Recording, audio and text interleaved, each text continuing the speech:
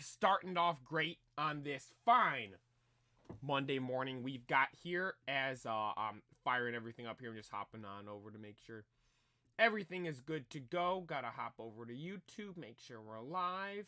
We are live on YouTube, then I gotta hop on over to Twitch, and Twitch I already know is gonna be, we're probably gonna be live on Twitch, but I can guarantee you the name's gonna be wrong. I gotta stop mentioning this. I should just stop mentioning Twitch altogether. I am. This is the last stream I ever mentioned. I'm gonna do it at the start of every stream, go through and fix it. This is the last time I even mentioned that platform's name at the start here. Yeah, because it's just then the last stream as well is the wrong one. It's got the wrong title. Here we go. Is this the end? There we go. All right. Well, then we're off and running. Here we go. Monday morning. Back again with another stream. Redstone, thank you for tuning in. I appreciate it. Here we go. Let me make sure. Once again, YouTube's good to go. Yep, it is. We're live. You guys can see me. Perfect. Okay.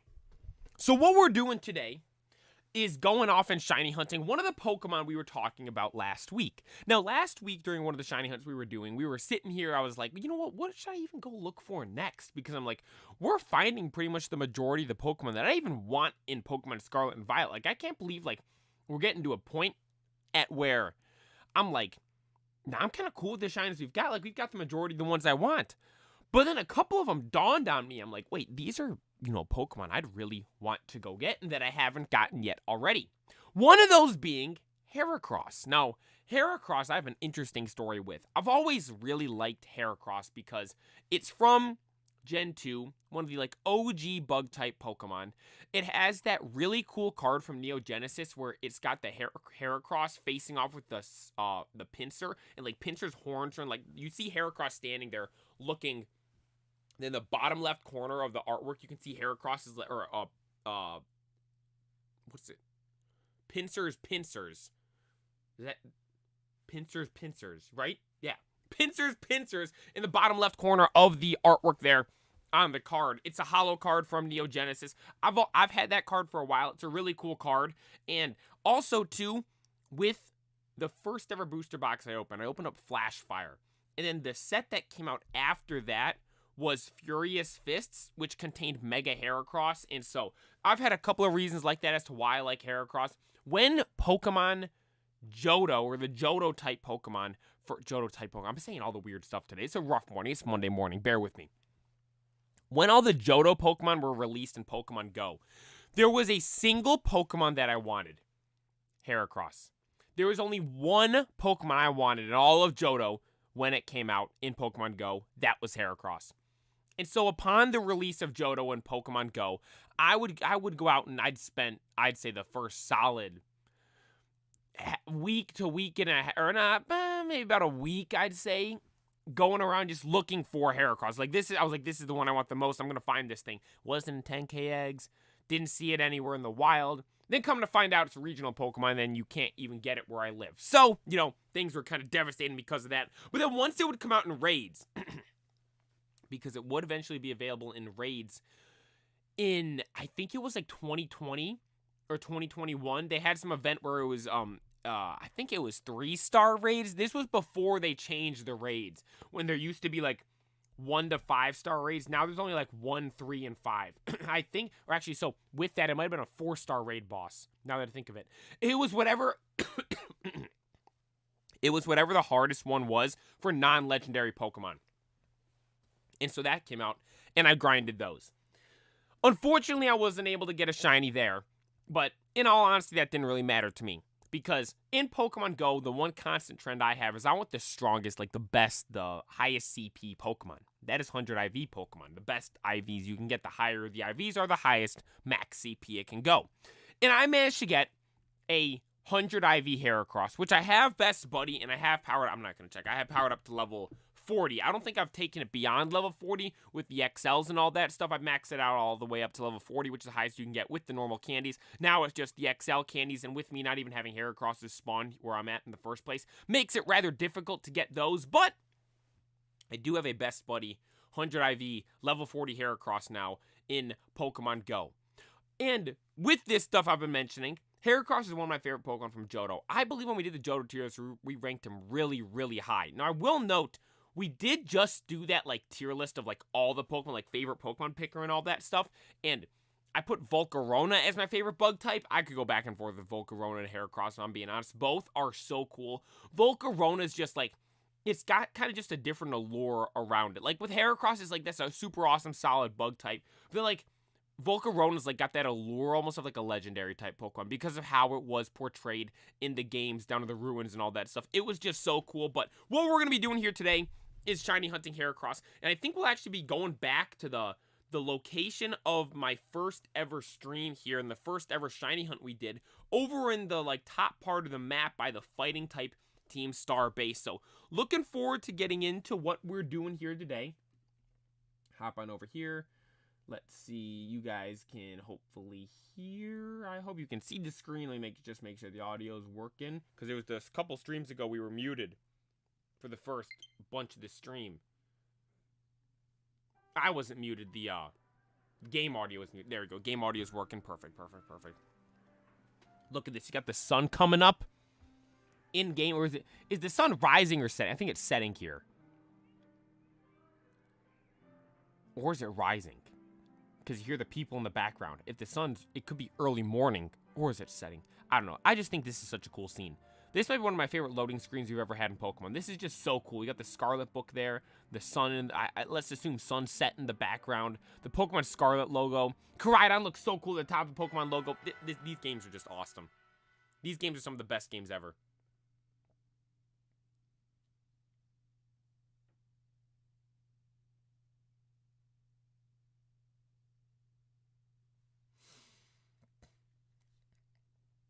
Dude, why is it taking so long to load? Here we go. All right, where are we right now? Yes, we were looking for Sandygast and Meryl on Friday, which we found a Sandygast. It should be the first guy. Nope, Rowlet's the first guy. We have there's Sandygast. I'm gonna give Sandygast an Everstone too. I do really like how shiny Sandygast is. Let's give it an Everstone. Get to a Pokemon. Make sure it doesn't evolve. Yes, it evolves into Palisand. The Palisand's much bigger, but I don't know. I like Sandygast. I like it. I think it looks cool. So we'll keep it as Sandygast. But what we're doing here today is, as I said, shiny hunting our guy Heracross. Now, Heracross is over in that other area, so I am assuming it's going to be a rather high level. So we're going to have to bring Breloom with. Nope, Incineroar, you stay with the team. We're bringing Breloom with, because Breloom has Spore and, what's that move that leaves him on 1 HP? Spore and, is it False Swipe? 1 HP. Let me move that one, actually. False Swipe and Spore. Those are the two moves we use on Breloom. But then, let's see. I don't know if we have... We should have a Fighting Sandwich. Or actually, we should go scope out the area. Do we do Fighting Sandwich or Bug Sandwich? Let's go look in the area first. I do think Scythers spawn over there, too. But then I'm trying to think... I think Phalanx spawns there as well. Is Low Kicks a fighting type?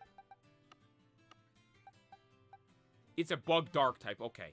So Low Kick spawns up there too, which is also a bug type. So, actually, let's go check. Oh, you know what? Let's see what raids do we have. Or, mass outbreaks. Hariyama. Is Hariyama the only one I've got? Chudo. Weasel. Vigoroth. Ooh. You know, if we get Heracross, let's go over here to Steenie. I was saying how I want a shiny Bound Sweet to evolve into shiny Serena, but we couldn't find a Bound Sweet. Okay, let's go check that out first, actually. Good thing we looked at the mass outbreak. Let's go see. Oh no, the Mimikyu was right here on the other last week. That was where I was gonna say, is that exactly where the Mimikyus were we were looking for at the start there before we went to the Lag Tree Thicket? But no, it was across the river. go to this area over here real quick. Maybe we go do some shiny hunting in a mass outbreak.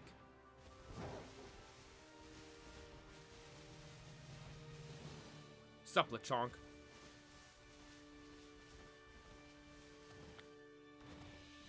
See, it's like right on the edge of the cliff here, so it's gonna be a pain to get him to spawn, I feel. Like, look. Dude, we're in the mass outbreak. I can't even find it.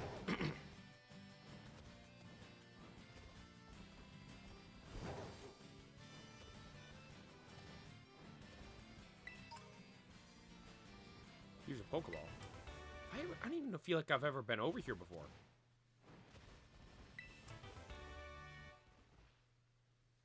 Like, am I crazy? Yo, Jacket, thank you for tuning in. Oh, there's... Okay, there they are. They're down here.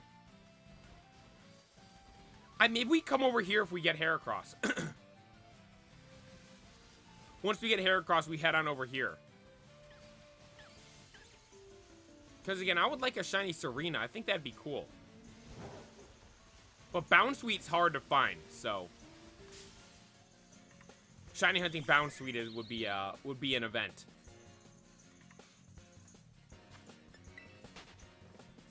Alright. So, we know where the mass outbreak is. Now let's just head on over and keep looking for... let's go to the first thing on the agenda here today, where we are shiny hunting Heracross. Now, we have... It's called Furry Falls up here. I never noticed that. See the Instagram picture I sent you? Yes, I did, with all the Vaporeons. Cubfu. I won't catch you, Cubfu. Alright, so we got 2 bugs right away. Scyther and Low-Kicks.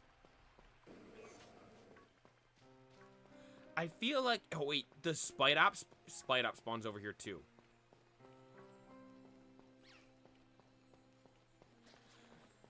I do feel like Heracross is, like, spawn in abundance over here, right? Like, I feel like we were shiny hunting before. You know, I kind of... Regardless of if there's other spots from, I kind of do want to look over here just because it was the first place we looked. So we have Low-Kicks and Scyther as other bug types. I think the only other fighting type we'll run into is Phalanx then. Because the Ursaring and Teddy Ursa are normals.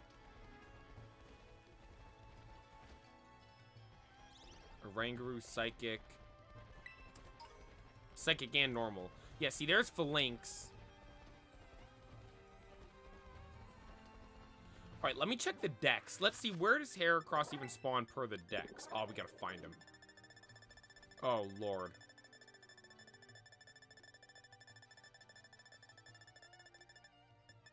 Like, you know how nice it'd be if you could sort by generation? That'd be so cool. I just feel like the Pokedexes in the normal games are such, like, it's just so unorganized. Because you have the Pokemon that are added in with this gen, mixed in. Oh, he's up in that top left area, too? Mixed in with all the new Pokemon or the new Pokemon mixed in with all the old Pokemon. Heracross is also in that top left area. All the way up here. Hey, let me zoom in. I'm zoomed too far out. I hate that with the map, too. When you zoom too far out, it has to, like, load and, like, takes forever to load. See, like, it's a pain. So it spawns over there, too. We've barely been over there. But, again, I kind of want to be over here because this is where we did our first ever shiny hunt. Look at Dratinis and stuff in the water. Golducks. It is kind of lagging a bit over here. Who cares? Let's do it over here. Let's do it over here. Got a nice spot here. Fire up the picnic. Find the best to host a picnic so close to people. Who's by me? Oh.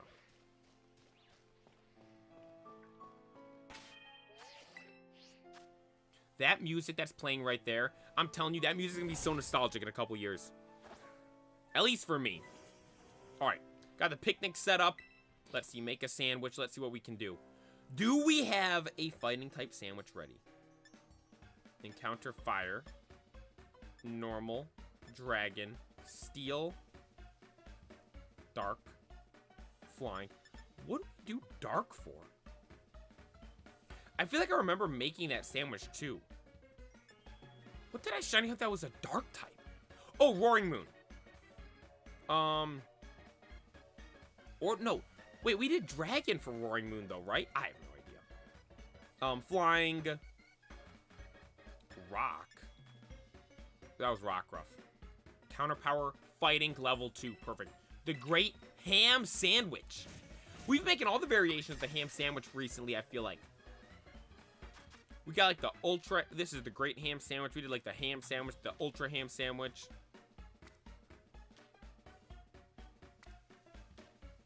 Wait, did we use this sandwich last stream? Dude, I feel like this sandwich is so familiar. We just made this sandwich. This is the right one, right? This is gonna say Fighting 2 once it's all done. What? What were we just looking for? Obviously Rock Ruff. But that was that BLT one. We did Mimikyu with the Ghost one. Sandy Gas was Ghost as well. Meryl was Fairy. Maybe it's all the ham sandwiches are just really similar. That's gotta be it.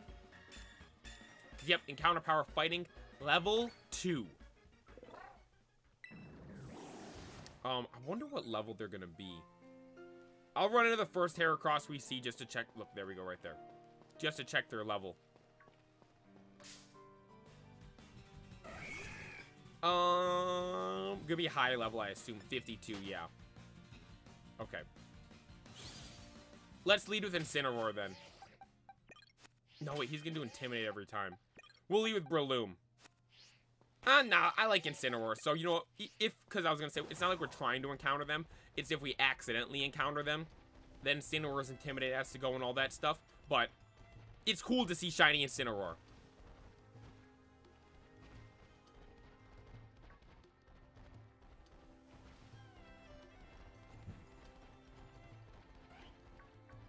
Do the Blastoise raid before it's gone? How long are they there for? When do they go away?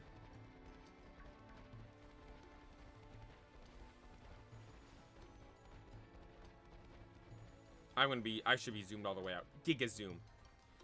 That Phalanx is so annoying. Do people like Phalanx? I think people do, right? I've always hated it. I think it's such a stupid Pokemon. Like, I honestly don't even get what it's meant to be. Maybe I check the decks. Look, there's the big Slacking. That's so cool, the Terra Slacking.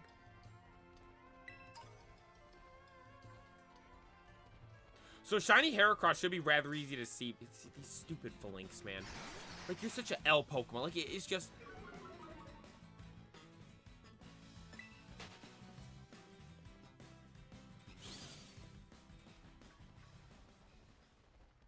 And here's the thing that upsets me, too. Like, we're seeing double the Phalanx as we are Heracross. Heracross is one of the coolest Pokemon ever. Phalanx sucks.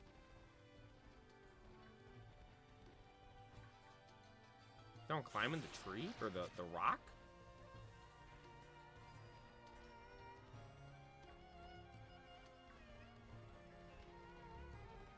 Can I go up here?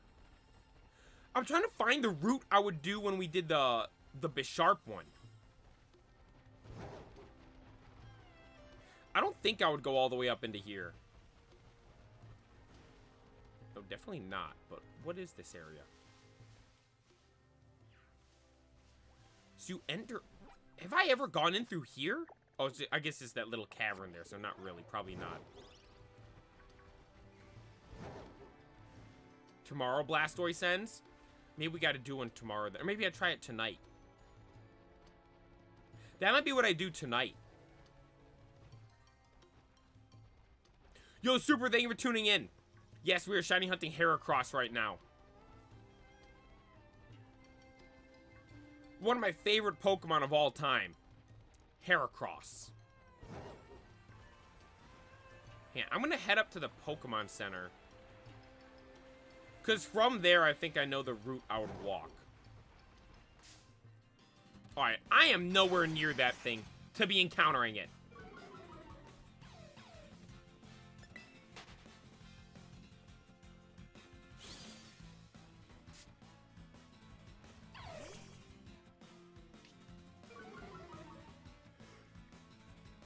Stupid thing with you to get better hair across the couch, just hop left of the map. We'll if we have bad luck over here, I'll head up over there. Okay, this is I got it. This is where we would go. I want to be over here for a bit though, because this is where we did our first ever shiny hunt. First ever stream, actually.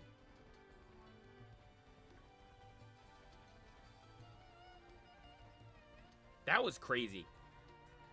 The first ever stream. The first ever stream I did was shiny hunting, so technically it was like Bisharp / Pawniard.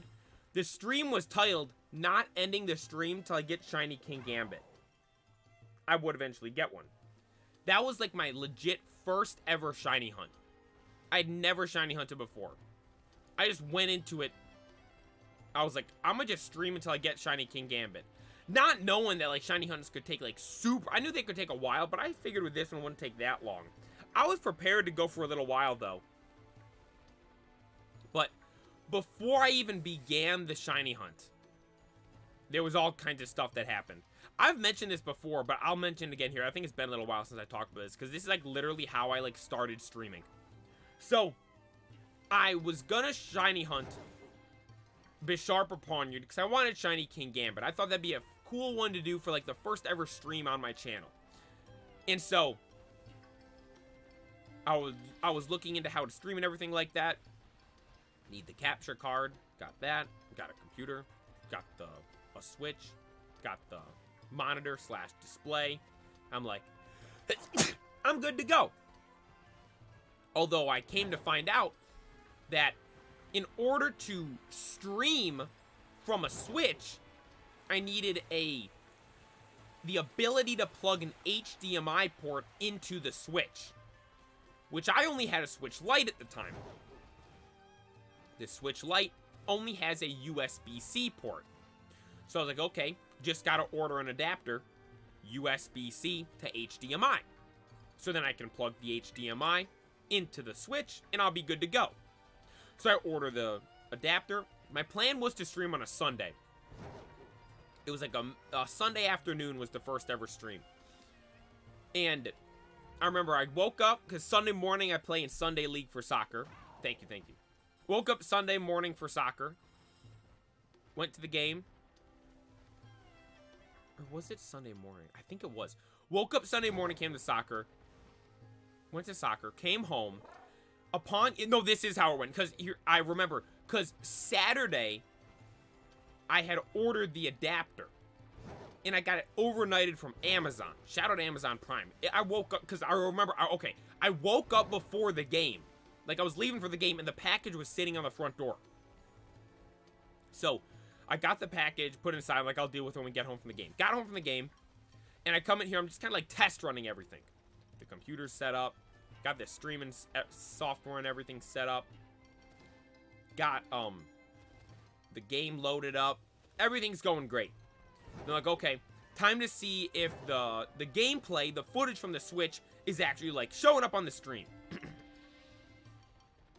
So I plug it all in. Switch is on. Fire up the stream, everything. No, I wasn't, like, streaming, like, the streaming software and all that. And just nothing. Just, it says, Elgato, no signal. No signal whatsoever. I'm like, okay. Unplug it, plug it back in, restart everything, restart the Switch, restart the computer, restart everything. Nothing was working. Absolutely nothing was working. I'm like, well, okay. I assumed that the adapter was bad. I'm like, I just overnighted an adapter from Amazon. It wasn't even like some big name brand one. It was just whatever one would get here in time. So I'm like, it's probably the adapter. So I then grab another Switch. This other Switch I grabbed, though, was my brother's Switch. He has the OLED switch. So I grab that, and it works perfectly fine. And then I'm like, you gotta let me use your Switch for today. Just today, I'm gonna stream. He's like, no, you can't use the Switch. I'm like, all right. Because he knew I was gonna use it just that one day. Then next thing I know, it's just gonna spiral to me using it every day. And so I'm like, all right. And so I'm thinking, though, that the adapter's bad. Because his Switch worked and my Switch didn't. He has an OLED Switch. I have a Switch Lite. And so I go look it up. I'm like, because it dawned on me, like, maybe I can't, because, like, his had the HDMI port. Mine didn't. I had an adapter to plug the HDMI into my Switch. So I'm thinking maybe, like, okay, maybe it's just something that isn't even possible to begin with, or there's maybe some other way you have to do it. Come to find out, it's impossible. If you have an OLED LED Switch, you can't display your gameplay onto anything else. It's not possible for the OLED, or for the Switch Lite to project its gameplay. I might have said OLED Switch. If you have a Switch Lite, it's impossible to project the gameplay onto anything else. So you know how the OLED Switch you can plug into the TV? The Switch Lite, you can't do that. The OLED Switch, or just normal Switch, I should say, you can stream with. The Switch Lite, you can't, because again, the Switch Lite can't project its gameplay onto anything else. It's literally impossible. So the adapter I ordered wasn't the problem. My Switch was the problem. And so I'm sitting there. It's like Sunday morning still, because the game was rather earlier that day. I think this is like 10 or 10:30 in the morning. And I'm literally thinking, like, what should I do? Because I'm like, I wanted to stream. Not even just today, but like I wanted it to become something I regularly did here on the channel. But I'm like, it's impossible for me to do so with what I've got right now. And so, I literally was thinking about, like, should I go get a new Switch? Oh, and I was thinking about it for a little bit, like, you know what? Let's just go get it. Went and got the new Switch, the OLED Switch, and getting that wasn't something as simple as going to the store and just getting it. That was a whole process as well. We go over to Target, because I'm like, I know Target will have Switches, let's go there. Head on over to Target. Now, I don't know if they had just opened it. Again, we probably got there at like 11 o'clock on a Sunday. Surely they had been open for a little bit by that point. But we get over there, and we go straight back to the electronics section. For me at my Target, the electronics section is, like, you walk in the front of the store, it's the back wall. Go straight back. That's the electronics. We go back there and find the Switch. They had a couple of the OLED switches in there. They had some normal switches as well, but the OLED one was the one I wanted. Like, if I'm buying one, I might as well buy the best one. So they had, I think there were 2 OLED switches in there. But they were in the case. You needed a key to get them. So you needed to get an employee to help you to open them up. And so I'm back there looking around. There's nobody there. I'm looking around some more. There's no one there. Eventually, like, 15, 20 minutes go by, and me and my brother are walking around the store looking for an employee, and besides, like, the people at the registers, there's, like, apparently nobody working in the Target. Nobody at all. I'm pretty much walking, like, through aisle to aisle at this point, looking for someone working, and I couldn't find a single person. Not even just in the electronics. We were walking around in other aisles as well. Eventually, I would literally walk up. So at my Target, you have, like, there's the 2 entrances, one on the left and one on the right. I was, like, and so you walk in the entrance on the left, and, like, you walk in, it's like that walk-in area. There's, like, carpeting, and then there's, like, the carts and all that stuff. And then against the, like, literally the front wall, there's, like, shelves and stuff for, like, I think it's, like, candles and stuff in the front there. I don't even know. But, like, the idea is, like, you walk in, and there's the front door, and that same wall the door's on is, like, there's stuff, but, like, you kind of have to, like, to walk in, you walk in the door, and you walk around to get back there, because there's, like, literally just, like, other stuff there, like, making it, like, a different section. I'm literally up in there against the front wall, and I finally find an employee. And I ask him, like, hey, can someone come back and help me get something in the video game section? Like, he goes on the walkie-talkie. Oh, yeah, someone should be back there in any moment now. I'm like, oh, okay, thank you. So I go walk back there. Mind you, when me and my brother were walking around, it seemed like we were like one of the only ones in the store. There were a handful of other people, like, walking around the store, but back in the electronics section, we were the only ones back there. Then I walk back to the electronics section after I found the lady at the very front of the store. Walk all the way back to the back of the store, and I see a line. I'm like, are you kidding me? There's a line of like 6 people checking stuff out of the electronic area. I'm like, I've been back here for 20 minutes and there hasn't been a single person. Where'd all these people come from? And so then I get in line, because it's not like I go grab the Switch and then like have it and just check out. I have to wait in line to say, hey, can you help me get the Switch? So I'm waiting in line. He's checking the people out. Goes by one by one by one. And it's the people in front of me. There's these 2 people together. And one of them says, oh, could I get an OLED Switch? And the guy's like, yeah, sure, let's go over and get it. So he walks over. And there's 2 of the OLED Switches left. And there's 2 people in front of me, like, together here going to buy it. I'm like, good Lord, I hope they're not both buying them. So we go over there.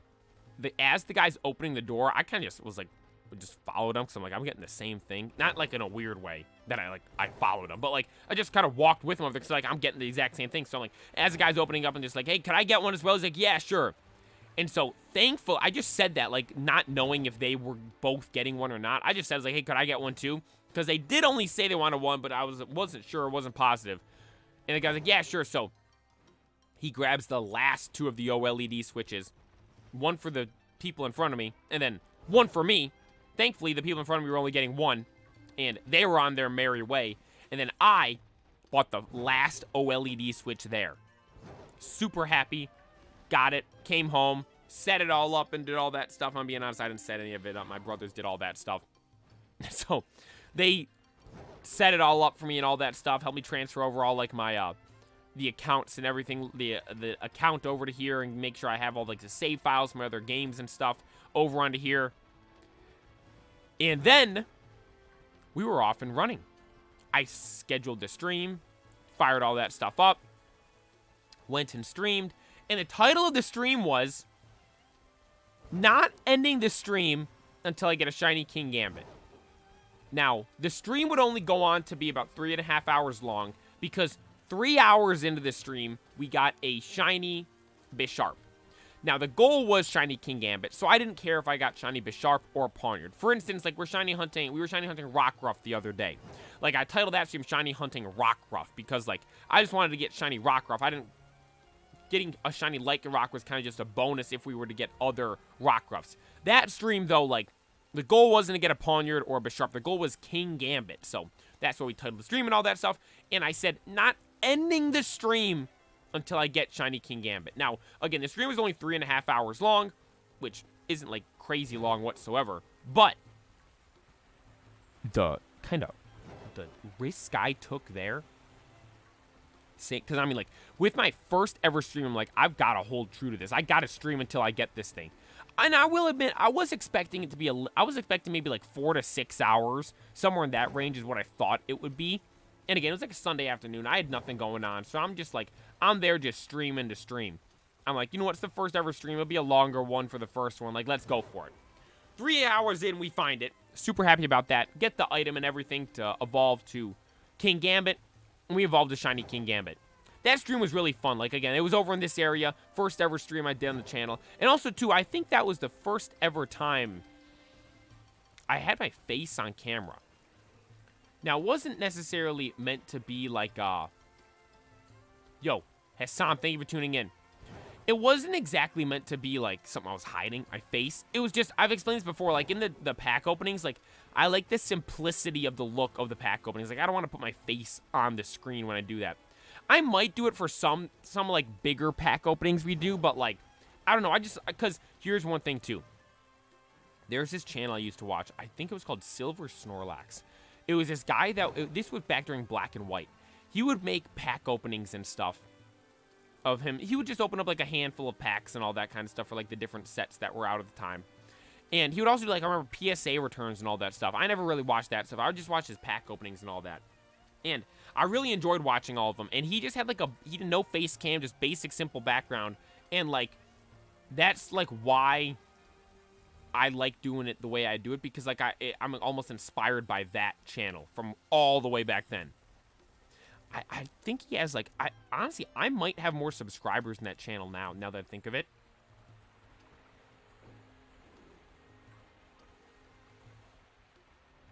I might have more, I gotta look that channel up. I wonder if it's even still a thing. It wasn't like a big channel by any means, I don't think. Just like this guy that was just posting just essentially what I do right now. I don't know, but like I'd watch it years ago and it always like stuck with me, like the setup almost he had with just like the simple background, all that stuff. That's why I like doing that. But again, when we did that stream, that was the first ever time I had my face on camera. But that stream was fun.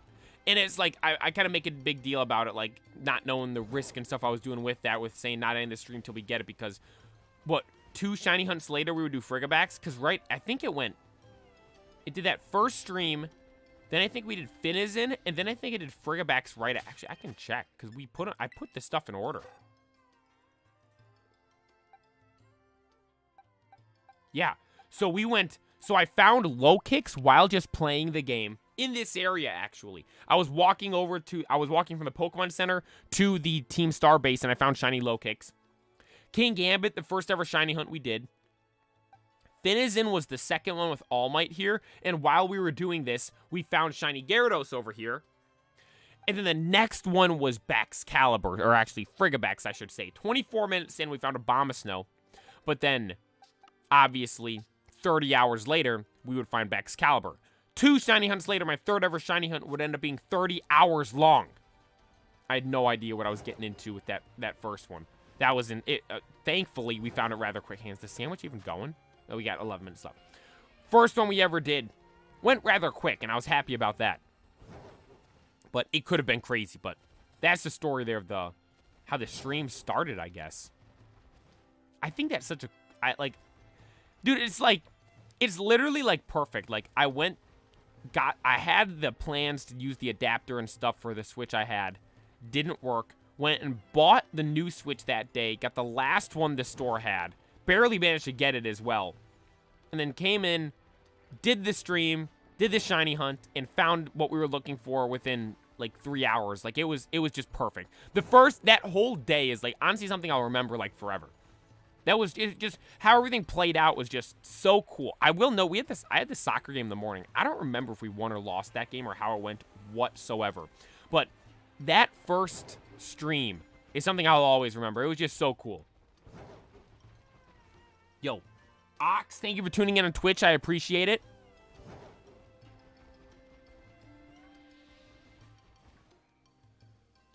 Is there a reason you won't catch the Kubfu?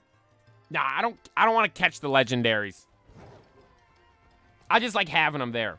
The only one we caught was Latios, I believe.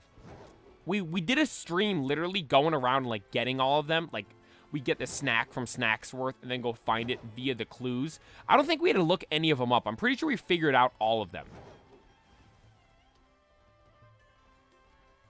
But yeah, I don't want to go catch it. I'm just, I honestly, I'm like, it's cooler just to, I think it's cooler just to have it there in game.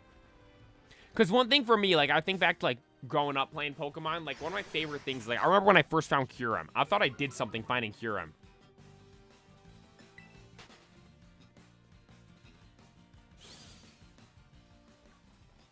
The shiny only Nuzlocke. We do have to continue that. I did say I was going to do the DLCs for that. Dude, the DLCs are going to be hard.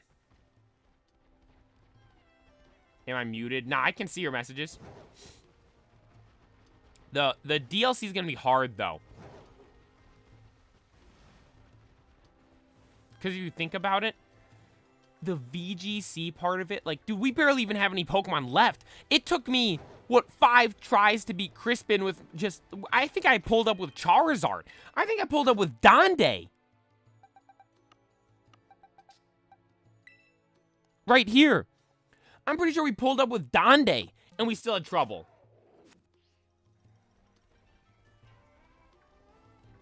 Nah, Hissam, I can see your messages. You're not muted. I don't think I've ever muted anyone on YouTube, now that I think of it.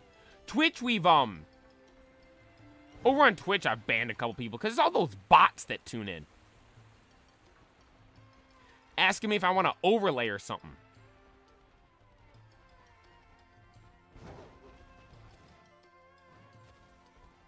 Couldn't even clear Crispin trial. Dude, it took a while, I remember. I think that one took us, so I remember Crispin we beat, I think it took like 5 tries. Then, I think the next 2, I beat rather quickly. I think it was the first try for the Steel Girl and then Lacey, the Fairy Girl. Those 2 went quick. And then Drayton, I think we lost 2 once and I beat him the second time. Crispin was the challenge, though, because he had that Executor where they had Sunny Day up, and it'd always get the berry back because, like, the harvest or whatever it had, and I didn't have anything that was strong enough to really one-tap it, but I had something that was strong enough to ever, like, when it would deal damage, like, when I would attack it. I'd always do damage to where it was enough to knock it low enough to where it would consume the berry, and it was just a never-ending spiral of it just taking the berry again and again and again.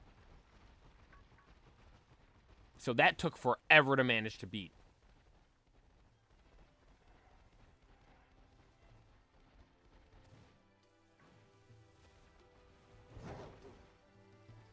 Oh, the sandwich?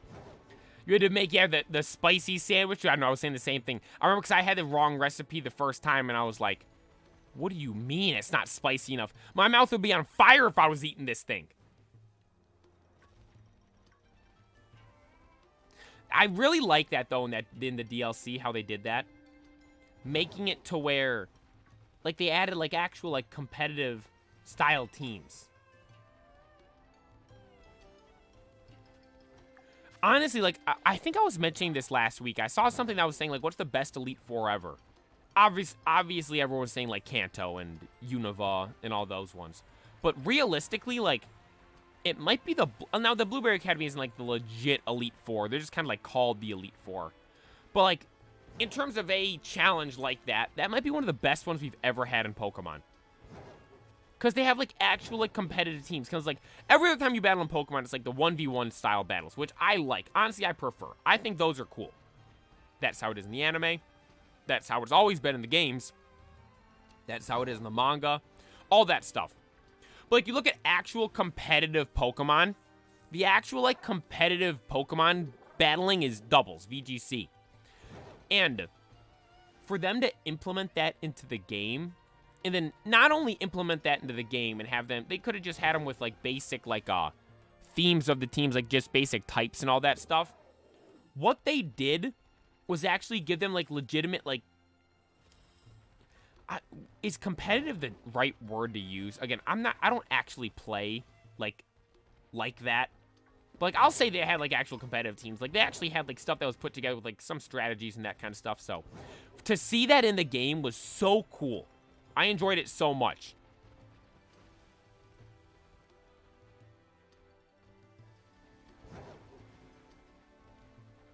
It was so cool. And the thing is, I do feel like the reaction from fans was a pretty positive one for that. I feel like more people liked that than didn't like it. Because if you think about it, like, even the people that, like, kind of lost to it, it was like kind of surprising. I think it caught a lot of people off guard, especially, like, I lost to it the Crispin 5 times. I think it caught a lot of people off guard because they were just expecting it's like, oh, it's just gonna be some random thrown together team. But it's like, no, it's actually, like, legit battles. Like, it's actually good. Like, obviously, if you, like, Wolfie probably pulled up with, like, I think he said he was pulling up with this Parish Song team, and he probably beat the piss out of him. But still, like, you can go into these battles and that kind of stuff, and, like, it's, like, the format of, like, the normal battles and all that. I think it's so cool, and I think the feedback was probably really good on it, and so I'm interested to see if we'll get more of that in the next games. I wonder if they'll give us more of those kind of battles because of, I mean, I feel like I've seen the majority of people say they like it rather than dislike it. Now, I know I was just comparing, I was like, people weren't talking about it too much when compared to the other Elite Four members because, like, the other Elite Four members have all the nostalgia and stuff around them. In terms of, enjoyment with battling them. I think the Blueberry Academy Elite Four might be the most, do I want to say the most enjoyable? One of the most enjoyable battles I've had in the Pokemon games. It was, because again, it was unlike anything we've done before. It was actually like styled like legit competitive Pokemon and all that stuff. It was really cool. It was really cool.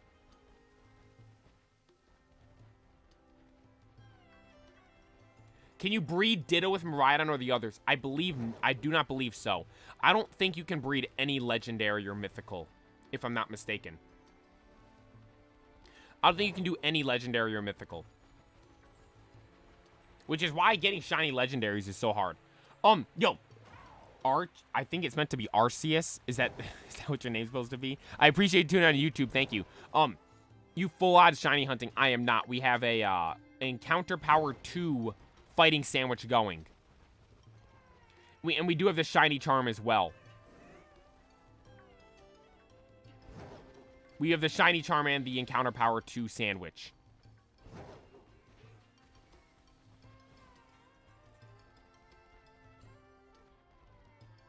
RKS. I'll just say RKS. Got it. Thank you. Thank you for tuning in. I appreciate it.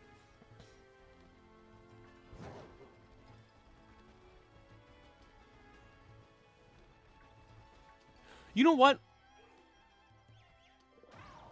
What's shiny Phalanx? It's brown, right? I think I'm trying to, because it has a card in Shiny Star V. I do believe it's brown. So if we, because I mean, obviously we have just as good of chance that we can see Phalanx as we can see Heracross here.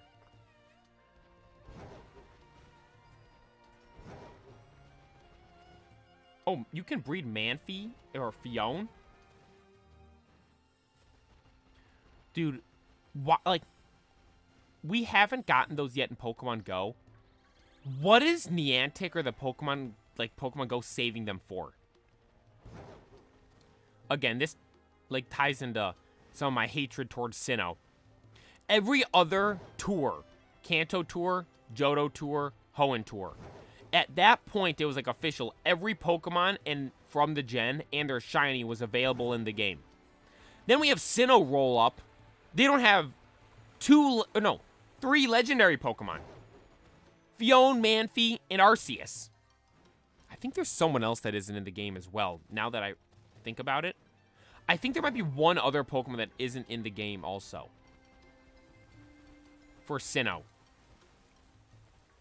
And it's like, you look at those two, like, Manphy. It's like, what's... Manphy, yeah, had a movie, but it's like, it kind of sucks. So it's like, what are they saving it for? Like, that would have been something cool for them to... I guess they did base it around, like, the origin form stuff.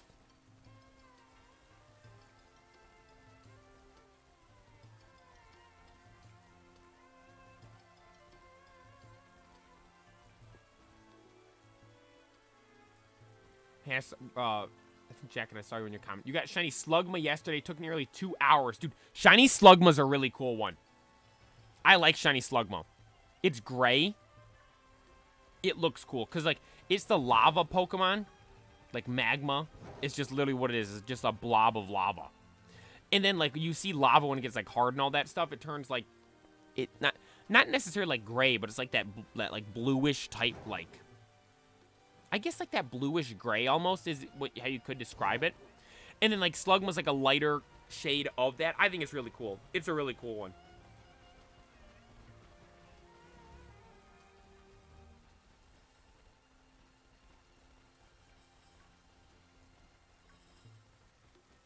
I'm sure the sandwich is up by now, yeah. Dude, it has to be raining over here. We got the rain, all the trees. And just the lag. And I'm gonna go down here. I don't think it'll let me do it if I'm up here on the hill.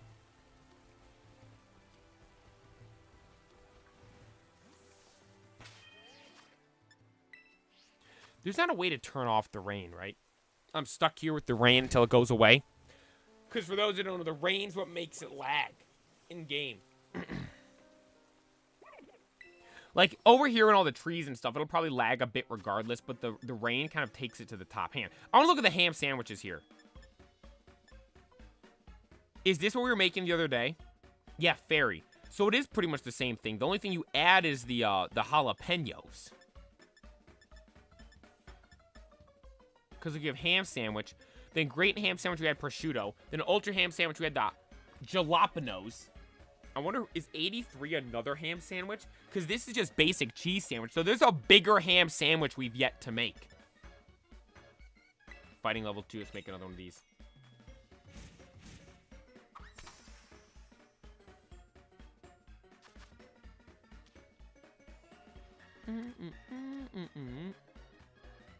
Dude, prosciutto's good. I feel like I mention that nearly every time we use it on the sandwiches here. It's good, though. Then pickles. Dude, these kind of pickles are so good when they're cut like that. I get them from the grocery store in like a container. Then I put them on burgers and stuff. It's so good. Yo, Brobo Games, thank you for tuning in. I appreciate it. What even is prosciutto? If I'm being honest, I have no idea. That's a very good question. I have absolutely no idea what prosciutto is. All I know is it tastes good. All I know is that it tastes really good.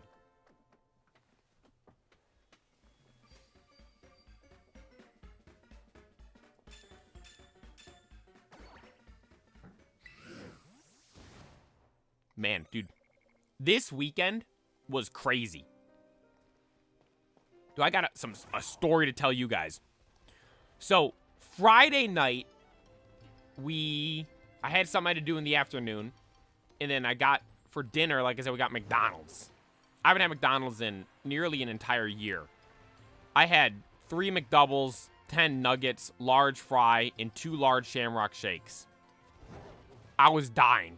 But then we came over here and streamed, and I streamed Legends Arceus. We went to battle Volo and unfortunately lost multiple times, which we will be back to try to beat him again at a later date. But then by the time I went to, so the context here is, we started the stream later. I think the stream started like 9:30 on Friday. And I streamed until midnight. Actually, now I think of it, 10 to 11, 12. Yeah, so I think I went live around 9:30, and we went till midnight. And then, like I said, I was doing something in the afternoon. And so, I hadn't posted the video yet for Saturday. So I end the stream at midnight. Then I have to go, I post the video, make the thumbnail and all that stuff for Saturday. By the time I get to bed, it's like 1:30. So I go to bed. And here's the thing too. We were just talking about this again last week, I believe. Like the sleeping and all that stuff. Yeah, it was during the Ho-Oh shiny hunt. It was shiny hunting with Ho-Oh. That shiny hunt last week. We were talking about sleeping and all that stuff. So I go to bed at like 1:30. And I then wake up at like 11:45 the next day. I'm like, oh, Lord. I don't really like sleeping in super late like that. Because then when I sleep in super late like that, it takes me a while to fall asleep. Like, I can't go to bed because you've barely even been up. So I wake up 11:45, go through the day, doing all that, like it's normal Saturday. And I kept going on TikTok, and I kept seeing these edits for Dune. I'm like, I had never seen a Dune movie before. I remember my brother went to see it when it first came out. The original one, or the first one, I should say.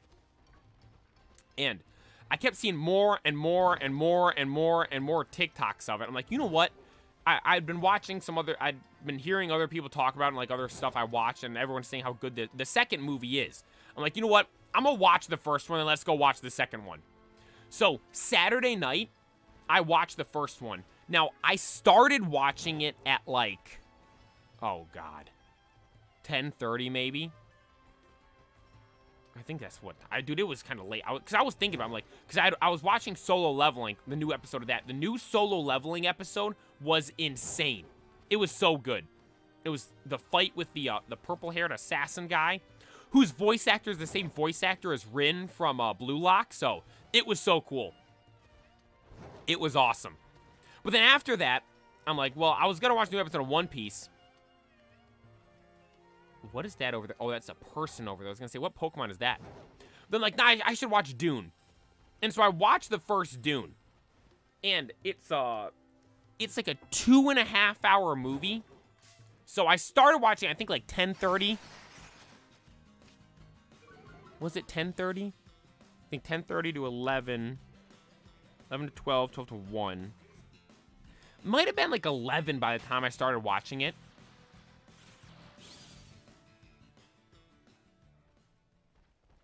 Might have been like 11 when I started watching it. I don't know. It was late. But the point is, I watched the whole movie. It was okay. Like, everyone was talking about Dune 2 as if it was insane. I'm like, I gotta watch the first one before I go watch the second one. So I watched the first one, and I'm like, it was a good movie. I could tell it was just setting stuff up, though. There was so much stuff going on. I'm like, who are these people?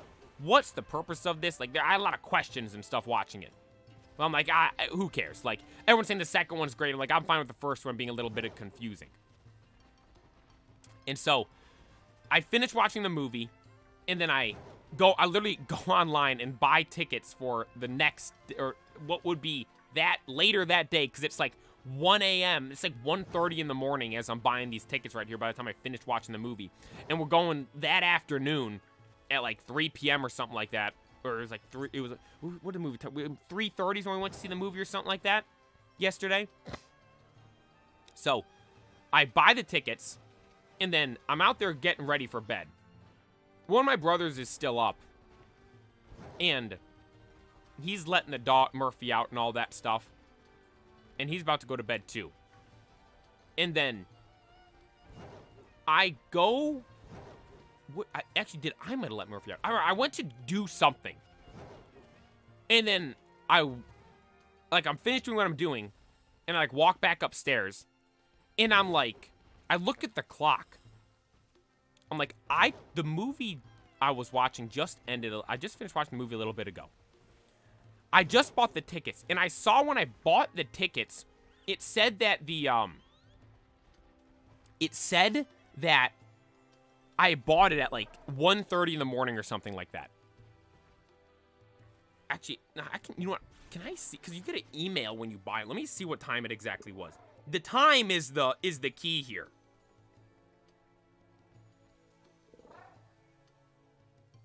Here it was. So I bought this. The movie I was watching probably ended at like 1:30. I bought the tickets at 1:57 a.m. 1:57 a.m. is when I bought the tickets. And so, I then go out. I'm getting ready for bed and all that stuff. And then, I went to I think I went to the laundry room to get, no, that's what I did. I went to the laundry room to get clothes to put on. And so, I go to the laundry room, and then I come back. And when I come back, it says 3 a.m. And I'm literally thinking to myself, I'm like, did I go through a wormhole or something like that? Did I pass out? Why is it 3 a.m. all of a sudden? I'm like, it was just 1:57. It was just 2 o'clock. How is it 3? And I hear my brother say to Murphy, he's like, Murphy, we gotta go to bed. We just lost an hour. I'm like, what happened? He said it was a time change. I feel like I normally know when the time change is, or you hear people talking about it. I had absolutely no idea the time change was Saturday night. And so, here I am, just lost an hour. I'm like, just like that. A whole hour, just gone. Poof, out of thin air. I'm like, well, great. I don't think ever in my life, I had been awake while the time changed. Now, I will note, whatever we're in right now, so whatever the time changed to, I much prefer this one, because that means it's going to be light out till like 8 o'clock.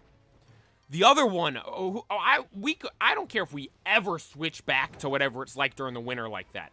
That sucks. It gets dark at 5 o'clock. Like, there's times during the winter where it's pitch black out. It's 4:45. Whatever we're in right now, though, there's nights where it's 8:45 and the sun's still up. It's awesome.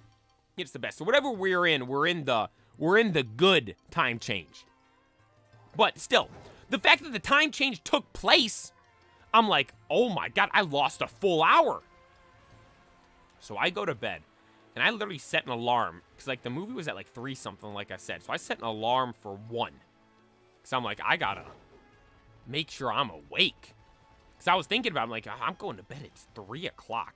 If I wake up at 1, no, I was like, if I go to bed at 3, what time? 3 to 4, 4 to 5, 4 to 6, 6, 7, 7 to 8, 8 to 9, 8 to 10, 11, 12 to 1. So I'm like, if I wake up at 1, that's 10 hours. Normally on the weekends, I sleep 12 hours. If I sleep 12 hours, we'll miss the movie. So I set an alarm and all that stuff. I ended up, I don't get this at all. This ties back. We were talking about sleep and stuff last week. Yo, Violet, thank you for tuning in. We were talking about sleep and stuff last week. I don't get this at all. I went to bed at 3. And then I woke up at 11. Which that 11 was normally, and so if you, 3 was normally 2. That 11 was normally 10. So I woke up at what would normally be 10 o'clock when I went to bed at what would normally be 2 o'clock. I got 8 hours of sleep. I didn't feel like here's the thing too, I didn't feel like I had 8 hours of sleep whatsoever. Sleep and time and all that stuff, it's weird. It confuses me. But nonetheless, woke up, 11. I posted something on Instagram and TikTok. Ate breakfast and all that stuff. Then we got ready to go to the movie. Then we go to the movie. Dune 2. For context, I had just seen Dune 1 the night before. I watched it literally the night before. And then actually, one other thing I should add. So, one of my brothers had seen the movie when it first came out. Dune 1. He saw it in theaters when it first came out. And then, he was the one I was asking. Because, like, me and him have, like, similar tastes and all that stuff. In shows and, like, anime and all that. So, I'm like, is it good? He's like, yeah, it was a pretty good movie. And I'm like, all right, if he's saying it's good, like, I'll watch it. That's, like, kind of, like, got me to watch the first one. And then, after I watched the first one, I'm like, you gotta watch the first one to watch the second one. And so here's the thing. So we were up and our other brother was asleep. And I asked my one brother, I'm like, should we buy tickets for him? He's like, yeah, let's buy it in one for him so he can come with too. So I'm like, okay. So then we wake up the next morning and I have him watch the movie. And then by the time I had him watch the movie, so the movie, we left at like 3 o'clock and I had him start watching, I think 1 o'clock. So, or maybe been 12:30. Nonetheless, my brother went from watching the first one to coming upstairs, going pee, going to the movie theater, and watching the second one. He literally, like, he did as close to back as you could possibly do for those 2 movies. But we go watch the second one. Dude, if you guys haven't seen Dune 2, you have to watch it. Quite literally one of the best things I've ever watched. I've watched all kinds of animes. I've watched all kinds of movies and stuff. I will know, when I was younger, I really, really liked movies and all that. Like, I remember all the Star Wars movies, Indiana Jones movies, like the James Bond movies, Fast and Furious movies, Avatar. I remember watching all these movies in, like, the theaters and all that stuff. I loved going to the movie theaters and watching all these movies. But there was a while there then where just, like, I don't know, like, it was mainly, like, the new Star Wars movies. The last 3 of them, because, like, I look at the first 1 through 6 for Star Wars, that's some of my favorite stuff ever. Like, when I was younger, Star Wars was my favorite thing there was. I'd say even, like, Star Wars, I liked Star Wars more than Pokemon when I was younger. Star Wars was my favorite. The Clone Wars shows, all that stuff. It was the Clone Wars show was my favorite part of it. I loved Star Wars so much. And then, like, if anything, those last 3 movies kind of made me, like, because I liked it so much. And I was too young to see any of the, the prequels in the theaters, so I missed those. The only real Star Wars stuff I watched in real time was the Clone Wars show. And so, I'm like, finally get to see a Star Wars movies in person, like, as they're airing in the theaters and stuff, and they just kind of sucked. They were all kind of bad movies. And so ever since then, I'm like, I've kind of disliked movies. Like, I saw the Endgame and all that stuff. Those were big movies I saw too. Those were cool, but, like, I've never been the biggest fan of Marvel and all that stuff. And so, I don't know, for me, the movies were just kind of disappointing. And then I ended up watching the Demon Slayer movie, as I've mentioned before, a couple years ago when that came out, because I loved anime, I loved Demon Slayer. I'm like, we got to see this movie. So I went to see that. That was, to this day, I still think that me watching Mugen Train Demon Slayer movie in the theater for the first time might be my favorite movie experience I've ever had. It was, dude, it was insane. Like, I can't even put into words how awesome it was watching that movie in theaters. The sound effects of, like I said, when Tanjiro's using, like, the water breathing with the water dragon to take out the lower moon on top of the train. Then the Akaza Rengoku fight, like, the music in that, Rengoku's character and everything, like, that's one of my favorite things ever. One of my favorite things ever. And again, too, like, another one of my favorite movies for context is, like, going to see Avatar when I was younger. I saw, again, to Avatar 2, like, Avatar, the first movie, I remember seeing that in theaters. I was young, but, like, that was one of my, for the longest time, like, that was my favorite movie ever. I loved that movie so much. I had all the toys and stuff growing up of it. It was the best. And I look back to that movie, like, it was just so good. And I think I went to see that movie twice in theaters. I think I went to see it once in 3D and once normally. That was like, that and the Demon Slayer movie were like my two favorite movies I've ever seen in the theaters. This, Dune 2, it is right up there with that. And again, like, for recent movies I've seen, they've all just been Demon Slayer movies. I saw the second Avatar movie, which was okay. Again, my expectation, like, standards were so high after the first Avatar movie, and it had been so long. I don't think it would have been possible for me to go into that second Avatar movie and like it as much as the first one. It was impossible. There was no way. With how long it had been, with how good the first one was, it was like destined for me not to like it as much from the jump. There was no hope for that movie. But also too with that, despite that, I'm like, I don't know, it wasn't the best. So the only really time I ever went to the movies was for anime movies. Like I said, the Demon Slayer movie. We went to Pro 6, you're getting banned on Twitch. Congrats. Nobody cares. Like, you're in here saying you want to trade stuff. No one's trying to trade with you, buddy. Nobody cares. You're getting banned. Congratulations. Banned on Twitch. There you go. Adios, buddy. So with the movies I'd go to see, we went to the Demon Slayer movie. Amazing. I went to JJK Movie Zero. That was awesome as well. Went over to, I think both again, I always say this. I think there were 2 of the SAO movies. I believe there's been 2 of them that have come out. Watched both of them. They were both great. Then there was the One Piece film Red. That was really good too. Watched all of that stuff. Enjoyed all of that. But there was nothing, like, no real actor movies that, like, really enticed me enough to go see a movie in person. But then, like I said, I kept seeing so much stuff of Dune. I kept seeing edits and stuff on TikTok. I'm like, all right, I gotta go watch this thing. So I watched the first one Saturday night. Then Sunday afternoon, we go see Dune 2. I watched the first one Saturday night. Sunday afternoon, we go see Dune 2 in the theaters. Dude, that's one of the best movies I've ever seen. Like, quite literally, like, I look at, like, anime, for instance. And, like, anime has almost, like, ruined me in the sense that, like, the fights and the pacing and, like, how it's got you on the edge of your seat for the entire time is, like, so good.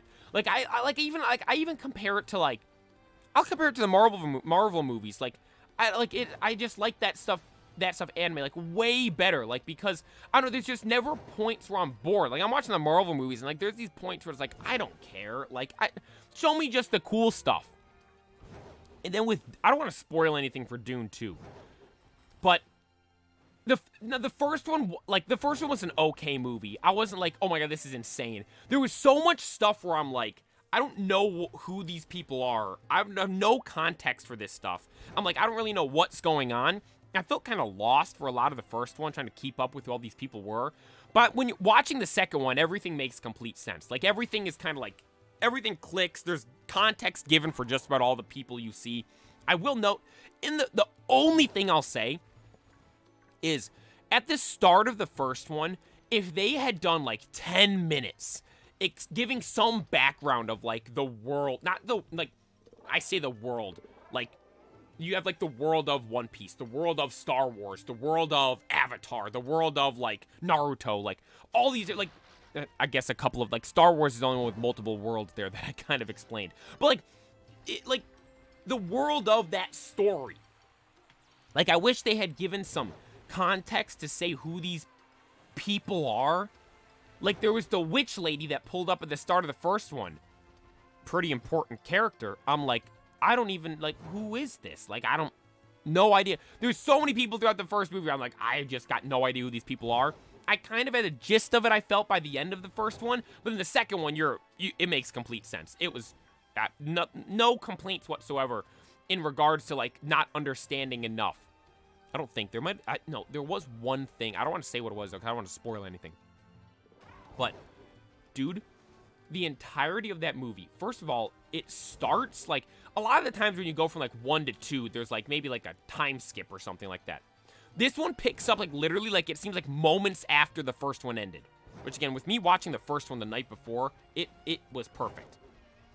And then, so it picks up right away, and the pacing of the movie was phenomenal. Not a single point in the movie was I ever bored, where I'm like, what's the point of this? It felt slow. Like, everything had you on the edge of your seat and was, like, super engaging. And, like, just awesome to watch and awesome to see. And there were multiple points throughout the movie where it's like, you watch a movie, like, oh, this is, like, the scene of the movie. Like, this is, like, the best, most iconic part of the whole movie. This, Dune 2, had, like, at least 5 instances where it's like, oh, that could have been, like, the scene of the movie. There were so many instances where it's like, this is, like, the best part of the movie. Then it's like, oh my god, wait, then there's this part, then that part, then that part. And the different, like, shots and everything like that. Now, I'm not getting into the whole cinematography, all that stuff. I've been seeing tons of people talk about the cinematography aspect of it. Again, I don't really care about all that. I'm like, is the story good? Is it entertaining? Is it going to keep me engaged? It checked all those boxes there. But the pacing as well, like, there were multiple times where I'm watching the movie and I'm like, oh, okay, so this happened. Now we're going to have to, or like, because, like, I think of, like, typical movies I've seen in the past where it's like, you have, like, it's kind of just following the basic story where something happens and then it's like the start of something. You're like, okay, we're going to have all this. Again, I don't want to give too much context here because I don't want to spoil anything. I'll say this one thing. So you look in, like, typical movies. For instance, we look at the, is there a good spot in Star Wars where I can explain to this? Because that's what everyone's comparing it to. But the thing is, you have to think about it, like, the Dune was the books before, meaning it came before Star Wars. So Star Wars was influenced by Dune. Dune wasn't exactly influenced by Star Wars because Dune came first, but regardless of that. You look at Star Wars, for instance, where they have this stuff happening. And for instance, in Star Wars, there's, like, a battle that takes place. This is a good example. In Star Wars, they have a big battle that takes place. And it's like the build-up and the hype for the battle. Then said battle finally happens. And it's like, typically, you watch the whole fight scene and all that stuff of the battle. And it's like, yeah, it's cool. But there's a lot of times where it's felt like there's just, like, extra stuff added in. It's like, I don't need to see this whole massive, like, each of these little characters in the fight and all that stuff. Like, I don't need to see all of this. And then finally, it gets to the conclusion of the fight, which is, like, the main point and, like, what they were, like, the purpose of why the fight was taking place in the first place. It finally gets to that point. But it normally takes, like, forever. In Dune 2, dude, there was never a moment like that where I felt like, oh my god, this is taking forever. Like, the cool stuff was happening, and, like, from watching other movies and stuff in the past, like, oh, we're gonna now have, like, all, before we get to the end, we know, like, because of, like, how every other movie is, it's like we have to follow this same path, and it's like we gotta watch all of this other stuff that's going to take place. But then it just didn't have any of that, like, kind of boring stuff that would normally take place in between. It just jumped right to the cool part. And it's like, but it wasn't in the sense that where it's like anything was left out.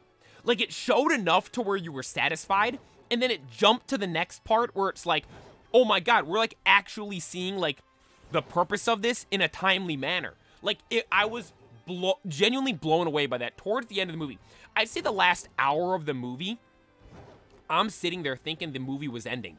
Like, there were multiple times where I'm like, oh, the movie's gonna end and we're gonna have to wait. Because I knew there was gonna be a third one. Because I kept seeing people posting on TikTok and stuff saying, like, oh, this is gonna be the best trilogy of all time. I'm like, okay, so there's gonna be a third movie. So, for instance, towards the end, they're, like, gearing up for a battle. And I'm like, okay, no, the movie, there's been so much so far. The movie's been so good so far. no way they're showing us this battle in this movie.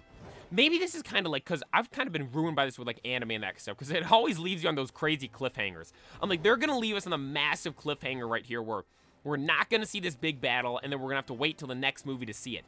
And then we see all the stuff I was expecting we were going to have to wait to see for the next movie. And, like, once again, like, all this, like, I was so surprised by so much stuff that happened because I'm like, oh, like, based on typical movies and stuff I've seen in the past or typical shows and stuff I've seen in the past, like, no way we'd see this here, or, like, of course we're going to see that there, but it's like, no, we didn't see that normal boring stuff we normally see, and then it was like, yes, we see this stuff you normally don't get to see. It was like, I was like, oh my gosh. One thing I do want to note, too, for instance, before the movie, every movie trailer's the exact same. It sucks. It is so annoying. I don't know what started this. I don't know if it was Marvel, if it was Disney, Star Wars, but every single you guys, this is gonna. I hope some people are like. I hope you guys are like. Yes, I agree with you 100% with this. Every single movie has to have some sort of comedy relief person now.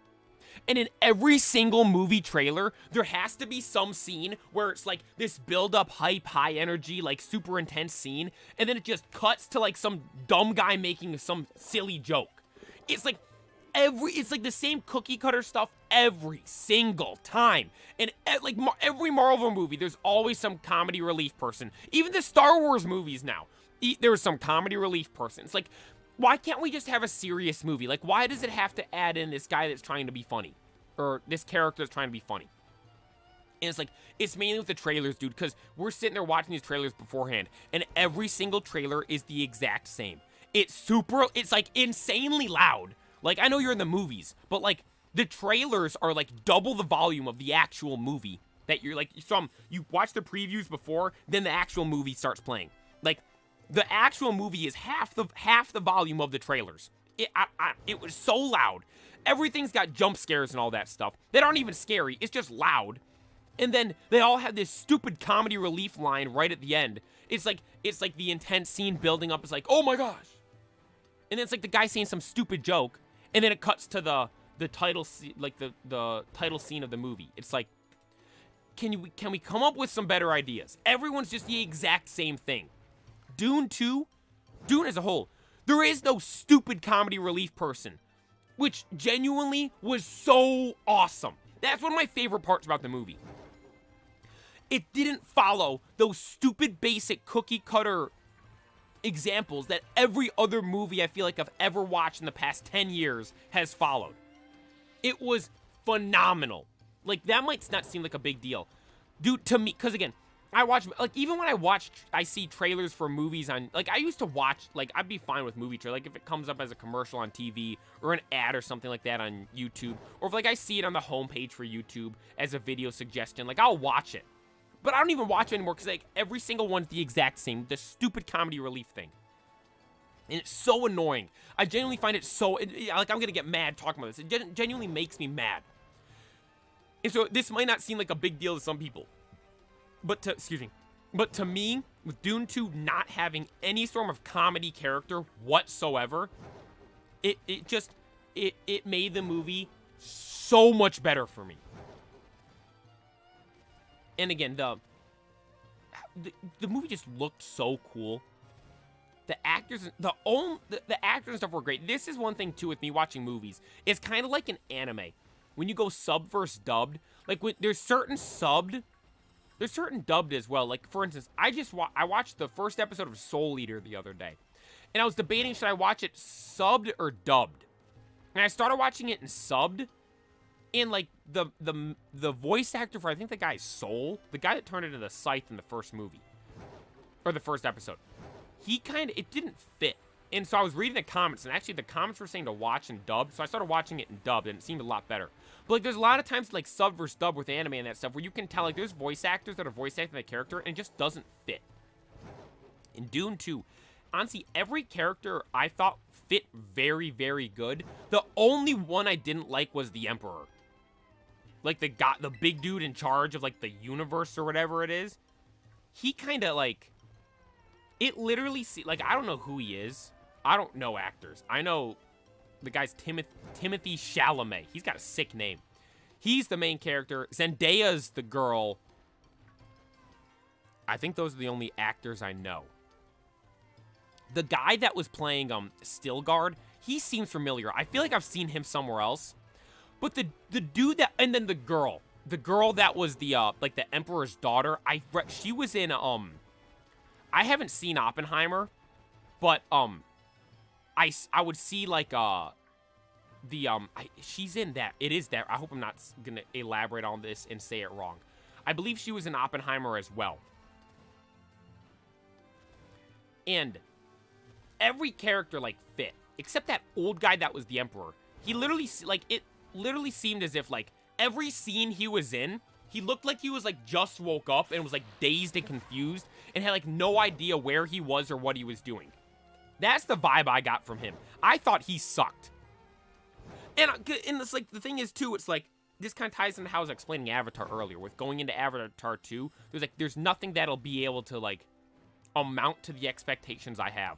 It's kind of like that might have been a situation with that as well, where it's like they kind of explain the big emperor of the universe and galaxy, and we see all these crazy cool characters. Like there's the big fatso dude in charge of the Harkonnen guys, and I'm like, yeah, he's some big fatso, but it's like some big intimidating, crazy looking character.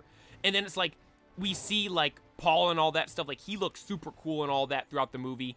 And then you see like the witch ladies. They all look cool and crazy. You have Batista. In the first one, you had Momoa. Like all these crazy, awesome people. I guess there are a couple of people I know. Batista and Momoa. Those are the other two I knew in the movies. But it's like you see all these characters, and it's like there are these big, cool, like portraying these like big, tough characters, crazy and stuff. And then you have the Emperor, the guy in charge of everything. And like the actor playing him is like some guy that it looks like they pulled some homeless old dude out of, or like some old dude out of like a retirement home and like threw him in front of a camera. It's like he looked just like dazed and confused the entirety of the movie. Like I thought he sucked, man. All the different scenes, it's like he was the only one that was like a disappointment. Now I don't know if it was as much his character or the actor. Again, I don't know who the actor is. But, like, I think it probably was the mix of... Nah, because, like, the character, it's like, obviously he's going to be some big old guy. It probably tied into, as well, like, the fact that, like, you have the Emperor who's, like, this big, strong guy. And... I don't want to spoil anything, but their guys kind of just got murked. Like, throughout the whole thing. But, like, it wasn't, like, they didn't really put up a fight. I don't know. Also, again, the guy just looked like every time they cut... If you watch the movie... I don't want this to take over what you're watching in the movie, but you'll notice this as well. Like, every time they show the Emperor guy, he's just standing there. He's just like... He just, like, looks like he's just, like, shocked to be there. It's like, come on, buddy. I don't know if it's, like, some... I don't know who it was. I have no idea. It should have been... I don't know. That was the only complaint I had about, like, the people acting and stuff. Besides that, though, I'm explaining that for a long time. The one thing I think is bad. Besides that, though, it was amazing. The movies were so good. I watched Dune, can't remember. I might have to rewatch, but have you seen the original 70s one? I have not. I haven't seen the original one. I saw there was one from, like, the 70s. There was one from the 2000s. Now we have these ones now. Like, with the first one was, like, in 2021. The second one is now in 2024. Dude, I can't wait for the... I don't know. I don't know if I have to read it or not. I might read... Like the, so I don't know how it's broken up. Like, I saw that there's multiple books, but I don't know, like, for instance, like with JJK, like I was able to pick up where the so the season 2 ended, and there was a specific chapter I could just pick up and just start reading and like be right into the flow of where I was in the story. I've never had books that were turned into movies that I would want to go read the books for. Again, this is showing how much I like this. So, I kind of want to read the original books, like, of what, like, the first book. Again, I don't know, like, is this whole series based on the first book? I really don't know too much. Because I keep seeing on TikTok, like, there's multiple books. But it's like, was like movie 1 one book and is like movie 2 another book? Or is like movie 1 and 2 like the same book? Because movie 1 and 2 like flowed together really good. Nonetheless, dude, if you guys haven't seen it, go see Dune 2. genuinely one of the best movies or pieces of content I'll say I've ever seen. It was so good. It was phenomenal. I'm so excited for the next one. The next one, we probably got a couple years for it. And I keep seeing people compare it to Lord of the Rings and Star Wars. Like, I saw some people saying, like, every 20 years there's, like, a great trilogy. And, like, you had Lord of the Rings. No, it went Star Wars. Then you have Lord of the Rings. Now you have Dune. Like, Lord of the Rings was the 2000s. Star Wars was the 80s. Or I should say it the other way. Star Wars was the 80s. 80s, 90s. Lord of the Rings was the 2000s. Now we have Dune in the 2020s. And, dude, I can't help but agree with that. Because it was just amazing. I will note, I've seen every Star Wars multiple times. Except the newest ones. What would be 7, 8, 9. Those sucked. I have no desire to watch those again. But 1 through 6, I've seen those countless times. Those were all phenomenal and amazing. Ooh, whoa, a shiny Shanks! Look at this! We're not even looking for shiny Shanks! I'll take that, dude. Shiny Shanks is awesome! Let's go! Look, the Intimidate standoff right here. Let's go Ultra Ball. This will fit perfectly. The black and gold on normal Shanks with the yellow and black on the Ultra Ball. Ooh, damage by recoil. Okay, so I'm not going to attack it whatsoever. There we go, dude. Got shiny Shanks. Let's go. Are we still in the second sandwich? The sandwich didn't end, did it?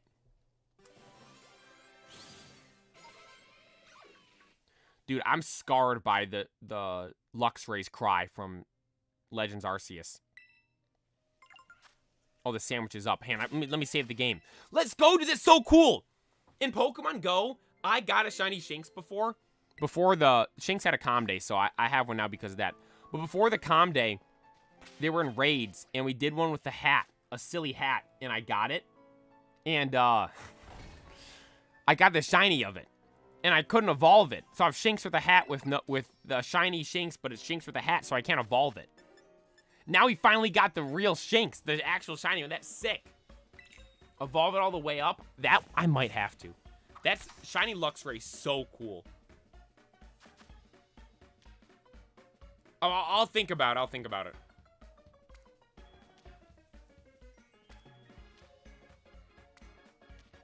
I want to check its stuff too.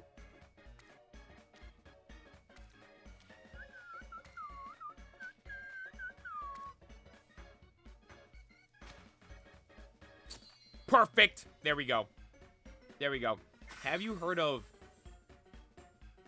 Devil May Cry? It's getting a second anime. I waited a while to say this. I have not. I have not. But back to explain about Dune a bit more. Dude, it was so good. And here's another thing too. I didn't realize this till afterwards. I'm like, the sound. I've mentioned this before. Like, for me, one of the #1 things that gets me to watch new animes is if the opening's good. If I hear the opening, or if I see it on like TikTok or something like that, I'm like, that sounds cool. I'm gonna probably watch the anime, or at least give it a shot. While I'm watching Dune, I'm like, the soundtrack is really good. And it was like really, really good. Because again, music's something for me that is like, is what makes stuff just elevate. Music is the ability to elevate stuff to a complete. I'm not trying to say like, I'm not acting like I'm musically inclined or something like that. I'm saying from a viewer perspective. Like, from a viewer perspective, music is something that can easily elevate stuff to just a completely different level. For instance, we talk about Pokemon all the time. The battle themes, the town themes, all this stuff. Like, the music, and again, the anime openings and all that, it's such an integral role, I feel like, it can help make stuff super awesome. And, like, the soundtrack in Dune 2 is really good. And then I see a TikTok after I get home about it. Hans Zimmer is the one that made it. For those that don't know, he's the dude that did Interstellar, Pirates of the Caribbean. Those are the two that I know him for. I believe he did. I'm going to look him up, actually. I'm gonna look him up. Hans Zimmer, like the GOAT of music soundtracks for movies. He did Inception. Oh my God, no, he did. Okay, yeah. Let me pull this up. So Hans Zimmer, he did. Let me scroll down. Let me go through some of his big dude. Oh my God, he's got so many. Let me give some of the biggest movies he's done. He did the Lion King soundtrack. He did Gladiator, Pearl Harbor, Black Hawk Down, Kung Fu Panda, Batman Begins, the Pirates of the Caribbean series, The Dark Knight. He did the MW2 soundtrack? Inception, again, the Kung Fu Panda series. He did the Skylanders soundtrack. Superman. Here's one of the biggest ones. Interstellar. Planet Earth 2.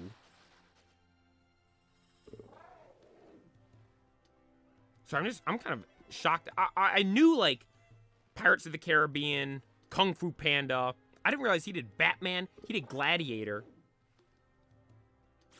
Then Dune, obviously, as I'm mentioning now. But, like, Hans Zimmer, like, the GOAT. He did so many of these. He did, like, Prehistoric Planet, Frozen Planet, all these different, like, Earth movies, too. Or documentaries and stuff.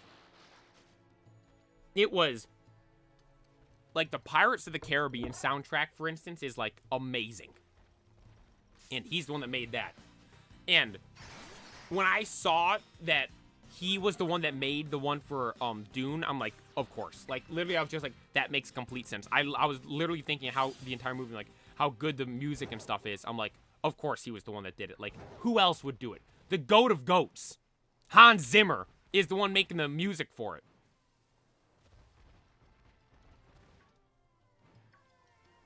And then some of the shots, I don't want to... I guess, well, if you saw the first... This isn't a spoiler, really. I'll say... I won't spoil it too much. At the end of the first one, you see someone, like, riding something. Dude, the shots of that in the movie... Those are some of my... Because they showed some more stuff like that in the second one. Those are so cool. So cool. And then, like, I'm just talking about, like, how the movie looks and all that stuff. I haven't even gotten into, like, the character. Like, for instance, people were talking about Thorvin. And Thorvin's character arc from Vinland Saga. And how that is why Vinland Saga should have won Anime of the Year. We were talking I was thinking about this over the weekend. I had a whole rant about that last week. How Vinland Saga pissed me off. Because we have the creator having this big reunion between Leif Erikson and Thorvin. And then it's been years since Leif went out to look for Thorvin and since he had last seen him. And I was like, we're expecting like something as simple as just some cool like heartfelt reunion of the two. And they just completely brushed it over. And the creator's reason for that was that, oh, there's too much going on. I'm like, well, you're the guy writing the story. You're the guy making everything. Like, you have the ability to make it go however you want. So there is no excuse to say, oh, there was too much going on. If you didn't have it there, so just tell us you didn't want it. Don't try to make an excuse saying there was too much other stuff going on. Because by saying that, it's like, well, then what's the only solution to that? Well, maybe the author changes it. Well, that's you. You're the one that made this story. And then, so that pissed me off, honestly, for the remainder of that Vinland Saga series. But it was cool. I liked it. But people saying it was Anime of the Year. Oh, we got it! Oh, we got it! There we go!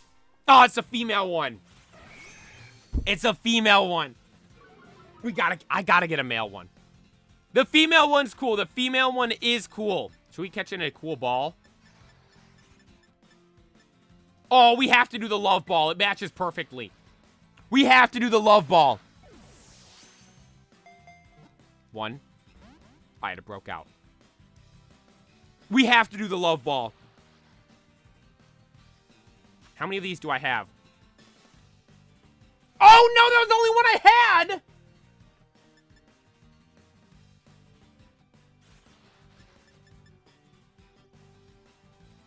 Alright, I guess we're not using the love ball.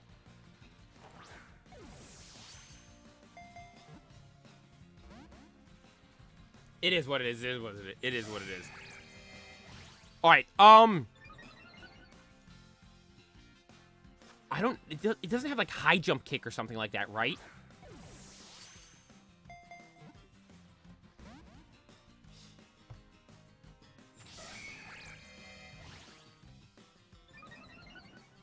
I'm going to send Breloom out. I'm just going to put it to sleep.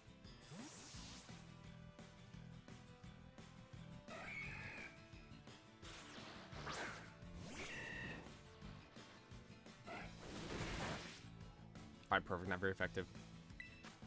Like, it's not going to hit me with something that's going to hurt me, is it? What sandwich was this? I think number 3. I believe number 3.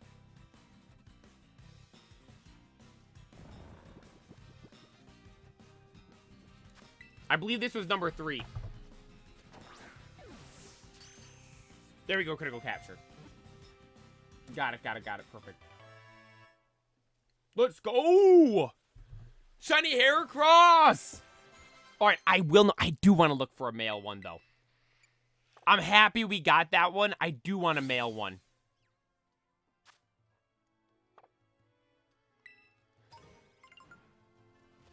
Now, the female one is cool. I do like that it has the heart as the thing, but, I mean, for instance, I talked at the start. I mean, it looks so sick, dude. The pink looks awesome.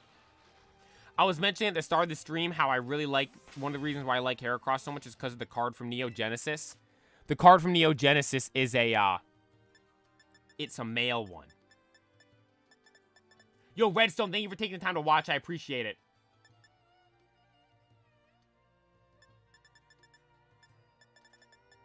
Do I have an... Where's the... Oh, wait. Awakening is A, so it'll be at the top. Alright, so I do want to keep looking for one. I do want to keep looking for one. Let's throw Shinx in the box for now. Shinx will go over here. Right, Sandygast will go there. Yeah. Then Shinx will go there. So let's, I mean, yo, Stupid, thank you for watching as well. I appreciate it. We got 20 minutes on this sandwich. Let's keep going with this sandwich. Let's keep rocking with this. See if we can get another one. Dude, that was crazy. Our luck's been pretty good recently. With these shinies. We're doing good. I mean, that's 2 shinies today. One wasn't even with what we were looking for. It was a Shinx, and we have a fighting sandwich. And the second one, there's Heracross. What we're looking for. Again, I'm happy with that, but I do want to try to get a male one as well. And that'd be cool, too, to have male and female. And we'll note, if we see a second one, and that one's female, too, then we'll go over to the Steenies and start doing that. But I do want to keep looking here a bit more to try to get a second one. To try to get a male one. But back to explaining, we might end up talking about this the whole stream. Dune. I was talking about Thorvin and his character development, all that stuff. People are going crazy about it. Dude, the character development of Paul and Dune, I thought it was awesome. Because, like, Thorvin, we go from him being, like, this crazy, like, enraged guy fighting everyone to, like, this super calm dude.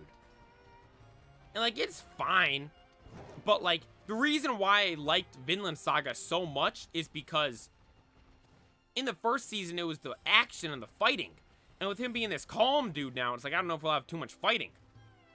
Paul goes from being, like, a guy that kind of wants to avoid fighting to, like, he's doing everything. It's like, good lord, it was awesome. It reminds me a lot of Aaron. Yo. Tupio, thank you for tuning in. I hope I'm saying your name right. I apologize if I'm not. Thank you for tuning in on Twitch. I appreciate it. I keep seeing people make comparisons to, like, Aaron and Anakin Skywalker. Aaron Yeager from Attack on Titan, Anakin Skywalker from Star Wars. With Paul Atreides from Dune. And, like, the Aaron one, I think, makes complete sense. I won't give... It's literally the exact same... I wonder if there's... Like, so Star Wars is inspired by Dune, because again, the books of Dune came before Star Wars. I wonder if Attack on Titan's inspired by Dune.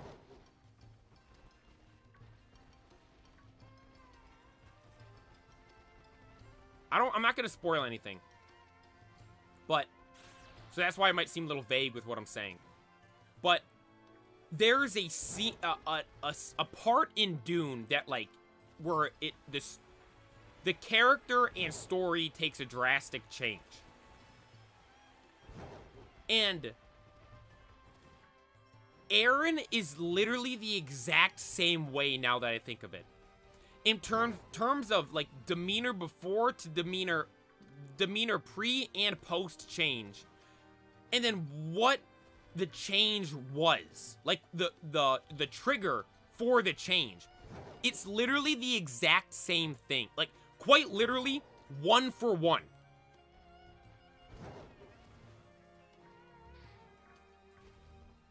It had to have been inspired by that, right? Maybe that's why I like Dune so much. Like, again, I started off this whole story here explaining how I don't really watch or like movies too much. I'm kind of just like anime only really now. But this is, honestly, this is the biggest exception I've ever seen. Like, I'm nearly obsessed with this now. It was so, like, I'm so captivated by it. It was so good. Maybe it's because it's like the same, it's Eren in just a different story. Because, as I mentioned before, Attack on Titan is my favorite anime of all time. The story in Attack on Titan, everything with it, the action, everything about it, the characters and their change and stuff, it's the best. One Piece, as I've said, is my favorite manga, and I think the best story ever told. But the thing is, you look at Attack on Titan and One Piece, I've used this example before. Episode 54 of Attack on Titan, Hero. The episode where Levi takes down the Beast Titan. Hanji, Mikasa, Jean, and all them take down the Armored Titan. And then Eren and Armin take down the Colossal Titan. All 3 of that happened in one episode. If that was One Piece, that would be over 12 episodes at least. Like, it's just, you can't compare them side by side. Like, in the manga, for One Piece, it's the same pacing. But, like, in the anime, like, it's nowhere close to the same. Nowhere close to the same. So, it'll never be able to, in my eyes, that One Piece anime will never be better than the Attack on Titan anime. Because the pacing, it's just as simple as that. Because I look at episode 54, episode Hero of Attack on Titan, that's my favorite anime episode I've ever seen. One Piece will never be able to top that because the reason why that episode is my favorite is because of it was the climax of all climaxes. Like, the biggest fears from throughout the entirety of the series. The Beast Titan, Colossal Titan, and Armored Titan. All 3 of those were conquered right then and there. It's like in One Piece again, it'd be... I don't mean to sound like I'm hating on One Piece again. One Piece is I was literally saying last week, One Piece is the greatest story that will ever be told throughout all of human history. But the anime will never be able to replicate what Attack on Titan did there with the return to Shiganshina arc. It never will be able to. So because of that, Attack on Titan will always be my favorite anime. And as I'm thinking about it now, like, Paul from Dune is Eren from Attack on Titan. Maybe not. Nah, it is, dude. I was maybe not so much so with, like, the stuff in terms of them as a character and, like, what caused their character to change is identical. But all, like, the outside stuff, because I was going to say, like, Eren got kicked out of his home. And then went and Eren got kicked out of his home and went and became a scout because the Titans broke through the walls and attacked. Paul, they got sent to what's the name of the planet? Arrakis? Yeah, Arrakis.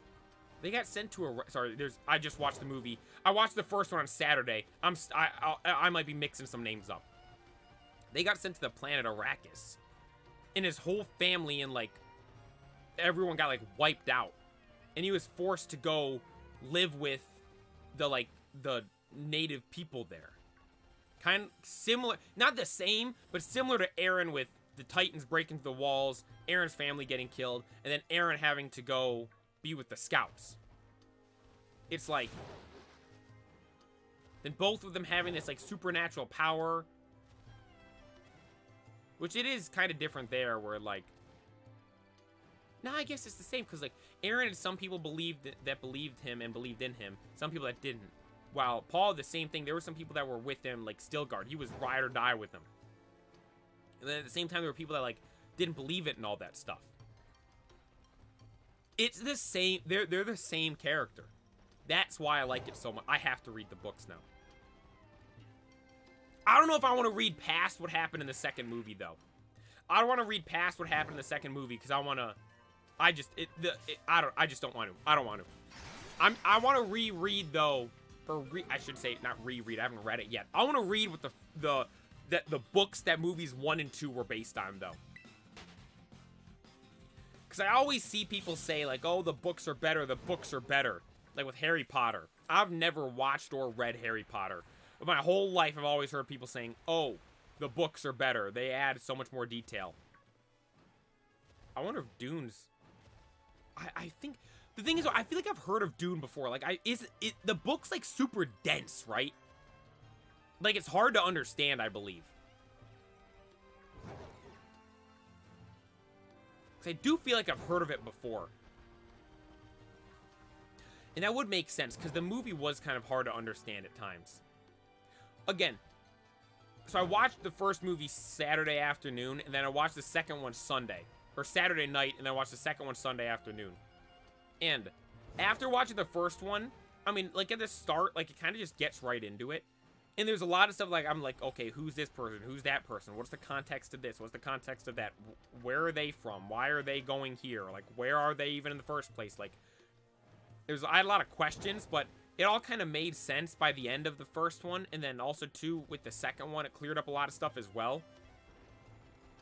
I said, I was like, if only it had something at the start that kind of clarified some things. But I wonder if the book clarified that stuff. Or does it just get right into it as well? I gotta read it. I'm gonna have to read it. I'm gonna have to make another trip to Barnes & Noble and go buy a copy.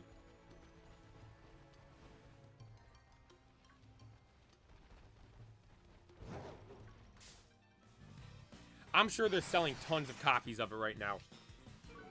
I don't even know where it would be. The only time I go to Barnes & Noble is to buy manga and Pokemon cards. The manga's got its own section, and the Pokemon cards are behind the front desk. Where do I even... What section do I... Probably a sci-fi section, actually, now that I think of it, right?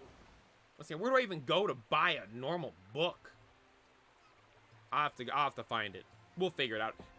Hopefully it'll be on display right now. Because I saw a picture, or I saw the cover of the deluxe edition. Dude, it looks awesome. If you've seen the movies, look up Dune Deluxe Edition cover. It is so cool. But that's what my weekend was. Watching Dune, the first and second one. And there's so much hype about it right now. You might be asking yourself, is it overrated? What's up with all the people talking about hyping it up? It is all well worth it. If you like anime and all that stuff, like, it's the perfect movie for you. Because quite literally, one of the best animes of all time, Attack on Titan. It's a 1-for-1 of the main character.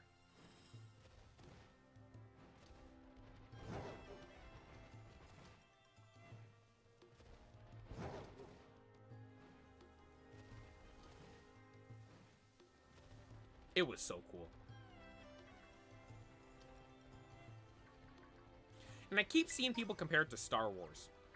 I will note that. I keep seeing people saying, this is better than Star Wars, better than Star Wars.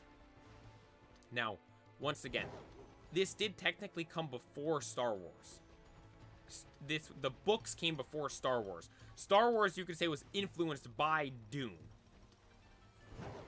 But I will note, that experience I had watching Dune 2 yesterday, Dune 2 watching that movie, I had more enjoyment and excitement out of watching that one movie than I did for all 3 of the last 3 Star Wars movies combined. 7, 8, 9. Take all those movies, slap them together. Nowhere close for me to Dune 2. Like, literally, like, not even anywhere close. The first 6 Star Wars movies, though, here's the thing. People are saying, oh, this is better, this is better. Now, obviously, you have, like, recency bias versus nostalgia going on here. The 2 biggest things. Why do people, like, that, the 2 biggest factors that play into why people argue for something so much. Nostalgia. People typically tend to look back on things as being better than they really were. People looking back on the Star Wars movies. And then we have recency bias. People saying something's just so good and great because it's the most recent thing they've seen. Dune 2. People going, you got the two giants going at it right there. Recency bias and nostalgia. But in all honesty, like, I will note, like, I mentioned this. Growing up, I loved Star Wars. It was my favorite thing there was. I do like it now, but I'm not, like, a diehard fan of it anymore, I would say. I've kind of grown out of it. Like, I'm just like, it's there, yeah. But, like, I mean, like, I grew up watching the Clone Wars and all that stuff. I watched 7, 8, and 9, those movies. Those movies, like, nothing really excited me after those movies. I watched Rogue One. I thought it was cool that we had Darth Maul at the end of Rogue One, but they just didn't do anything with that.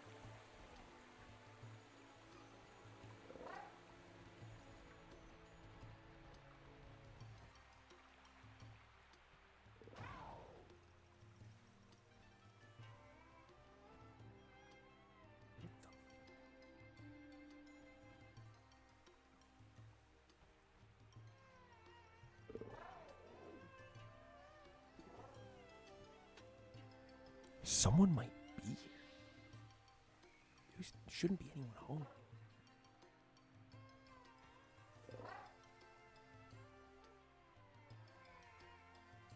Hey, give me 1 second.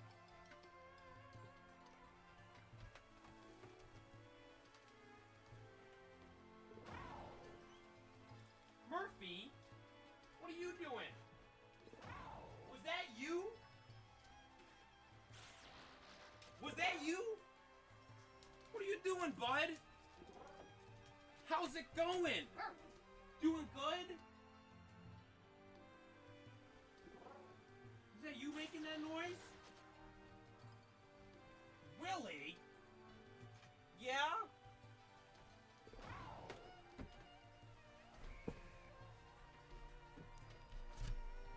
There's no way the mic picked that up. Murphy, you're not fooling me anymore. It sounded like Murphy was... I thought someone was talking out there. I'm like, the only person that should be out there is Murphy. Murphy, I'm on to you. No, yeah, I heard you. It sounded like you were talking out there. Can you talk? Huh? Can you talk? Dude, I'm like, did someone break into my house? I just completely, like, I'm sitting here. I don't remember, we were talking about Dune and stuff. And I'm like, yo, Vinny, thank you for tuning in. We're sitting here talking. I'm talking about, like I said, Dune and all that stuff. Saying all this, and I'm like, I heard something out there. I'm like, did someone just say something? Then I open the door and Murphy's standing right there. Were you yawning?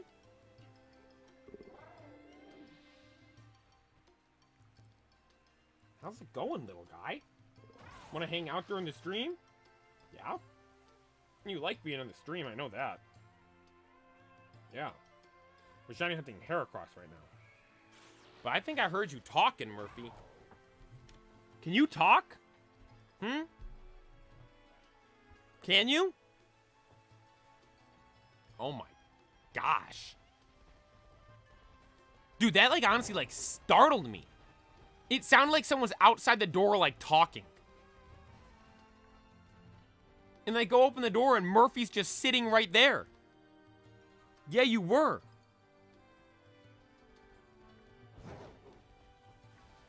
Dude, I completely... What were we even talking? I was talking about Dune. What was I even talking about with it?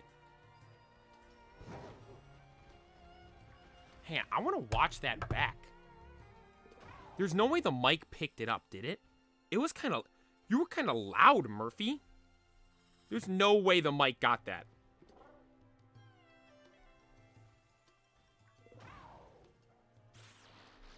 Let me check, let me check, let me check.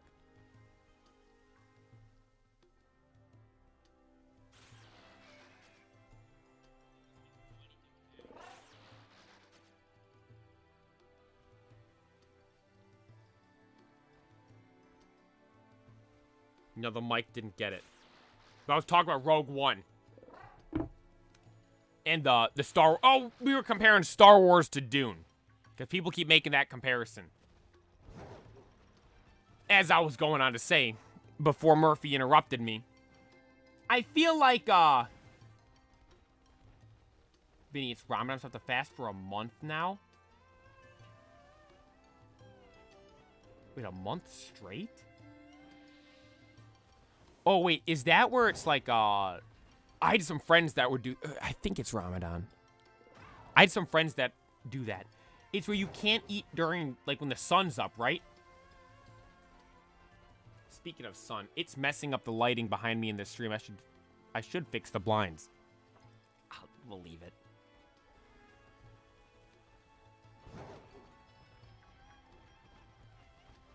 But, back to what I was saying. With Dune and Star Wars. Like, you look at Star Wars, and yeah, the recent stuff sucks. Like, I haven't even, like, it's been so, like, unentertaining to me that I'm like, there's the Boba Fett show, the Mandalorian show. Now, I've seen a lot of people like those, but I because of the stuff that I've seen with the movies and everything, like, I'm like, I have no desire to watch that whatsoever. So, I ain't watching those.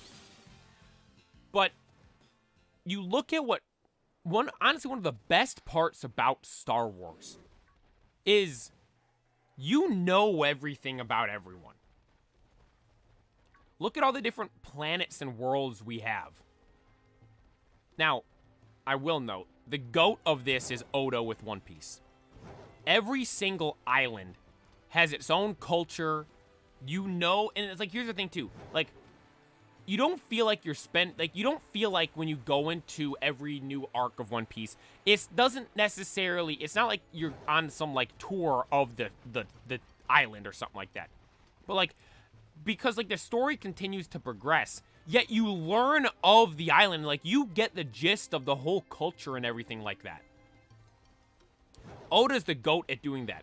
In Star Wars kind of does that to an extent where it's like, we have all these different islands, you have all these different alien species, you have, like, it doesn't really dive into the culture of it too much, but you get more so of, like, I guess you do think about it, because, like, with One Piece, it's all, like, on one planet, so maybe, like, well, no, but then you have, like, Dressrosa, and then, like, Alabasta, and then Water 7. I was gonna say, like, the makeup of the actual island doesn't matter too much, but, like, Alabasta's the desert, Water 7's, like, the island on the water.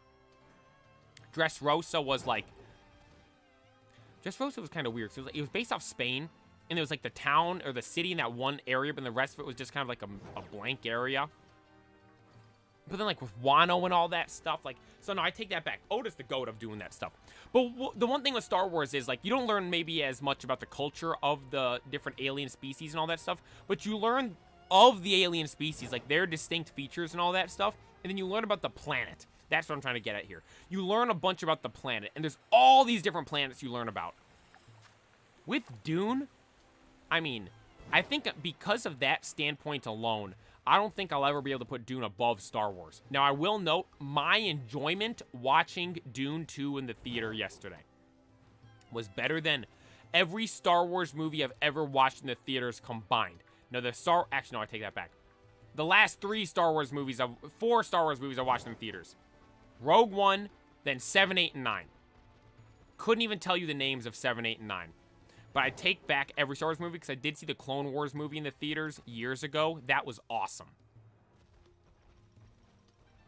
So I don't want to throw that one in with those other movies. But all the other Star Wars movies I've seen recently, Dune 2 blows out of the water. Not like apples to oranges. Not even close to the same thing. It's just so much better.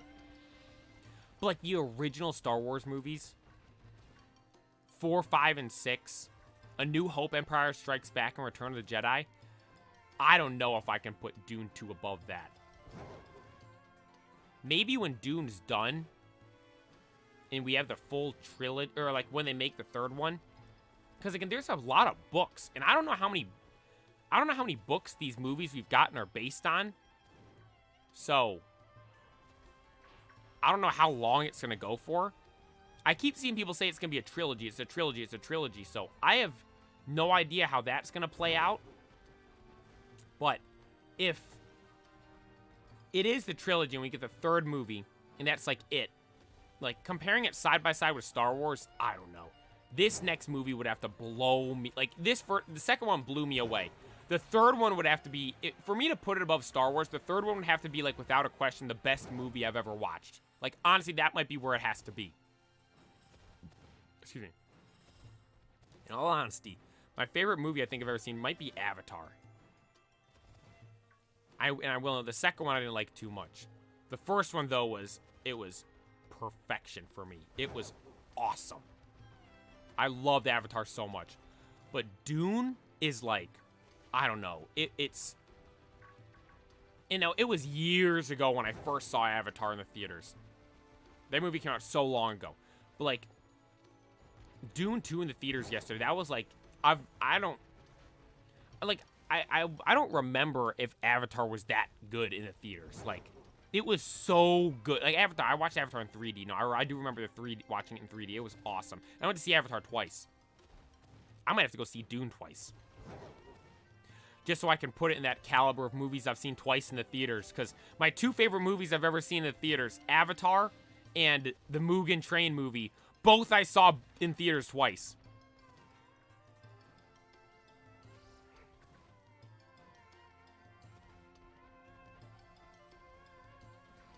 It was so good. It was amazing. But I haven't made a conclusion to this yet. I don't think you can ever really put it above Star Wars. For one main reason. Star Wars expands upon and explains multiple planets, peoples, and civilizations.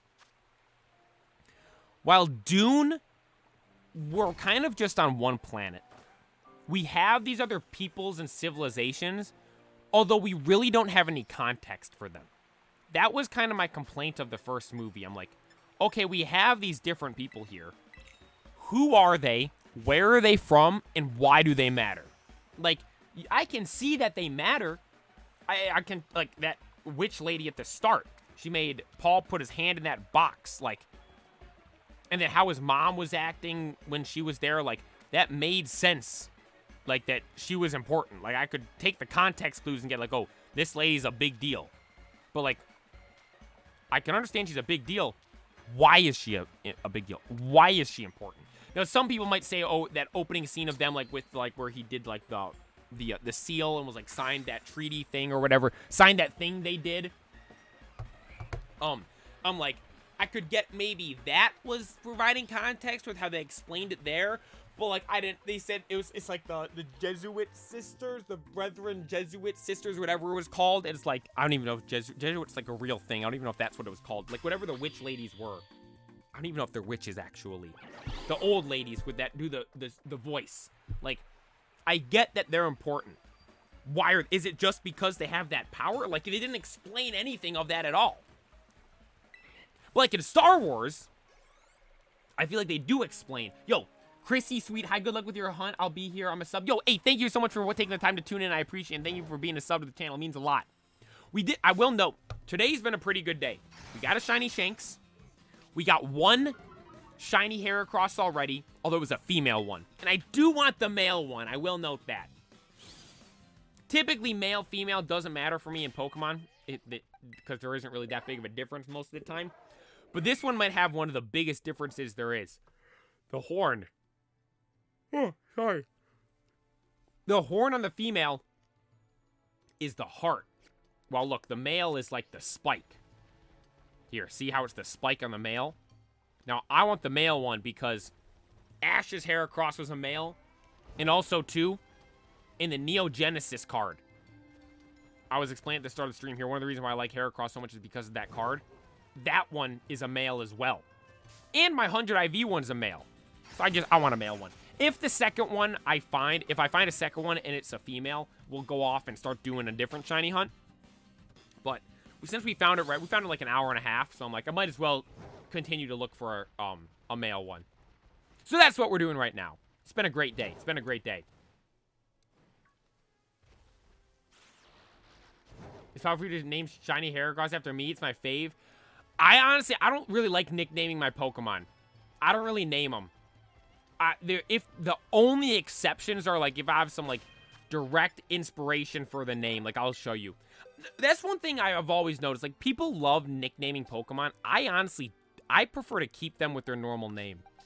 Like we have Donde, who are named after Leon, because Donde is in the Japanese anime, or I should say in subbed for the Pokemon Journeys. Leon's called Donde, so I named Lizardone, Charizard, Donde. Slacking, I put King, because that was my ace Pokemon in Brilliant Diamond Shining Pearl. I think those were all the ones I've named. Golden Ghost Ninja. Oh, the Kodiak Bear. Because it's the Kodiak Bear. I honestly don't... Yeah, I don't really... Espeon... Have I named any shiny? Oh, you guys wanted me to name the what's it called? Growlithe Murph. Oh, we did All Might in Yami. That's because Yami was the first ever shiny that we did. And then All Might... I mean, it's All Might. The Fatty. Perfect name. Nimbus. Named him after the cloud from Dragon Ball. Again, R.I.P. to Toriyama. That I keep seeing more and more stuff of that. That's just so sad. But yeah, actually I'm kind of surprised that's only like 5 or 6. I don't really have too many. Can I have the shiny King Gambit? No way! That's the first ever shiny hunt we did. The first ever stream we did was that Pokemon right there. What's your favorite shiny? Favorite shiny would probably either be so I don't know if really I have one specific favorite. I kind of have the upper echelon. You have like the top shinies. It's any one of these I'm honestly would be cool with my answer being Metagross, the gold and silver. Gyarados, when he's all red. Charizard's black and red. And then Rayquaza's like the all black. So Rayquaza, Charizard, Metagross, and Gyarados. Those are my favorite shinies. For sure. All of those are just elite. Elite shinies.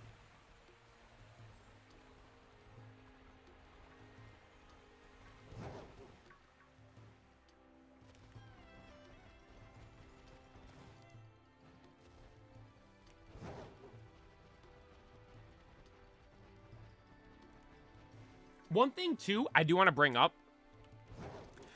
So I'm on again. This was actually no. This was crazy. Why is Kubfu there? So all the legendaries, we got the snacks from Snacksworth to get all the legendaries, and I found them all. I don't want to catch them though. I like having them there. I think they're cool. But so I get home from the movie yesterday. I open up TikTok. The first TikTok I see was a Dune TikTok. And then for the next 10-15 minutes, every TikTok I saw proceeded to be another Dune TikTok. I don't know. And the thing is, too, before, like, I saw a couple of them before. Again, the reason why I even saw the movies in the first place was because all the stuff I was seeing of them on TikTok. But it was, like, overwhelming. Like, every single scroll was a new Dune TikTok. I couldn't believe it. TikTok knows. They know everything about me. I'm like, I just saw the movie. And I just opened the app. Like, how do they know? They were just feeding me that stuff, and I was cool with it. It was crazy, though. I was genuinely just as... Like, that was the biggest shock of the day. How TikTok knew I saw the movie. And that's all they were showing me.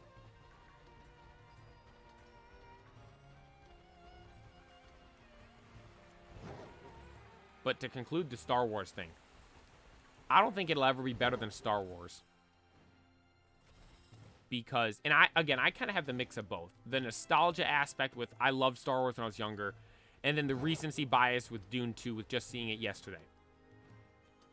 Although I don't think it'll ever amount to Star Wars because, I mean, Star Wars is like, again, they go on to elaborate onto so much more. Now, maybe we get that in the next movie, but like, it would be too late by that point. It's like, you should have done it earlier on.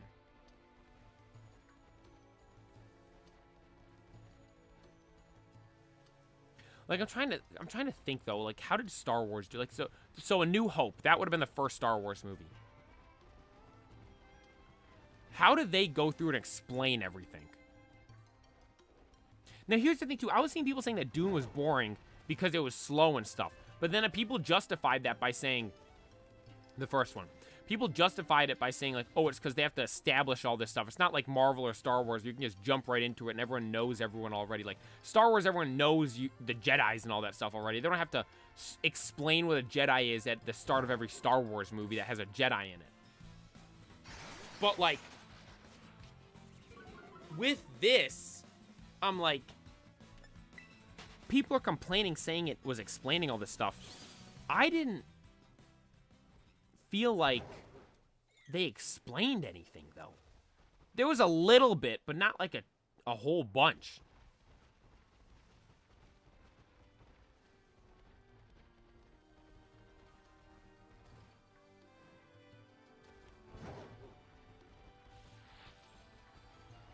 I don't know. That's the only complaint I have. Like, again, it was perfect. The only complaint I have is...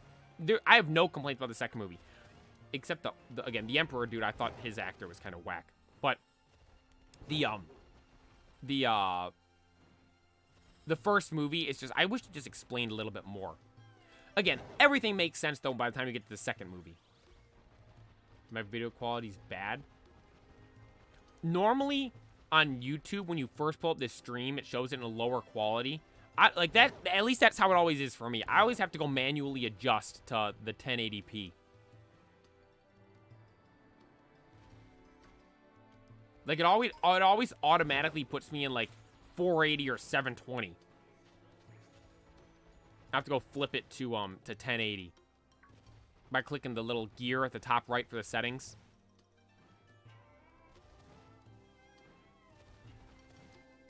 Thanks, that worked. Awesome, awesome. Yeah, for me, like, even when I pull, like, I'll pull up my own stream and, like, it shows it in, like, 360p. And then I have to manually adjust it to 1080. I will note, one thing I have noticed, when in areas like this, maybe we did already get this on Hero, so I probably should leave this area soon. But, like, in areas like this, where there's a lot going on, like with all the trees and stuff, when it streams, like, when I record this stuff, it records fine. But, like, as it projects it to the stream, like, it looks like, it sometimes, like, looks a little, the quality doesn't look the best at times. I have noticed that. Like, for instance, when if I'm in the battle, like, well, no, when we were doing the DLC, the Indigo Disc, when we were doing Terrapagos, when we were catching that, with all the crystals and terastallizing down there, like, it looked crazy. And because that, like, the quality wasn't the best because of that, I believe. Go for a Great Tusk. We actually got Great Tusk. We did that, I think about a month ago now. Has it been a month since we did that? I kind of wish... It doesn't show the date in which you caught him. Does it? Oh, it does. 2/20. Oh, it's not a month ago. A couple weeks ago. Hey, that's kind of cool. So when was Yami? So we can see the date of the first stream. 7/16. I can give it ribbons. Does Heracross have a mark? Nope. What did that say?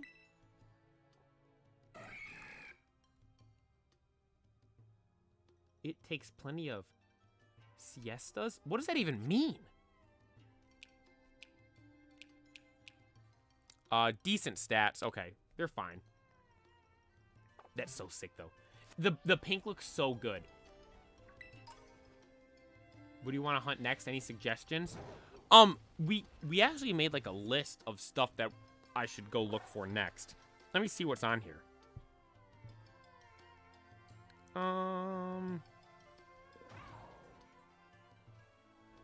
Shiny hunts.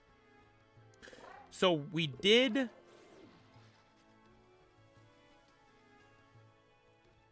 what was the first one we put on here that we did? I don't even remember. Oh, Rockruff. We did Rockruff. And then, oh, and Mimikyu. We did Mimikyu too. We kind of did Heracross already. I do want Tatsugiri. And then in, I want Leafeon and Glaceon. And then, I want Alpha Snorlax and Hisui and Zoroark. I think both those would be cool. Hisui and Zoroark is awesome. Best Hisui Pokemon in my opinion. So cool.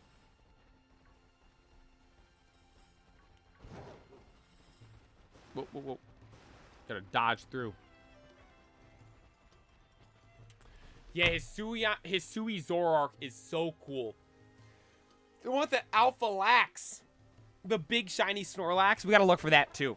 I was thinking I might do that as a night stream one night. Shiny Hunt and Legends Arceus.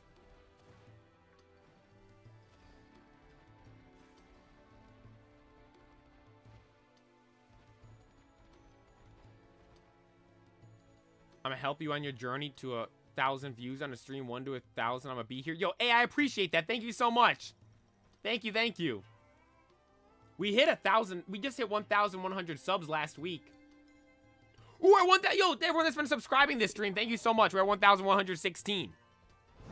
I think we gained 3 subs, 2 subs this stream. Thank you, everyone that may have subscribed. I appreciate that. Yeah, we're grinding. I kind of just started the channel.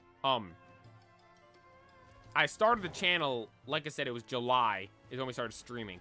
But I started the channel, it would have been September 2022. Now, I just was posting videos here and there. Actually, not here and there. It was every Saturday I was posting videos. Just for fun. I started the channel because, like, I've explained this before. I've had so many instances where I'm doing stuff in Pokemon. Where I wish I could look back and see those instances. For instance, my best pack openings. Like, some of the craziest packs I've opened. I wish I had them recorded to go watch again. My best games in Pokemon Unite. I climbed up to 45th in the world with Decidueye in Pokemon Unite. I wish I could watch the gameplay of me doing that. And then, like, I never really shiny hunted before, but I had instances where I found random shiny Pokemon. I'm like, I wish I had footage of that. And so I thought to start streaming. I'm like, you know what? I play the games and stuff. I was making the channel at the time. And I was like, one of the reasons was to do TCG stuff. To open up packs and record the pack openings and all that. And just simply talk about Pokemon cards. And it's evolved from that to where, like, the goal of the channel right now is quite literally not to do just one specific thing. The goal of the channel is to do, like, everything Pokemon.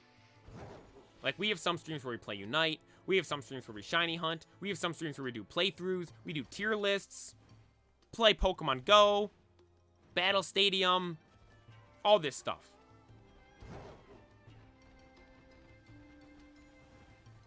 So I never, and the cards as well. So I never want it to be about, like, one specific thing. Yo, Joao, thank you for tuning in. I appreciate it.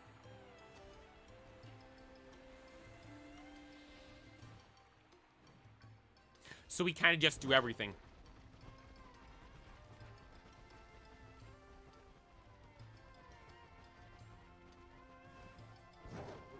But do I have any? Sorry, I'm trying to think. Do I have anything else about the movie I want to talk about? This movie was so good. I've been talking about this for like the past 2 hours, I'm pretty sure. Pulled the new Zard from the Paldean Fates. Dude, I was surprised at how much that card still is. It's like $100-something still. a lot of modern stuff, like, isn't worth that much.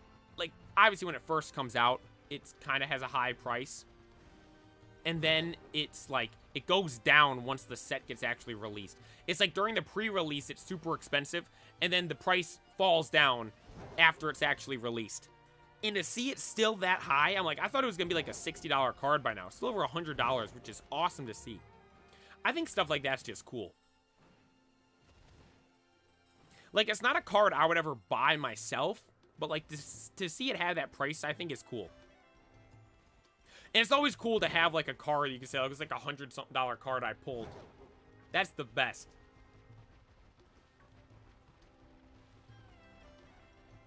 That's the best. Because, like, we pulled the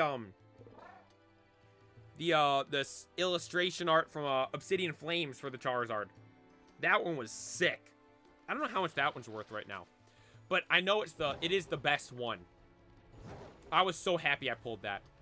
I wanted that card, just a Charizard from that set so bad.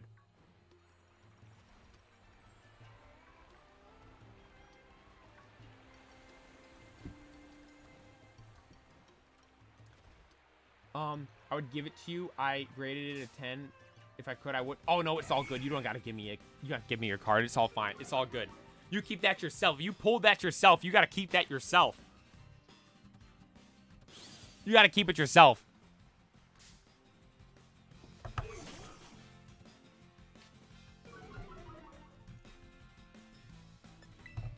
Dude, it's so weird right now. Like, we have the time change, and so like right now it's 10 o'clock, but normally it's 11 o'clock right now. And so like, dude, is anyone else like this when you have the time change? Are you just completely out of whack for that, like, those first couple of days? Like, for me, like, dude, this is the worst time change. Now, again, we go to the better time. Like, this time we're in right now is the better one because it's light out for longer. But the transition to it is rough. Like, I'm sitting here right now. So I woke up at 6 o'clock like no, it actually goes back to last night. Actually, I will know. Normally, we were talking about this last week. How, if you, for me, if I stay up super late, like, for multiple nights in a row, and then try to go to bed the normal time, like, so for instance, Friday night, Saturday night, I was up super late. Then I try to go to bed my normal time Sunday night, I won't be able to, and I can't fall asleep because I'm going to bed way earlier than I was the past 2 nights. But then last night, so I went to bed at, what was, I think 2 a.m. Friday and Saturday. Again, I normally don't stay up that late.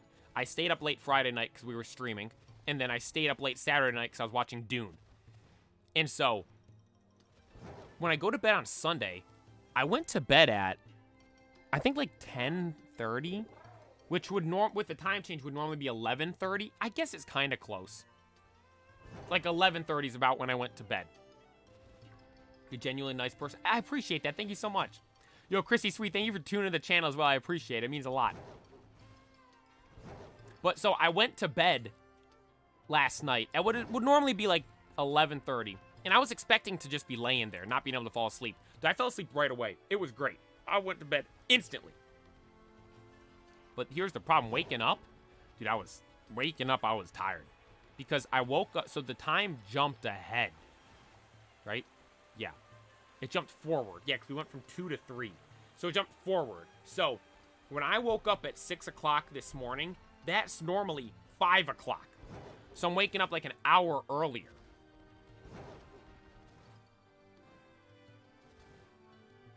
And so I woke up, and I wasn't, like, I'm not tired at all right now. Like, I'm fine. But one thing I've noticed, like, my stomach's rumbling. Got a sandwich going? Yes, we do. We have the Encounter 2 sandwich going for fighting. I don't, like, is it because I woke up an hour earlier than I normally do? And I ate? Like, I had a peanut butter and jelly and a banana. And 32 ounces of water. Normally, I just have the peanut butter and jelly. I don't eat the banana. Normally, I don't drink that much water. I drink the whole water bottle. My stomach's rumbling right now.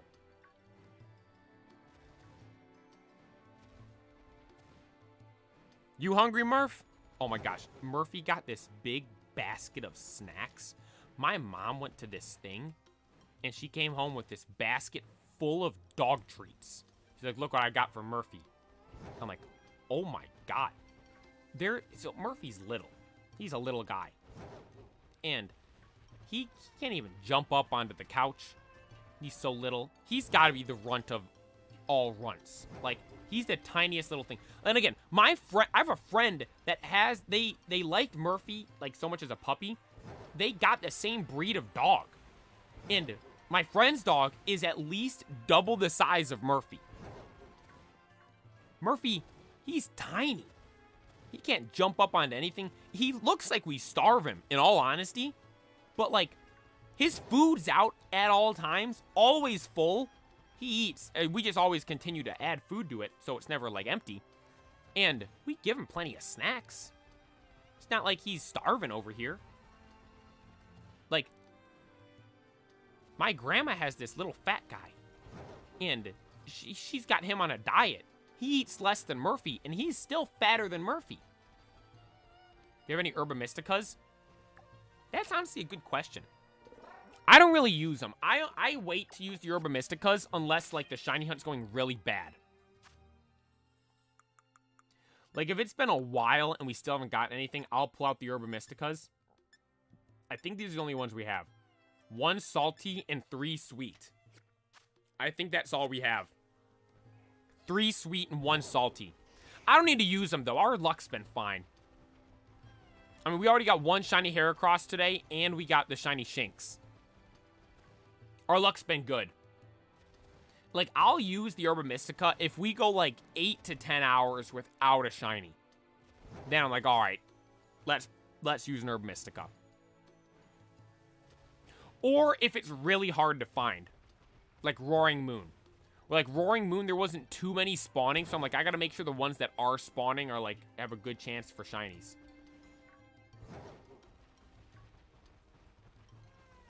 So, we actually did the Roaring Moon one, and then right at the start, we got Zwelios, and then the buzzer beater shiny right at the end, we got Roaring Moon. I think that was the last time we used the Herba Mystica, the Roaring Moon sandwich. Or the Roaring Moon shiny hunt, I should say. Alright, Flinks, let me go by. Thank you. Suggest doing some online terror raids. Yeah, the raids and stuff I really don't like. If I'm being honest, I don't like the raids in this game. I just straight up don't like doing them. And also, too, I never get anything from them. I mean, I don't need them. Like the Herb Mysticas, like, we're fine without them. Yo, Alex, thank you for tuning in. What are we hunting today? Right now, we are looking for another shiny Heracross. We found one already, but it was a female one. Nothing wrong with the female Heracross, but it's got the heart for the horn.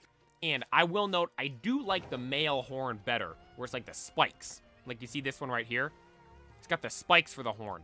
So we are looking for another one to see if we can get another shiny and it'll be a male. I will note, if we find another shiny and it's a female, we will go off and start looking for something else. But I'm like, you know what? Let's at least try to find one more. Because we found it rather quickly. It was only about an hour and a half and we found the Heracross. And we also today found this as well. Where is it? Shinx. Found shiny Shinx as well today. Which I might evolve. Not positive yet, though.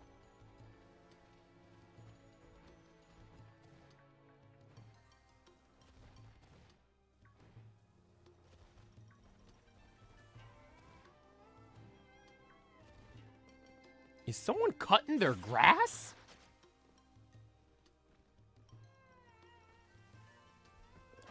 Dude, I think I just heard a lawnmower start. What's the temperature outside? 44 degrees. No, it's supposed to be in like the 30s and 40s all week, man.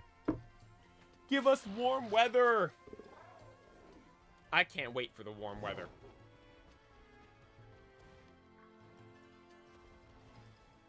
I was thinking about this too, watching Dune. We've talked about this before, the heat versus the cold. Dude, if I had the choice between living on that planet there Arrakis versus living on like a ice planet like Hoth and Star Wars. Send me to the desert heat every day of the week. I would much rather go out in the heat than in the cold. I hate the cold, man. The cold is the worst. I like being warm. I'd rather be hot than be cold. The heat sucks. Yo, Alex, hey, thank you for the dono, man. I appreciate it. Thank you so much. Means a lot. What I think the starters are going to be in the new Legends game. So we've talked about this a couple times before. And honestly, the more I talk about it, the more I'm like, I don't know. Because in the trailer for the Indigo Disc, they showed all the different starters in the trailer. Now, the opening scene of them showing the starters in the Indigo Disc trailer, they show fire starters, grass starters, and water starters. Actually, I think it went fire, water, grass. They showed the fire starters, the water starters, and the grass starters. Now, out of all the starters they could have picked any starters in Pokemon from Gens 1 to 8. Because the only starters that didn't spawn in the Indigo Disc and the Terrarium were the Gen 9 starters. So they could pick any other starter from Gens 1 to 8. For the Fire-type starters, we had Cyndaquil and Torchic. Cyndaquil being a Hisui starter. For the Water-type starters, we had Oshawott and Piplup. Oshawott being a Hisui starter. Then for the Grass starters, we had Rowlet and Snivy. Rowlet being the third and final Hisui starter. Now, we were talking about this, like, what are the odds of that actually happening? Like, them picking all 3 Hisui starters at random? It's some pretty crazy odds for that to take place. And so, to think about that, like, the odds in which all 3 of those landed there would be insane. And also, too, if you think about it, we had Legends Arceus based in Sinnoh, and we didn't have a Sinnoh starter. So now you have Legends Z taking place in Kalos, so it's safe to assume we're not going to have a Kalos starter. So what are the odds you would have all the Hisui starters there alongside another starter that isn't a Kalos starter? Like, the odds for it were insane. So I'm thinking that we're going to be getting Blaziken, Empoleon, and Serperior as our starters. I think those are the ones we're going to get because of that hint. Because Pokemon does like to throw hints and stuff like that. For instance, during the build-up to Legends Arceus, they announced that the starters were Cyndaquil, Rowlet, and Oshawott. And then you think about it, everyone's like, oh, great, we're going to get those. We didn't know at the time we were getting the regional forms. But then in the Pokemon Presents, I believe it was the one in August, the one just before Worlds. Actually, no, never mind. That I'm talking about something completely different right there. I'm mixing up the Pokemon Presents. In whatever, like, the last announcement was for Legends Arceus, because I don't think the starters were ever revealed until the games came out. And, like, the last thing they did where, like, they have those sit-down... There's the guy with the glasses. He's sitting there. He always talks about Pokemon. He's, like, in the Pokemon Presents and all that stuff. He's one of the higher-ups. And then he's got all the plushies behind him. Talking about Legends Arceus, they would have the starters behind them, but they didn't have the final evolutions of the starters. It literally seemed like they were making a point to only show the first 2 evolutions and not show the final evolutions. So that led everyone to make the claim, oh, they're probably going to have new forms. Lo and behold, they did. Now, we have this kind of, like, hint once again. So I think that we're probably going to get those as starters, which I would be all in for. Blaziken, Empoleon, and Serperior. All elite level starters. Serperior was my first ever starter. I think it would be awesome if those are the ones we get. Thought Cinderace, not gonna lie, Blaziken will get a new Mega. So, we were talking about that as well. The different ones we could get. Because if you think about it, like, a lot of people said we're not going to get the Galar starters because they all just got Gigantamax form. Like, they got their own forms for the Gigantamax and all that stuff. So a lot of people are saying, well, because of that, we're not going to get them. And obviously, with it being the new game from Kalos, like, I assumed right at the start we're going to get Megas for the starters. But a lot of people were saying we're probably not going to get the Megas for the starters because we didn't get Megas for the starters in the original Kalos games. X and Y. But you did get them in Omega Ruby Alpha Sapphire. And I think that would be an exception there because Omega Ruby Alpha Sapphire was like meant to be because of the Megas. So that having Megas for the starters makes sense. And then them not having them for the Kalos one, I guess kind of makes sense. But like you did already have 2 other starter lines that had Megas. It's like why not give the Kalos starters Megas? We would have Battle Bond Greninja and all that stuff eventually, which it made it cooler that because they didn't already have Megas, they made Ash Greninja, Battle Bond Greninja just that much cooler. So I could see both different ways for that. But for the starters in Legend Z, I think the most likely scenario, based on what I just said with the starters in the trailer, I think we're going to get regional forms of all the starters. The starters are not getting Megas, but then I think the Kalos starters will get Megas. Or at least that's what I would hope for. I really have no logic behind saying the Kalos starters are going to get Megas, besides everyone wanted it originally, and it's like, if not now, then when? That's the only real logic I have behind it. But my logic behind saying that we're going to get forms, new regional forms, instead of Megas for the those starters, Blaziken, Empoleon, and Superior, is because Blaziken already has a Mega. Now, you look at it, it's like, will they give Blaziken another Mega? Potentially. But why not pick a different Fire-type starter that doesn't already have a Mega? Like, if that was the case where they were giving a Mega there, like, why wouldn't they pick, like, Incineroar? Or... No, Incineroar would be the only real one that would work there, right? Because it would have to be one that isn't of Gen 5, so it can't be Emboar, because Superior's there. Can't be of Gen 4, so it can't be Infernape, because Empoleon's there. Can't be Gen 2, because Typhlosion already was there. Can't be Charizard, Charizard already has a Mega. Can't be Blaziken, Blaziken already has a Mega. We're assuming not Cinderace, because Cinderace is the Dynamax form already. Or Gigantamax form. So that leaves Incineroar or Incineroar, right? Incineroar's the only... Oh, no, Incineroar or Oh, no, well, Delphox is from... No, it would leave Incineroar. It would mean Incineroar, if they were giving the Fire starters a new Mega, would Incineroar actually...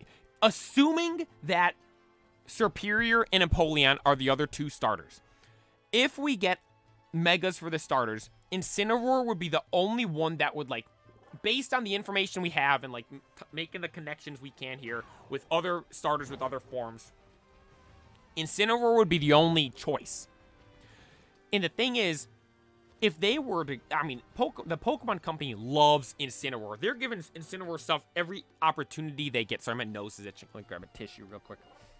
They'll give Incineroar something at any given option. They've made that thing the most OP and broken Pokemon in all of competitive Pokemon. The Pokemon Company loves Incineroar. And so I don't think they would skip an opportunity to give Incineroar something. So because of that fact alone, I do not think Blaziken's going to get a new Mega. Because again, if they're giving Megas to the starters, yes, they could give Blaziken another form, but like, why waste that opportunity when Blaziken already has a Mega when you can give a Mega to a different Fire-type starter? And in this scenario, it would be Incineroar. I mean, maybe they don't want Incineroar to be too broken, but it's like, they've made that thing so broken already, it's like, they're just going all in. Like, I think they're going to get new forms because of the Blaziken part. They'll get a regional form, which will be cool. Regional Blaziken, regional Empoleon, and regional Superior. Like, those are some of the best starters ever made. Gen 3, 4, 5. Superior being my first ever starter, one of my favorite ones of all time. Blaziken Z. Yeah, could you imagine? I mean, honestly, like, Charizard had the... But it was because of the X and Y. And Mewtwo as well. Maybe Blaziken Z. I assume we'll get a Charizard or Mewtwo Z. Because it's Charizard or Mewtwo. Talonflame might get a Mega. Talonflame would be sick. I love Talonflame. That's my favorite Route 1 bird. For sure. Talonflame's so cool. I mean, what? Pidgeot was the only other Route 1 bird we got that got a Mega, right? I believe so. Want Greninja to get a real Mega, not Battle Bond? I was thinking about that as well. It's like, would they do that? Like, Greninja will be in the game no matter what. Greninja is the most popular Pokemon there is. It will be in the game. I wonder if they did that poll again, or the voting stuff again, who would win now?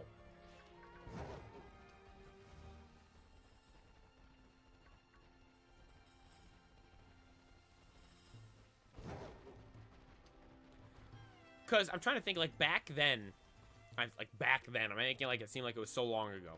In 2020, that was during Gen 8.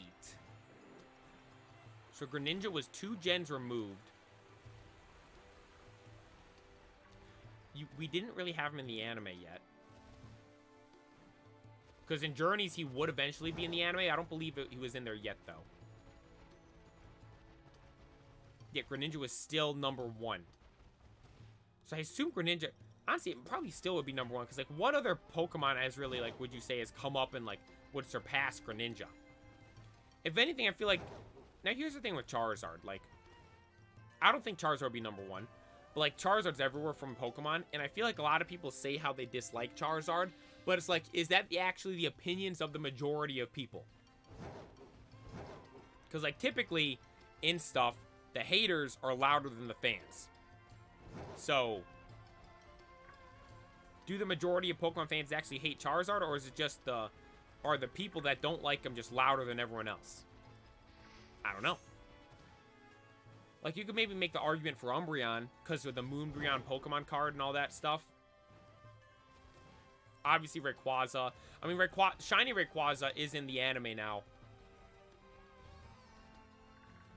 With that being, like, one of the main things from the anime.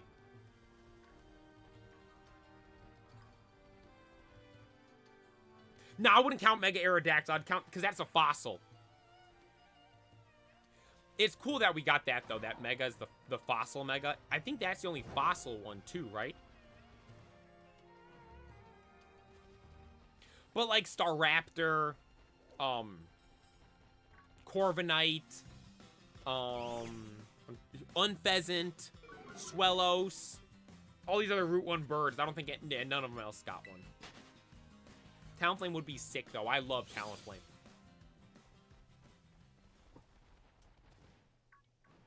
And I was talking about this, too, the other day. If Snorlax gets a Mega, and it's not absolutely yoked, then I don't want it. If they just make Snorlax big and fat, no. Mega Snorlax has to be ripped. He's got to be a monster. Now, here's the thing. We did just get the Gigantamax Snorlax, so I highly doubt we'll get, Snorlax will get a Mega. In all honesty. Tyrantrum needs one. That would be a cool one, honestly. Because you think about it, like, Aerodactyl's a fossil that got a Mega. And now we're in Kalos.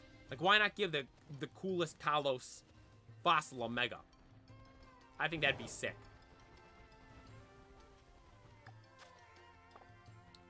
Sandwich isn't even going. I think that would be really cool.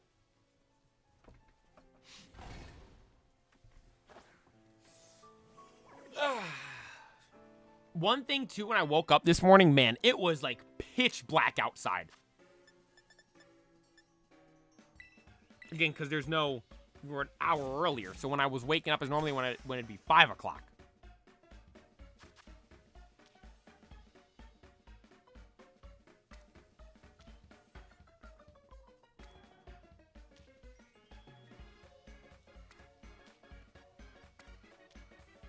Look at this. We're getting good.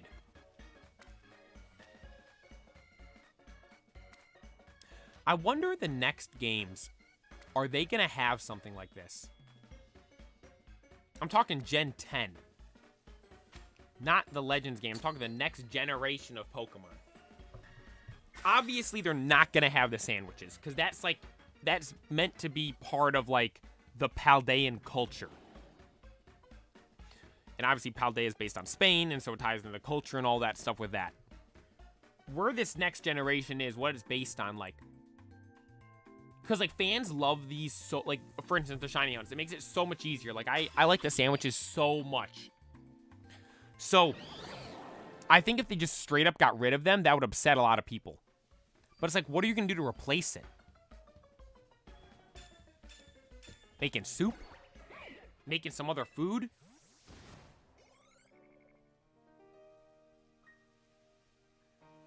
I'm interested in how that'll work. You a big one, thank you for tuning in. Mega Electivire? Oh my, I'd be all in for that. Electivire is one of my favorite Pokemon from Sinnoh. Did I put Electivire as my favorite electric type the other night? I might have. When we ranked, like, we did the favorite Pokemon picker. I think I put Electivire as my favorite electric. I've always loved Electivire. I will note, I've mentioned this many times before, I don't really like Sinnoh too much. Sinnoh is my least favorite gen. But Electivire is elite. Then they would have to give Magmortar one too. That's the thing, because they're a pair. Because you think about it, we had Magmar and Electabuzz, then both got the baby Pokemon together, both got the evolution together, then both would get the Mega together. That actually would be a cool one to do. Because again, like, Gen 1 we had Magmar and Electabuzz. Gen 2 we got Magby and Elekid. Then Gen 4 we got Electivire and Magmortar. They both evolved with like the same kind of boxes, just Electivire's is yellow and electric, and Magmortar's is red and fire. That would be a sick pair to get Megas. And I will note, like, I love Electivire, and I like Magmar. I've never really liked Magmortar. Now that I think about it, like, for the baby form, I like Elekid way better than Magby. For the middle form, I like Magmar way better than Electabuzz. But then for the final form, I like Electivire way better than Magmortar. So now, will the pattern continue if they both get Megas? Will I like Mega Magmortar better than Mega Electivire?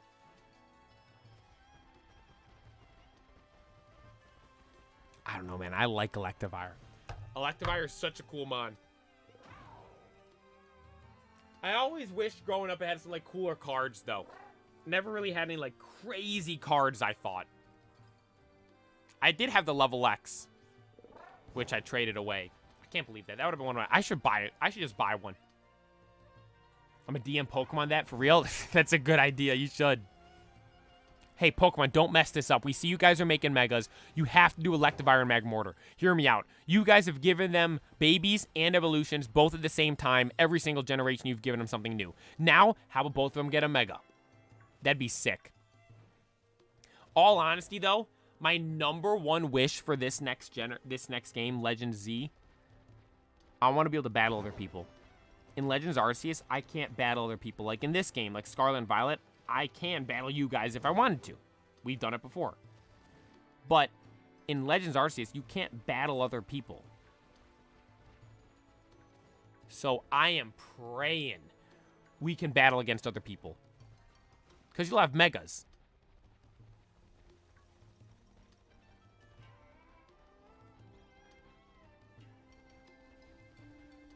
Honestly, that might be the only thing that could really, like, disappoint me with this game. If you can't battle other people.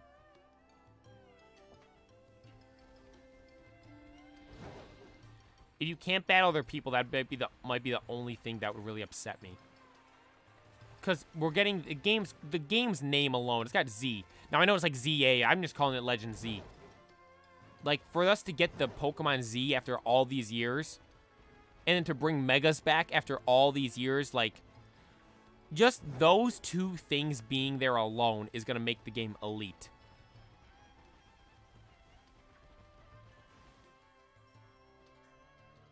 Mega Mightyena? That would be pretty cool. Mightyena is kind of like a... Would you guys consider it kind of like... I think Houndoom's bigger than Mightyena. Like a higher level Pokemon, actually. I kind of want to see Ludicolo. Mega Ludicolo. Roompapa! That's another one we nicknamed, actually. That's the Japanese name as well. I named it Roompapa because the name's so good. Where is it? There he is. Roompapa! Look, I didn't even notice when we were looking through all the nicknames. I think if he got a shiny or a Mega, that would be awesome.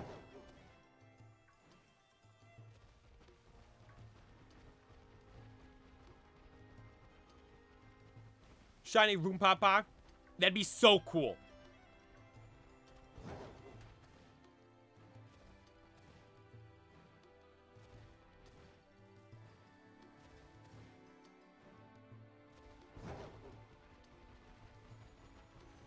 Mega Feraligatr would be sick. That would be a cool one as well. If you have Feraligatr, I don't think we'd get Typhlosion because Typhlosion just got the Hisui form. What are, like, the top starters that haven't gotten one that should get one? Honestly, I think Superior. No, honestly, I think it's... My top two, honestly, would probably be Torterra and Infernape.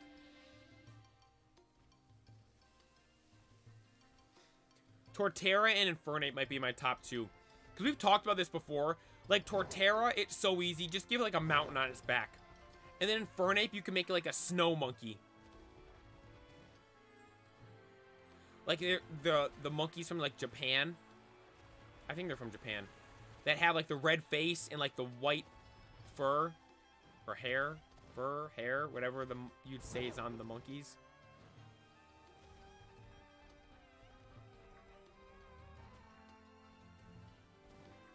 Incineroar, Torterra, and Chestnut. See, Chestnut and Delphox I've never been the biggest fan of. I've posted some stuff talking about Kalos, and it seems like a lot of people do like them.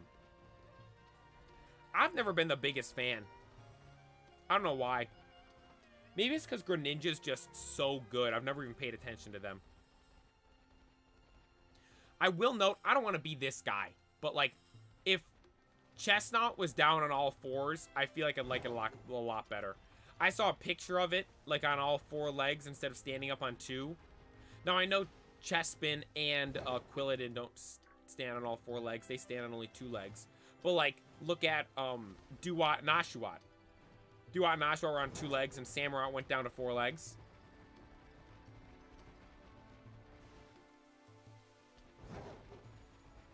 Yeah, I would love to see Decidueye. Decidueye is one of my favorite starters. But, again, we just got the Hisui form with Rowlet. Or with Decidueye, I should say. Rowlet didn't have Hisui form. Decidueye, the Hisui form.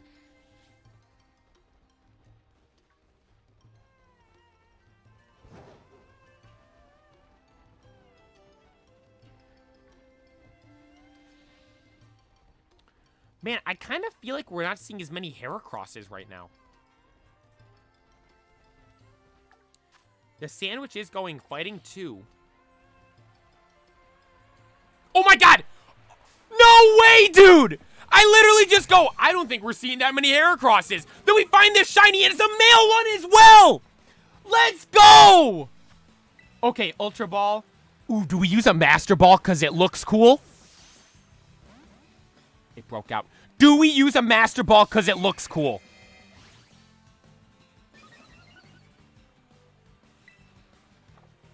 Oh my god, I almost just spammed through and clicked Flare Blitz.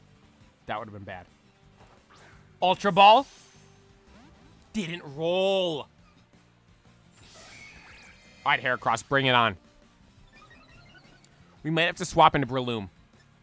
Pokemon. Let's go Breloom.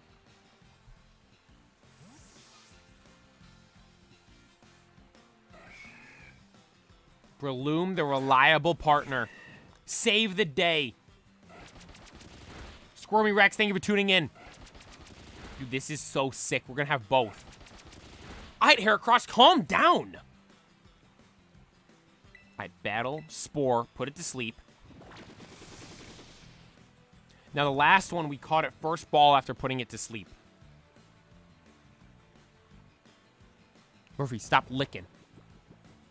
Quit licking your lips. Ultra Ball. 1, 2, 3. Oh. Woke up! Dodge it, Breloom. Avoided via my shout. He heard me say dodge it. Ultra Ball. 1, 2, 3. Nah, I think you guys were right. So if you are trying to catch a Pokemon you've already caught, every time you catch it, it'll be a critical capture. So if it's not a critical capture, that means we don't catch it. Nah, I don't think I'm going to use the Master Ball. I don't think I'm going to use the Master Ball on it. Yo, Alex, thank you for the dono. I appreciate that. Thank you, thank you, thank you. Alright, Heracross is fast asleep. Ultra Ball. Come on, Heracross. Let me catch you. Let's go! Critical capture. Heracross was caught.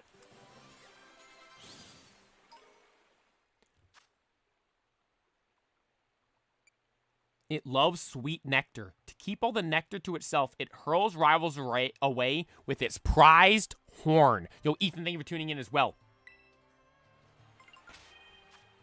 Okay, good. I gave Sandy Gast Everstone. I wasn't sure for a second there.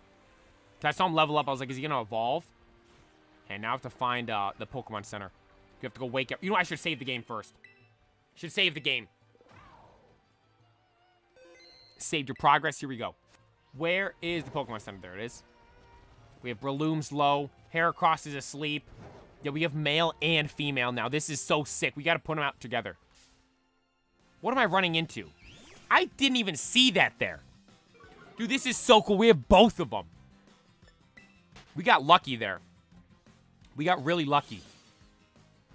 With both being of opposite, like, no, we didn't double up on the genders. Alright, heal him up, please, Nurse Joy. Let's go! What were those eyes back there? Did anyone else just see that behind Nurse Joy? Was that a Pokemon? I'm wondering Phalanx. That looked creepy. Alright. Let's go. Boxes. We're going to put everybody away. Incineroar. Rowlet. Breloom. And Sandygast.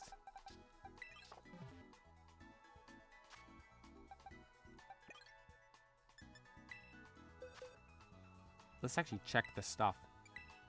Check summary. Nothing there.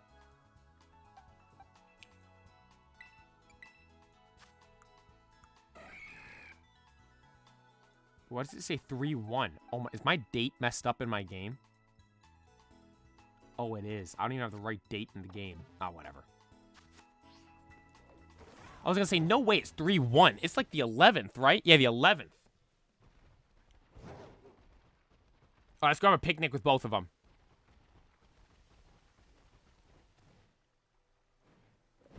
Gotta get away from the water. Let's go in the green patch over here.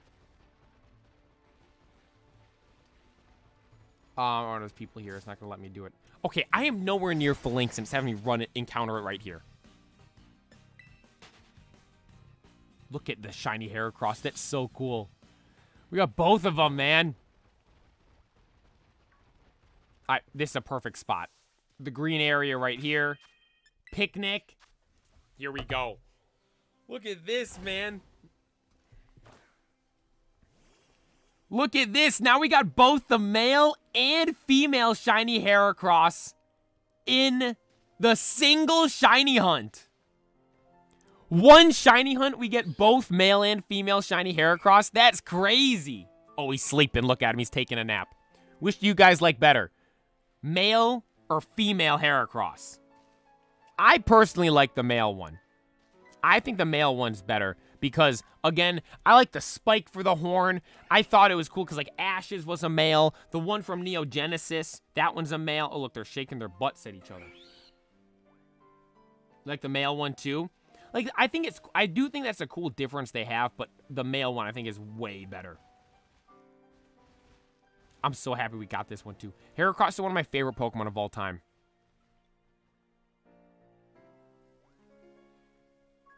Oh, wait, actually, you think there is an egg? No, there's no eggs in here. Oh, it's lagging in the picnic here now. That's so sick. We got both of them. Redstone, yes, we did. We just got the second one. We got male and female now. Did I check the stats of them? Okay, decent stats. Let's grab Incineroar again. Get our boy Rowlet. You know, Sandygast, you can tag along for the ride as well. All right, well, oh, have I saved the game yet? We have achieved our goal over here today. We got both Heracrosses, and we got a shiny Shanks as an addition. Super happy about Heracross. Really cool shiny as well. Really, really cool shiny. So now, I did say... Or is the sandwich still going? Oh, we have 15 minutes on the sandwich. I did say if we get a shiny Heracross, the other one, we would go look for, we'd go look at the Steenie Mass Outbreak. Now, Mass Outbreaks for me kind of suck. I don't like using Mass Outbreaks. I never get anything in them. Never get anything from Mass... Or I guess, to be fair, we have gotten some stuff, but, like, it takes forever. I just don't like using Mass Outbreaks because you're in that small, confined area you're running in there. I like, look, down here we had this whole area to run about. This whole area to run around in. It's just way more enjoyable for me. When is the next Discord stream? Oh, probably sometime next week. So I said every other week. So probably next week, because we did one last week.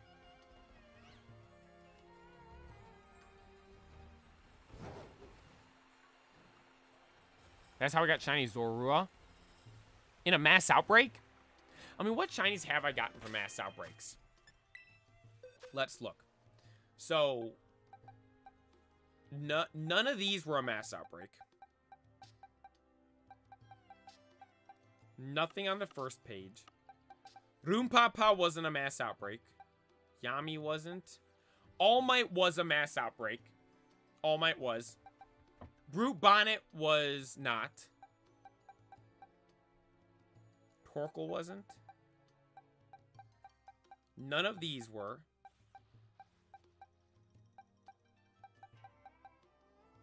I feel like I had more. That is...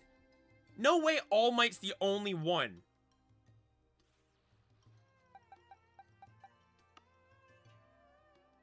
Hydrapple.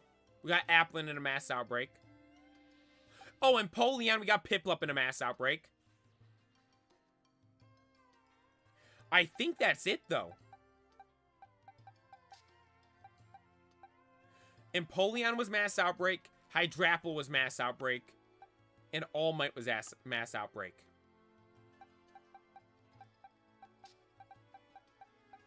Yeah, that's it.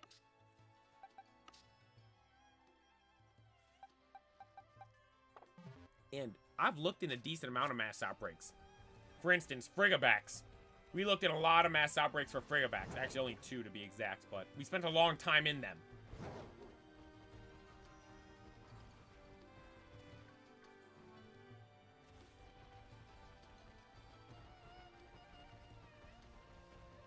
I keep seeing the Scythers every so often and thinking they're like a green Heracross. That's how I got my Dragapult for my shiny only playthrough. Wow, that unlucky. I just want 1, but I got 7. Dude, you guys always say you have the good luck in the Mass Outbreaks, and everything I see online is people saying they get good stuff in Mass Outbreaks. I don't. I mean, we eventually do get some stuff, but like, people are saying they're getting multiple stuff within the span of 1 sandwich in a Mass Outbreak. Me, I'm over here with nothing. Absolutely nothing in the Mass Outbreaks. You know what? How much time is left on the sandwich, like I said? Okay, you know what? Let's finish this sandwich here. This might be getting greedy. Let's finish this sandwich here. See if we can get anything else upon, or to add upon what we've already gotten. Maybe a shiny Phalanx now. Phalanx was nice and stayed out of the way as we got 2 shiny Heracrosses. Maybe we'll get a shiny Phalanx now. So let's run through here. Continue to go through until this sandwich expires. Once this sandwich expires, we'll go to the Steenie Mass Outbreak. That's what we'll do. Imagine a 3rd shiny Heracross. I think my shiny Bisharp was right here. I think it was here. And what, that Heracross was right over here too, right? Heracross is right here.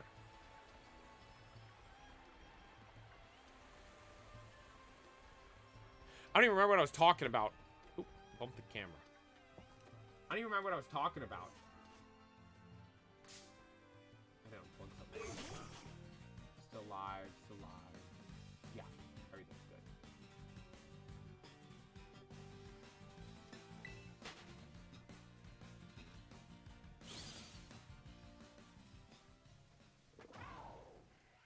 Use a grass sandwich and beat the 20 Steenie. Yeah, see, that's why I don't like mass outbreaks. You have to do all this stuff to do it. I just like running around.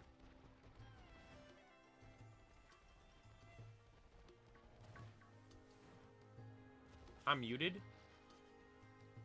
Am I? No, it shows on my end the audio is getting picked up. Dude, I was watching PokeRev. Now, again, I was watching Dune all day on Sunday, so I wasn't watching this live. But I saw he did the first edition base set booster box opening. And while he was opening it, his stream crashed, I'm pretty sure.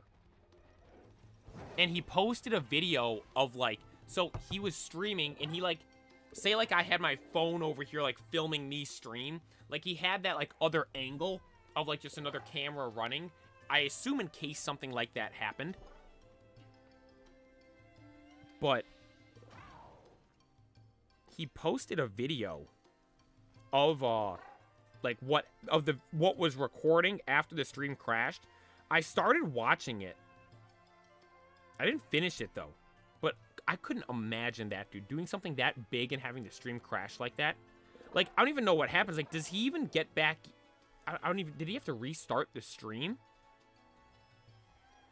Because, like, for instance, over here, like, where I stream from, I don't even know if I can, like, refresh. Like, if I disconnect, like, it tells you it's, like, reconnecting. I don't know if it actually does, though. I think you normally have to restart this stream.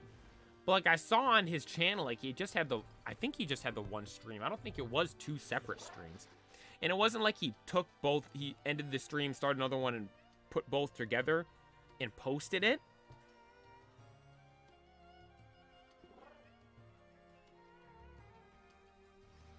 I just got a video on my YouTube homepage.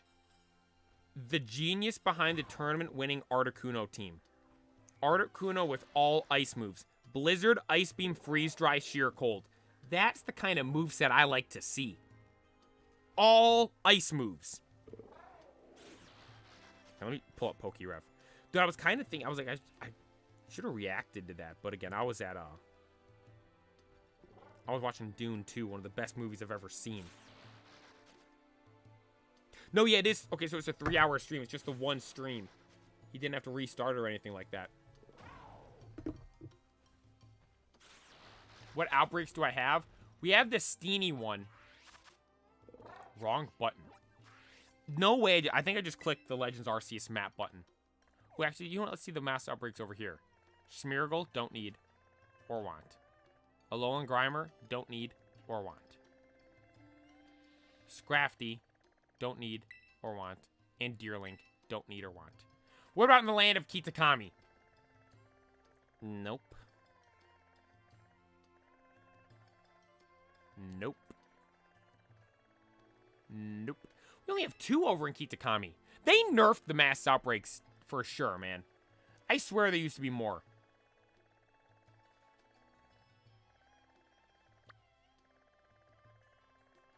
This is the one we're going to go to. Steenie. Once this sandwich is done here, let's go to Steenie. Actually, what type is it? Is it a pure grass? I don't even have it in Pokemon Go, so I can't even check.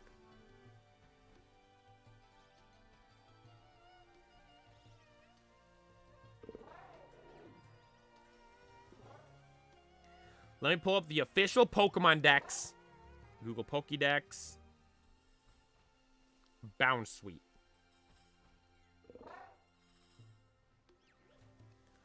Bounce Suite is pure grass. Steenie is pure grass. Wait, are they all pure grass? And Serena? I kind of thought Serena was a grass fighting. It's pure grass?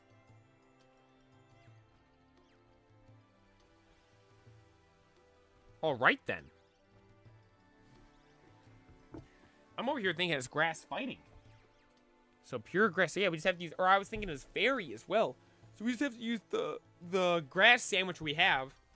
We have the good recipe for that. We'll be good to go.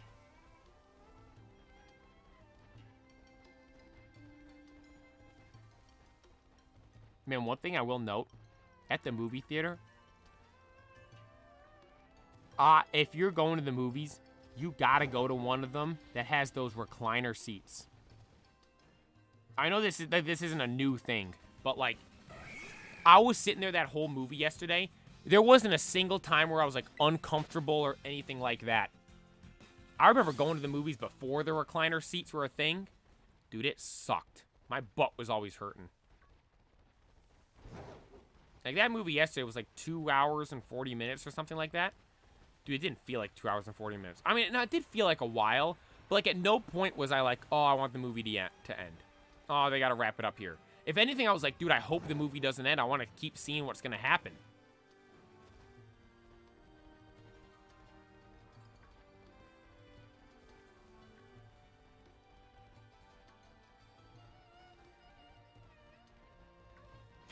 I don't use Encounter Power 3 sandwiches. I've just been using Encounter Power 2 sandwiches.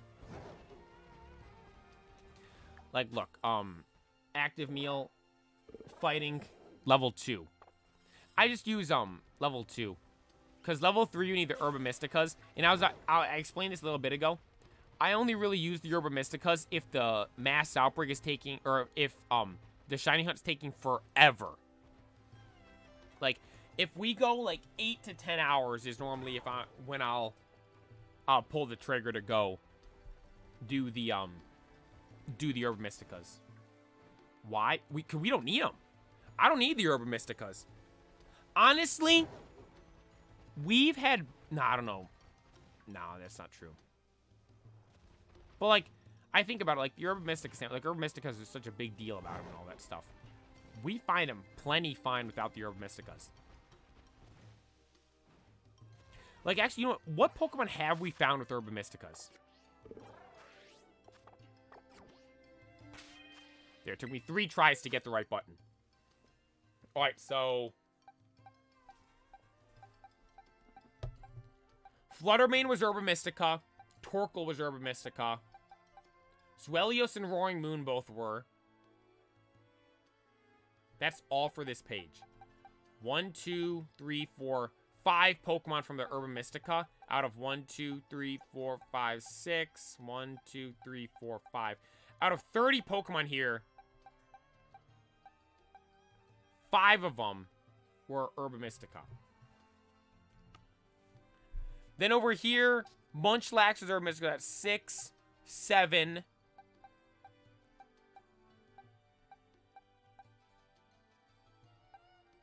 8. I think I've only gotten 8 shinies on Herba Mysticas.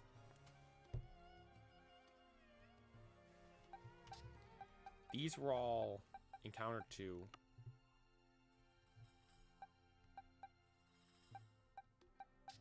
Yeah, I think it's only those.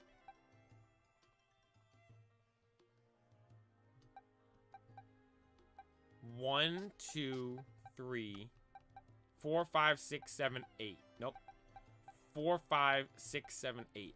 Groupon I found just walking around. Torkoal shouted Alexander. I joined him and he made the sandwich. So only 8 of my shinies have been, out of all the, how many shinies do I have in this game? 30, 31, 2, 3, 4, 5, 6, 7, 8, 9, 10, 40, 41, 42, 43, 44,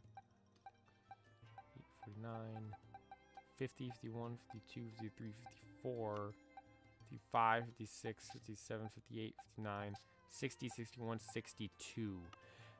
And then 63. Out of the 63 shinies I've gotten, 8 of them have been on the Herba Mystica. What percentage is that? 8 divided by, what'd I just say? 36? How many? Oh, crap, I forgot already. How many do I have?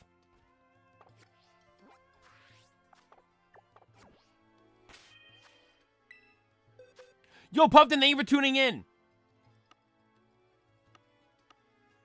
Well, actually, you know, I didn't check this page. No, no, no, no, no, no, no. Okay, good. There's nothing on here I missed. 30, 31, 32, 33, 34, 35, 36. 7, 38, 39, 40, 41, 42, 43.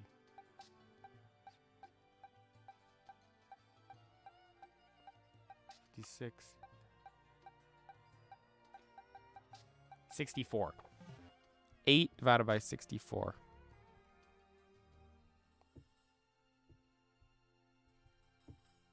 12.5% of my shinies have been on Herba Mysticas.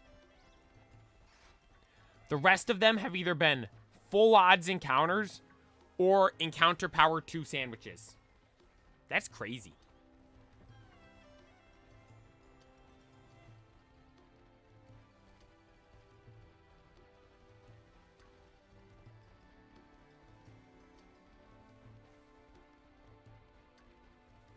Phalanx reminds me of something you'd see in, like, Mario Kart. No, that's what it reminds me of. It does remind me of something from Mario Kart.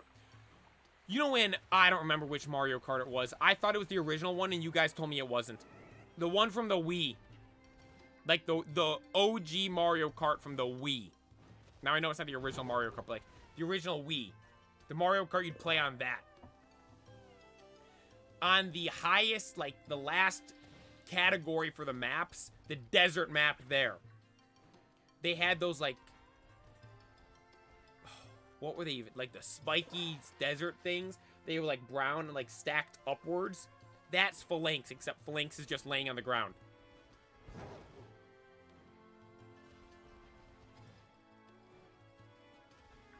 Ethan's almost completed the living shiny decks. That idea crossed my mind last night. I was thinking, I'm like, should I do something like that? I think that might be too crazy, though. Because there's so many I wouldn't even want to get.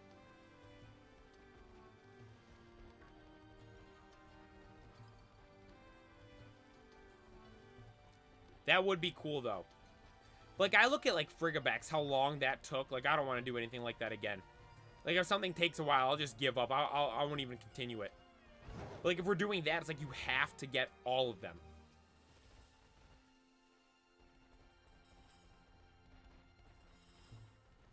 I don't know, it might just be a little too much for me.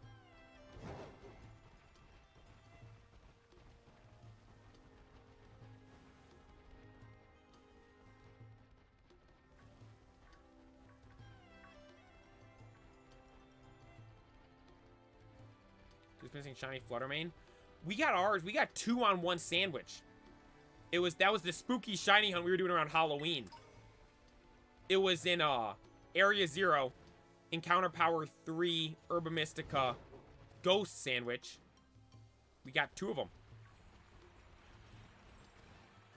Iron Moth. Iron Moth is really cool. Iron Moth, as I've always said, it reminds me of like some perfect like killer robot thing from like a movie. It looks like it's straight out of Transformers, honestly.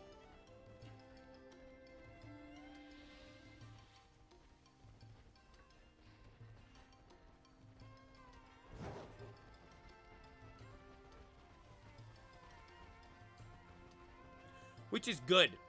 Because, like, it fits that, like, vibe, right? With the robotic eyes and all that stuff. Alright, sandwich here is done. So now we head on over to Steenie. Actually, first, there wasn't another one. There was... We had Choodle, Steenie. Oh, this... I wanted to check this out first. Vigoroth. Let's check this first.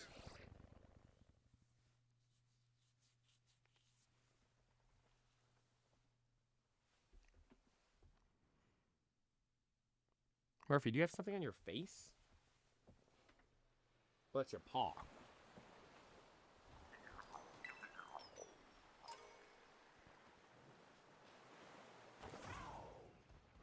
The secluded beach, one of the 10 sites of Paldea. I thought it was an Espeon. It was a Deerling. I was literally going to say, oh, look, there's an Espeon.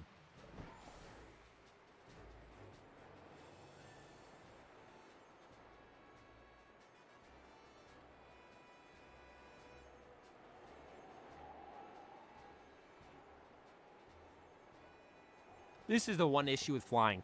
You can't really fly straight up. You have to go like at a crazy angle.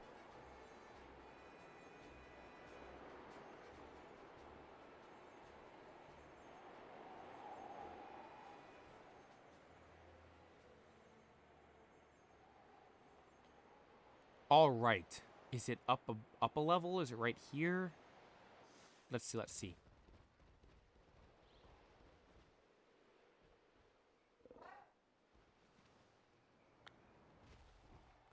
Dude, all the is anyone else like this with your mass outbreaks? Always in like seemingly the worst spot. Like, look at this. The edge of the cliff right here. I guess there are a decent amount that there's a lot that spawn here actually. I will note that.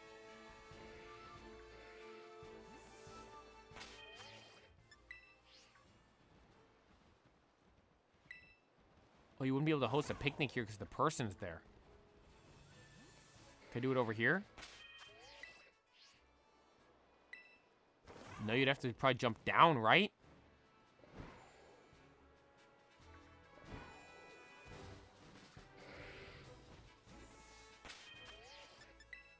There we go. The hell is Vigoroth attacking me right there? They're all just lunging at me.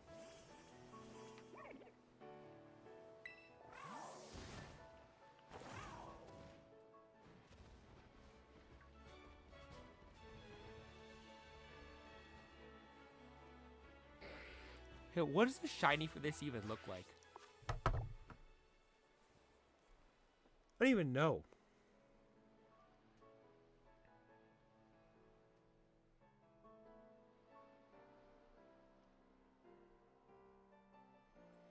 Oh, it's barely changes. I guess it's more of like a cream color than a white. I guess that's the best sign. Hey, give me 1 second. I gotta go to the bathroom. I'll be right back.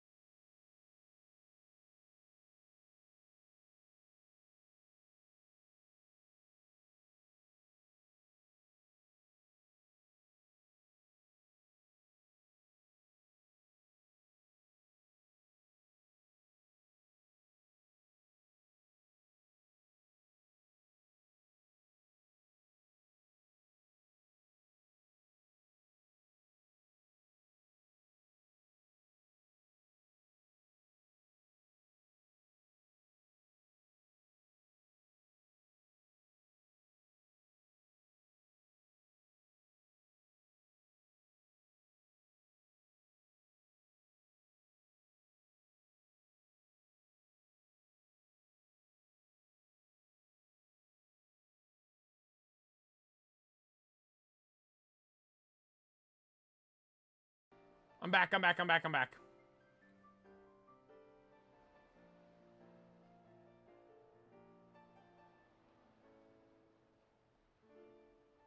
I'm back. I'm back. I'm back.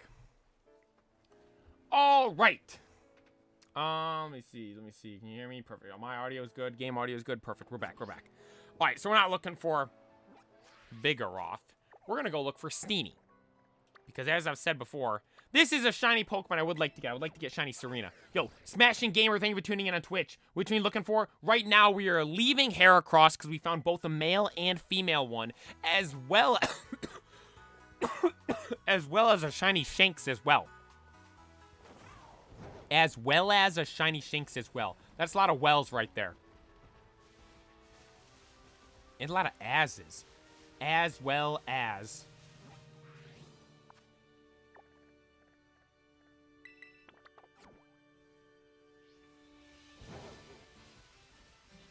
Alright. They were like down on the bottom here.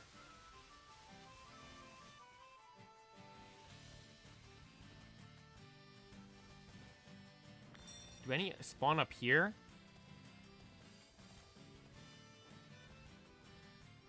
I don't think any are going to spawn up here. Let's check. No. Like, this area would be perfect. Just spawn up in here. What is that? Oh, it's the Gimme Ghoul thing.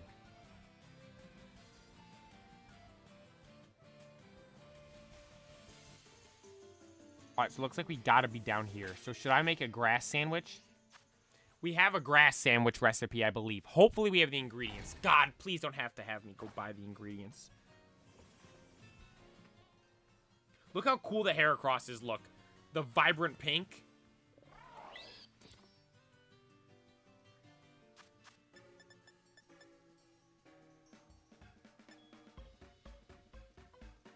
Grass level 2. Perfect. Perfect. Here we go.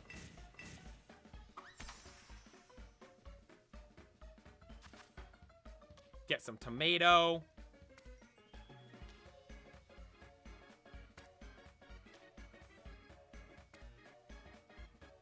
Throw some lettuce down on top of the tomato.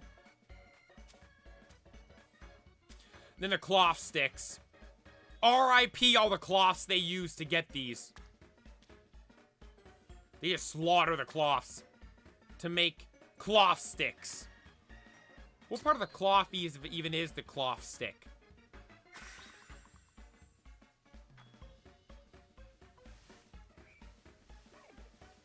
You finally got Iron Moth. Congrats. Shiny Iron Moth is pretty cool. Shiny Volcarona's awesome, though. I don't see. Iron Moth has like purple, right? I want to make sure I'm thinking of the right thing.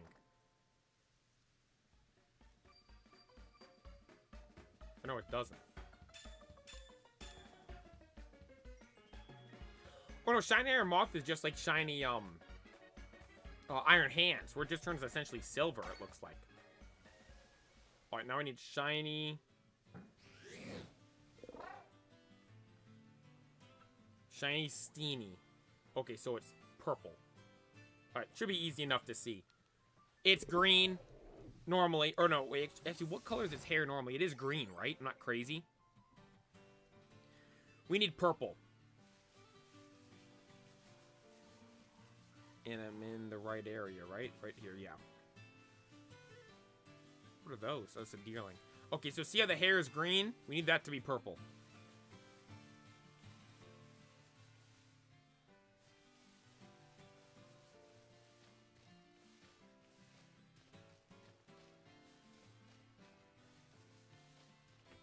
See, this is why I don't like mass outbreaks. We have one! Alright, there's the second one.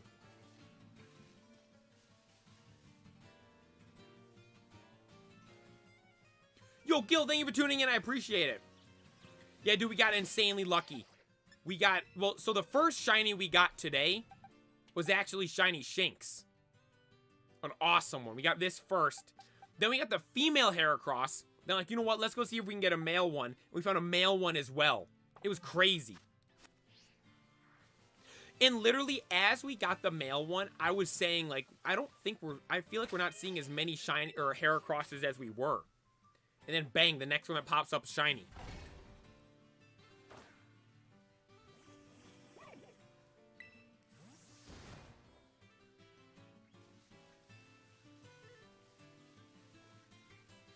Dude, look. There's more Deerlings and Steenies in this mass outbreak.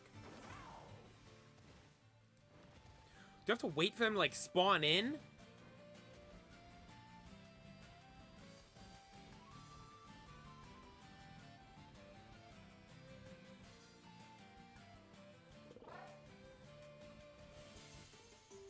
Like, do you see this? Like, I'm not making this up. My mass outbreaks suck.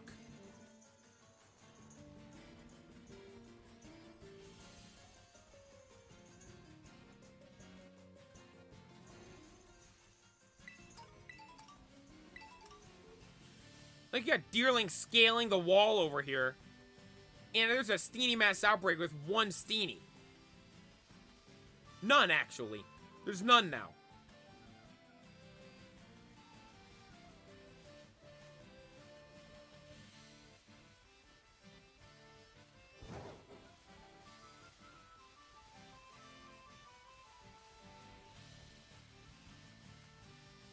There's no way inside this area, is there?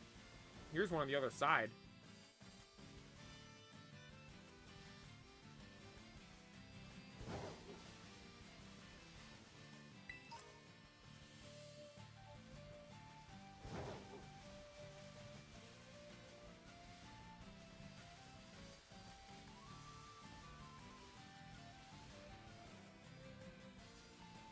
No, yeah, look. This is it. The 2 or 3 we get that spawn over here. This is all we get. Why do mass outbreaks hate me? Why don't they like me? We never get anything with... I'm like, first of all, it takes us forever to even get stuff in mass outbreaks. Then the mass outbreaks don't even... Do I have something hatching in Pokemon Go? Let's go over to Pokemon Go. Do I have something over here to bring us some joy? Before we go start looking for this Steenie right here. Maybe a shiny will just spawn in front of me as I'm pulling up Pokemon Go. Dude, I've been getting a lot of Beldums. Beldums, they have boosted spawn? Surely. Or this one's weather boosted. I know the Beldums I can get. I gotta get my, my Metagross that's 100 IV up to level 50. I think I'm level... What level am I?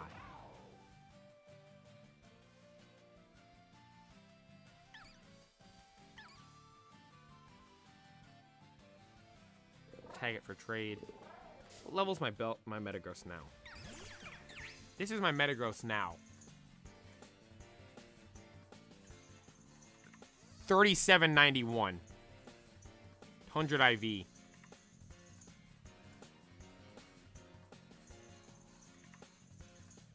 I get to 4286. Maybe about 100 more XL candies, though. Man, XL candies in Pokemon Go are hard to come by. Those things are no joke. XLs are hard to get.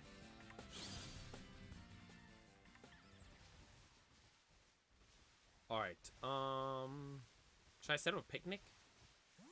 Is that even worth doing?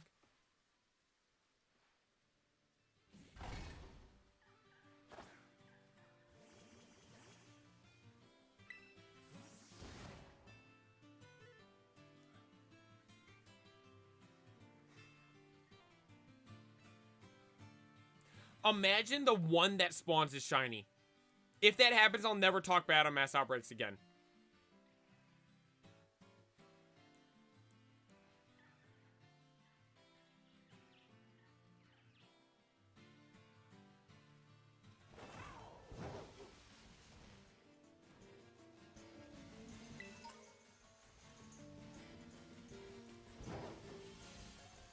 Alright, we got 3 there. None are shiny.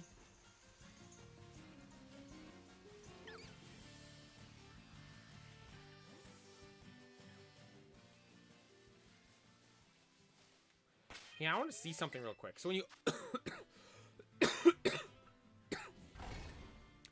So I can recall Koraidon? Oh, wow. So I can make it just my normal Pokemon.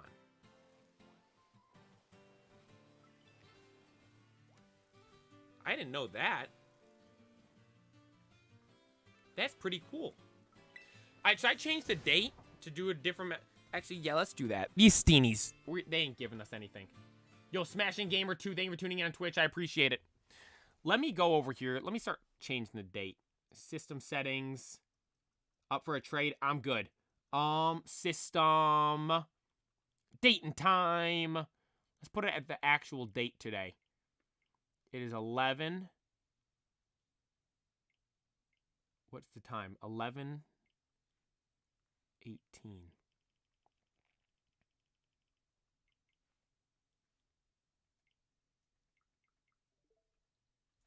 All right. There we go. Change the date. The mass outbreaks didn't change.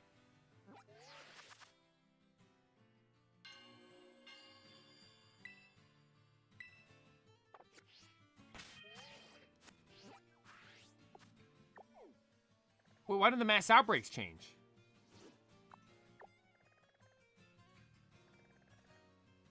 Did they get rid of it? Can you not change the date to change the mass outbreaks?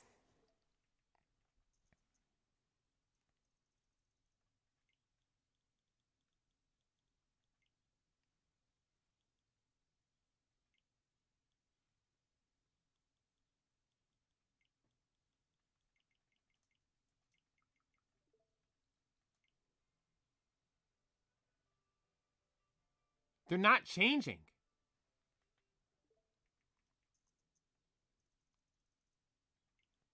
Did they patch this?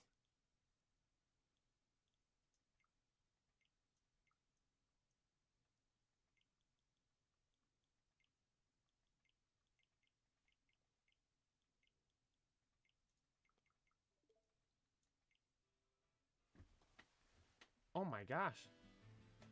I'm changing the date and the mass outbreaks aren't changing. Well...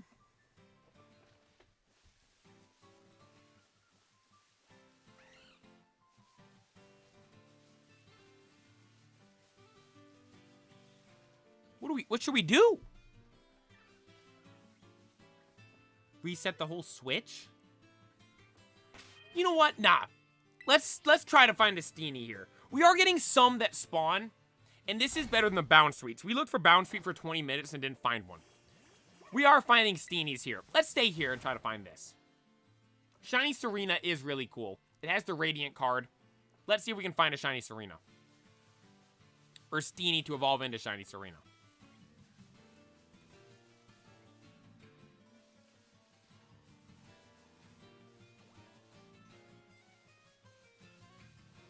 Man, this is crazy. Going from Heracross, where we were seeing a decent amount of them, to seeing Lechonk, so we're not even looking for Lechonk.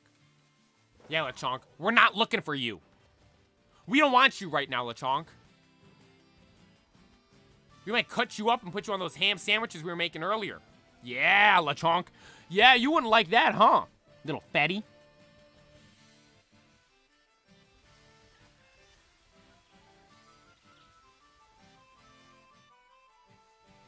What's the next Lechonkmon?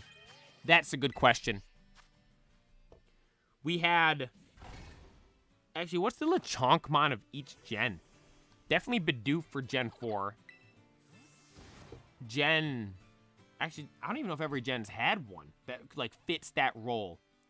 You had, like, Bidoof, Dubwool, Lechonk. But that's gens 4, 8, and 9. Lechonk's just Lechonk. I love that name, too. I remember when that thing got released, or, like, shown in the trailer. Dude, the hype around Lechonk was unmatched. People were going insane over that thing. Lechonk! Lechonk! Everyone loved it. And then we see its evolution when the game comes out. Oink alone.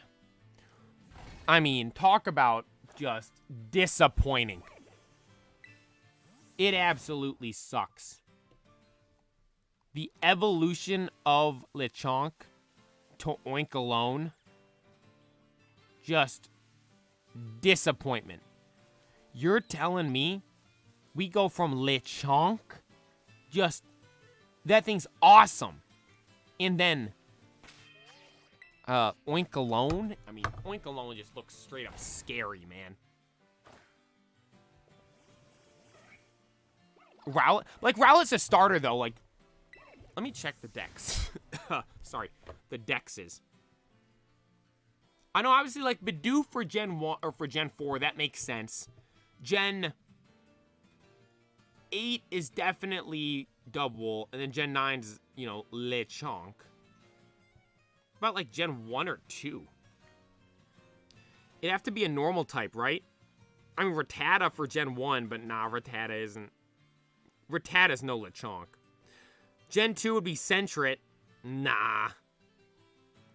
Gen 3 would be... Like, this is almost a different category. Gens 1, 2, 3. Rattata, Sentret, Zigzagoon. Then Gen 4, still holding the same trend, you have Bidoof. But Bidoof would have the allure around him for years to come. Then you had, like, Lillipup and, what was it? Patrat. Both kind of, aren't the best. Lillipup's fine. I like how it evolves into Stoutland. I like how we saw Stoutland in the anime. And in the game as well. Actually, no, more so the game than the anime. Sorry, I flipped those around. In the game. With Sharam, or whatever your buddy or your rival's name is. He has one. Then we have Bunnelby for Gen 6, which is fine. Gen 7 would be Yungoos, which is okay. But then Gen 8's where, you know, where they come swinging. Wooloo, and then Gen 9, Lechonk. The little fatty.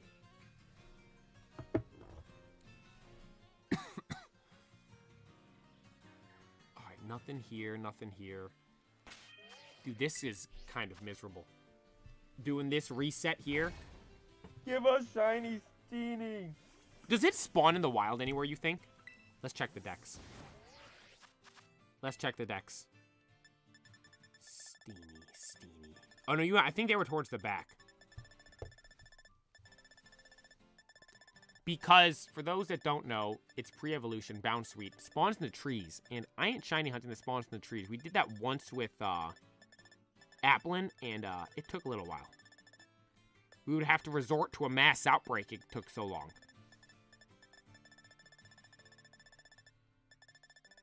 There it is. So Serena obviously doesn't spawn in the wild. Bounsweet dangles from the trees. Steenie will spawn. Likes being near trees. Okay. So, you know, we could maybe shiny hunt Steenie one day. I think shiny Serena would be a cool one to get. Dude, why does my nose, like, the inside of my nose, like, itches, dude? Something up my nose? Murphy, something on my nose? Ah. So we are in the habitat of Steenie, right? Over here in this area? Yeah, it showed this whole area over here. Maybe we run around. You think we'll find one? What if we can even find a good spot for them? Because, like, deerlings spawn here, too. And, again, here's the issue. Whenever you have the ones that are pure of one type. Ooh, the music got cranked up over here. They should have got rid of the Team Star bases. That might be my biggest complaint about this game. Dude, I feel like I said that earlier, too. No, I think I was talking about the movies then. Yeah, I was. My biggest complaint about this game is the Team Star bases. I mean, they were bad enough going through them the first time. Get rid of them after the game. Once we beat them, you can take them out. We don't want them still there. They literally serve no purpose. You don't go battle them again. They don't get, like, turned into anything. And they ruin the different areas on the map. They make them useless, because Pokemon don't spawn in them.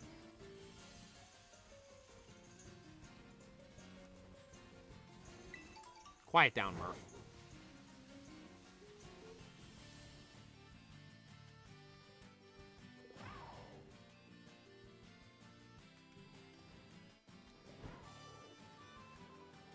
Is this meant to be a person? Murphy, nobody's here. It's the neighbor. Nobody is here. You're hearing the neighbor close their door.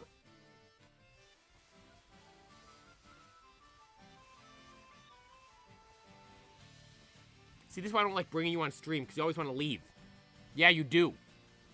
You always end up wanting to leave the stream, but we're in the middle of streaming. No, yeah, we're looking for Steenie right now. Yeah, why don't you come over here? Why don't you tell the fans? Yeah, come on. Yeah, you talk into the microphone. Yep, say, hey guys, I think there's someone there, even though there's nobody there. Can you say that to them?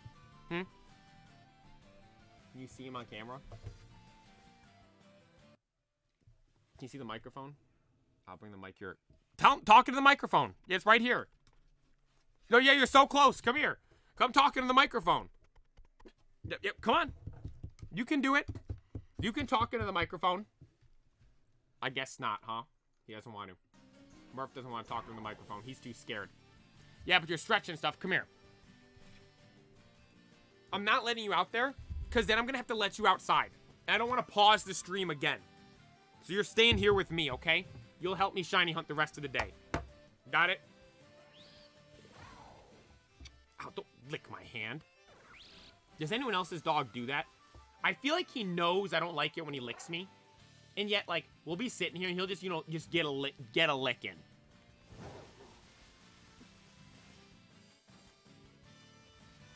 Then he just looks at me.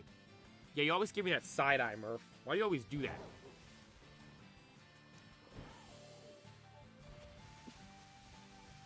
You know what your breath smells like? It smells like the grease from the burgers last night. Were you licking it up? I made smash burgers last night. I'm not even talking to the microphone. I made smash burgers last night. And Murphy always comes over to lick up the grease, and I don't let him. Because, you know, I think it'll hurt his stomach. He'll throw up and stuff. Or he'll get the poops. And you just yawn and your breath smelled like the grease. Were you licking it up? He goes outside, and he'll go outside, and he'll, like, hide off under the flat top and, like, lick. And he knows he's not supposed to be under there. Like, if I were to walk outside when he's doing that, he, like, comes running right away, like, acts all excited, as if he wasn't doing anything. You know what? We got a decent amount right here. 1, 2, 3, 4, 5, 6 of them right here. Most we've had.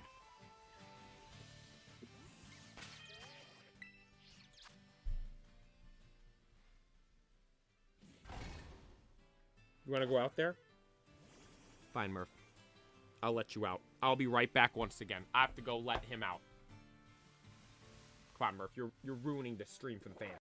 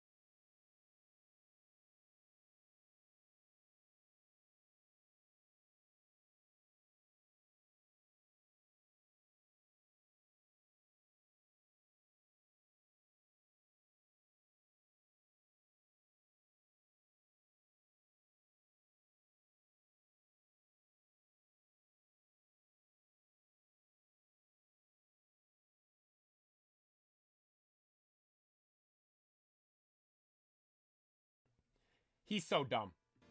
I go let him outside. And normally, like, I let him out, and he, like, just goes out there and, like, pees right away and comes right back in.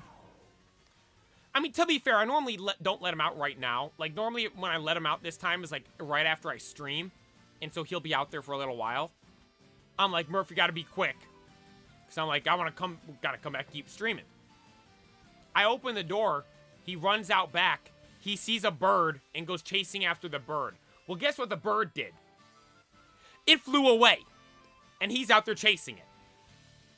So, I'm gonna have to leave again in a sec to go let him in if he barks. Hopefully I'll be able to hear him from over here.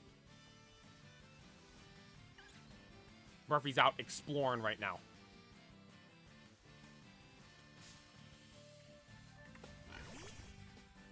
That's Lechonk's cry?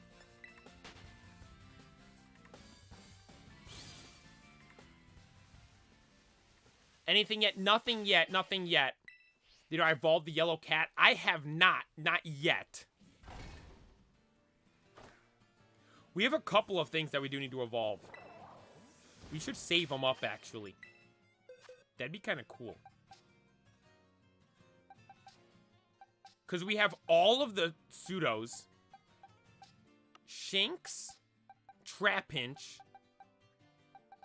Rhyhorn. Pawmi. Growlithe. And Glimmet. Dude, we could, like, save them up into a big evolution of them all. The shiny evolution spree. Riolu. So I have that shiny Lucario already. The one they gave us the mystery gift at the last summer.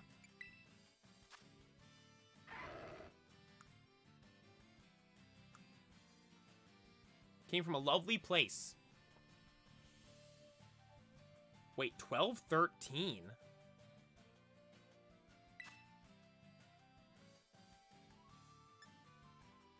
Wait, what?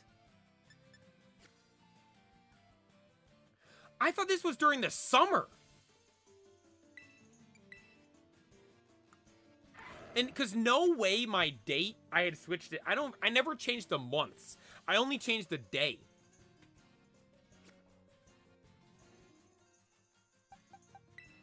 $12, $13.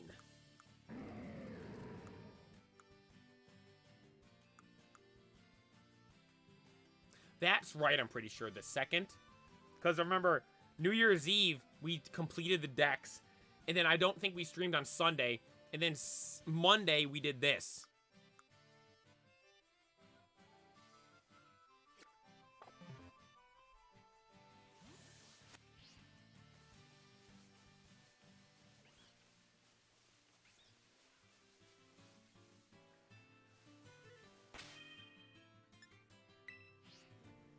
Ditto? How do you even shiny hunt Ditto? What do you even do for that? Because, like, Ditto's just random.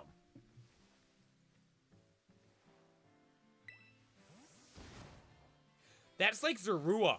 Like, I want shiny Zorua. I don't know how to do it. Like, you guys were saying to run around and, like, you send your Pokemon out against wild Pokemon, and then when it doesn't battle a non-shiny Pokemon, that's how you know it's a shiny Zorua. I'm like, I'll go insane trying to do that. I'll be ripping the hair out of my head.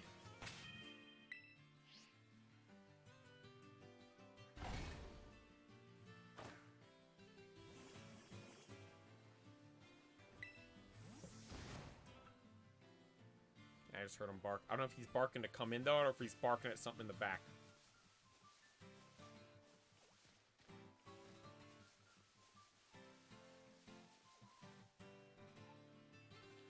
Hang on. Now Murphy wants to come inside. I'll be right back once again.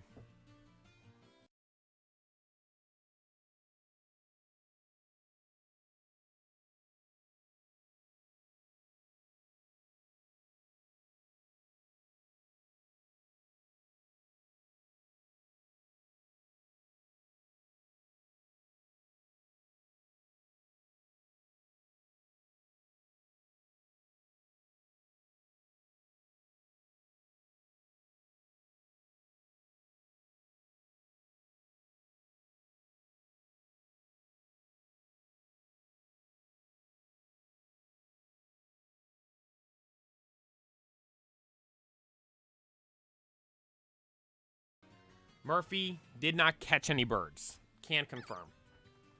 He chased them, but, you know, they're birds, so they flew away. God, he always does that. He goes out back, and he'll like, chase after everything he sees. He thinks he's, like, this big, tough dog. And here's the thing, too. If he caught something, I don't think he'd know what to do with it. For instance, he chases birds. Well, the birds fly away. He can't get them. We always have rabbits in our backyard. Now, there are, like, coyotes nearby. Like, I've seen coyotes. Like, when I'm playing Pokemon Go, I've seen coyotes and stuff before. But I'm pretty sure our yard, like, the coyotes don't go. Because there's so many rabbits always back there. Like, rabbits are prey for coyotes. So, for the rabbits to and they, like, make nests and stuff in our backyard. Like, we always have baby bunnies and stuff in our backyard during, like, spring and all that. Like, you don't see the baby bunnies, like, running around, but you see, like, we'll see, like, the nests and stuff throughout the yard. And so I assume it's, like, they view it as a safe spot. And you would think, well, we have a dog that's back there. And they literally don't even think Murphy, like, I wonder what the bunnies think Murphy is. Because he'll go chasing after him, and it's literally as if they're toying with him. Because he'll run after them, and he'll chase, like, right up to them, and he'll get, like, within, like, 3 feet of them, maybe. Now, maybe even 2 feet of them, to where it's, like, 2 feet away from the bunny. The bunny's sitting still, and it just, like, darts off and, like, hops away, like, 10 feet, and then Murphy doesn't even, just full sprint, just continues to go. But the thing is, his full sprint is, like, the bunny walking, so the bunny just effortlessly gets away from him the majority of the time. And then the bunny will, like, maybe, like, if it gets sick of messing with Murphy, it'll run off into the neighbor's yard, and Murphy goes over to the fence and starts barking, and is, like, yelping, like you thought someone was attacking him. He's yelping and screaming because he can't catch the bunnies, and they ran away.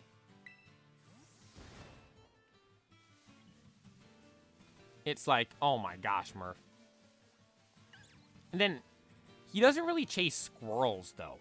That is one thing I've noticed. Like, he doesn't really growl at or really go after squirrels. It's bunnies and birds. Now, there was one time in the backyard, there was a possum. And it was at night. He was out there for a little bit. And I'm like, I was calling him, and, like, he wasn't coming in. So I go out to get him. And I walk out back. And I see Murphy just standing there, like, frozen, staring at something. And then I walk a bit more, and I see it, and I'm like, oh my god, there's a possum. It's like, you know, possums look just disgusting. Mouth hanging open. Just standing there staring at Murphy. And Murphy, like, didn't even know what to do or what it was. It was hilarious. Because the possum's just standing there. It's just a possum. It's just standing there. And Murphy, never seen one of these things before, is like, wait, what is this? What do I do here? He was so scared because I said, I'm standing there. I walk up. Murphy doesn't notice I walked up. And he's standing there staring at the possum. They're probably about, like, 10 to 12 feet away from each other. Like, they're not like close to each other. They're like a decent distance apart. The possum wasn't like hissing at or growling at Murphy at all. And there's some on the hill. There's nothing on the hill. We've gone up here. There's nothing up here. Nothing spawns up here. We have the gimme ghoul up here. Nothing else up here though. There's nothing. They only spawn down here, unfortunately. But so Murphy's not even growling at the possum whatsoever or anything like that. And I just go, Murphy, what is that?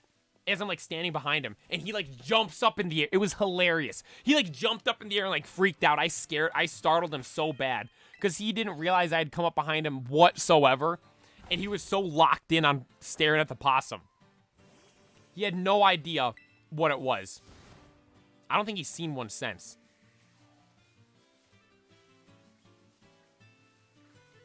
But then there was one time when he was, like, kind of like a puppy. Where I think my mom said she found him in the back playing with a dead vole. Now, here's the thing. I don't think he caught it and killed it. I think it was there already. Like, it either died on its own or some other animal had it and dropped it. But Murphy found it and was like, he was playing with it like he plays with his toys. He, like, grabs it and, like, shakes it. Like, I think that's, like, instinct for dogs. Because, like, when you see, like, animals like that catch something, like, or, like, a coyote or wolves or that kind of stuff, they shake it to, like, break its neck. Like, you see, like, hunting dogs do that with, like, the birds. Like, shake it and break its neck. And that's what Murphy does with his toys. Like, I assume most dogs do that, just, like, on natural instinct. Like, Murphy's no hunting dog whatsoever. He can't jump on the couch. But he still has, like, the natural instinct to do that. My mom said he was up there whipping the dead vole around like that. And she said she took it from him. And then he proceeded for the next, like, couple days. Every time she let him out in the yard, he would run straight to where he first found the vole, thinking it was still going to be there. It's like, and I don't know if that's smart or dumb. Like, he's smart enough to know exactly where it is and to go there every time. But at the same time, it's like, it's not there. He saw someone take it away and he's dumb enough to think it's still there. Or that he thinks there's going to be another, maybe he thinks there's a static encounter there and another one's going to spawn. And then I have another story of us going to the park by my house. And at the entranceway to the park, there's a house right before the entrance. And they have this little fence. And the fence, it's only like this big. It's like, it's meant to just be like this little decorative type thing in front of these like plants and stuff they have. And it's perfect size for Murphy to put his paws on and like look under and look in. And so there's one time we were leaving the park and there was something Murphy was like intensively sniffing in the plants. And I'm letting him sniff there. I'm on my phone playing Pokemon Go. And then I'm like, all right, come on, Murph. I try to pull him and he's like pulling back. He's like, won't go. And I was like, all right, that's weird. What, is he eating something or something? I look in there. There's a baby bunny nest in there. Now, he wasn't like, he didn't touch him or anything like that. He was just sniffing the nest. But he like knew that there were the baby bunnies in there. And so I forcefully had to pull him away and take him away. But now every single time, this was like 3-4 years ago now. Now probably 3 years ago. Every single time we go past that spot, he has to check for the baby bunnies. Now once again, I don't know if that's him being smart to remember that the baby bunnies are there, or to remember that that's where they were, or is he an idiot because he thinks they're still going to be there to this day? I don't know. He's a interesting dog. But I am going to wrap this stream up here. That will be all for this stream here this morning. To everyone that tuned in, thank you so much. After the stream here, I'm gonna have a short I'm gonna be posting. And then, tonight, we will be live once again. Tonight we will be streaming, I don't know, probably Legends Arceus. I don't know what we're gonna be doing in Legends Arceus, but we are gonna be playing Legends Arceus nonetheless. That will go live around, like 7:30, right around there. We've had a bunch of new people tuning into the channel today, so I should let everyone know what time we normally go live. So in the mornings, we go live right around like right around 8 o'clock and normally go till around noon. Normally, the morning streams are about 4 hours long exactly. And then we come back at night and I stream from about 7:30 to like 9:30. Normally, those are right around 2 hours long. But for this stream here this morning, we had a successful one. We managed to find, I mean, first of all, we went and got Shiny Shinx right over here. Where is he? Where'd Shinx go? Shinx, where are you? There it is. We got Shiny Shinx, full odds to start the day. Great start, great start. But then after that, we would proceed to find a Shiny Heracross. It was a female, though. And although I do like the female Shiny Heracross, I can't help but deny I do like the male horn better. Because for those that don't know, the female one, the horn's shaped like the heart. And the male one's shaped like a spike. And I said, like, you know what? We should go continue to look for one. If we find another Shiny Heracross, we'll end the shiny hunt for that one there. Meaning, if we got a female one, that's fine. We'll just catch that and then go look for something else. But if we get a male one, that is the goal. Sure enough, we actually found a male one. As I was saying, we haven't seen one in a little while. So super hyped up and excited about that. Great stream today. To all those that took the time to tune in, I thank you all so very much. Chrissy Sweet, thank you for watching. Jacket, thank you for watching. Zoppy92, thank you for tuning in over on Twitch. I appreciate that. Smashing Gamer, thank you for tuning in on Twitch. Ethan's Alt, thank you for taking the time to tune in as well. Oh, wait, can't. Am I even. Actually, can I can't. Oh, there we go, Never mind, I'm all good, all good. Gil, thank you for taking the time to tune in. Puffton, thank you for tuning in earlier. Everyone that took the time to tune in today. Alex, thank you so much for the donos as well. Everyone that tuned in today, I thank you all so very much. I greatly do appreciate it. Like I said, though, that is all for today. Thank you all so much for watching. Be sure to like and subscribe. And this is the PokePlaya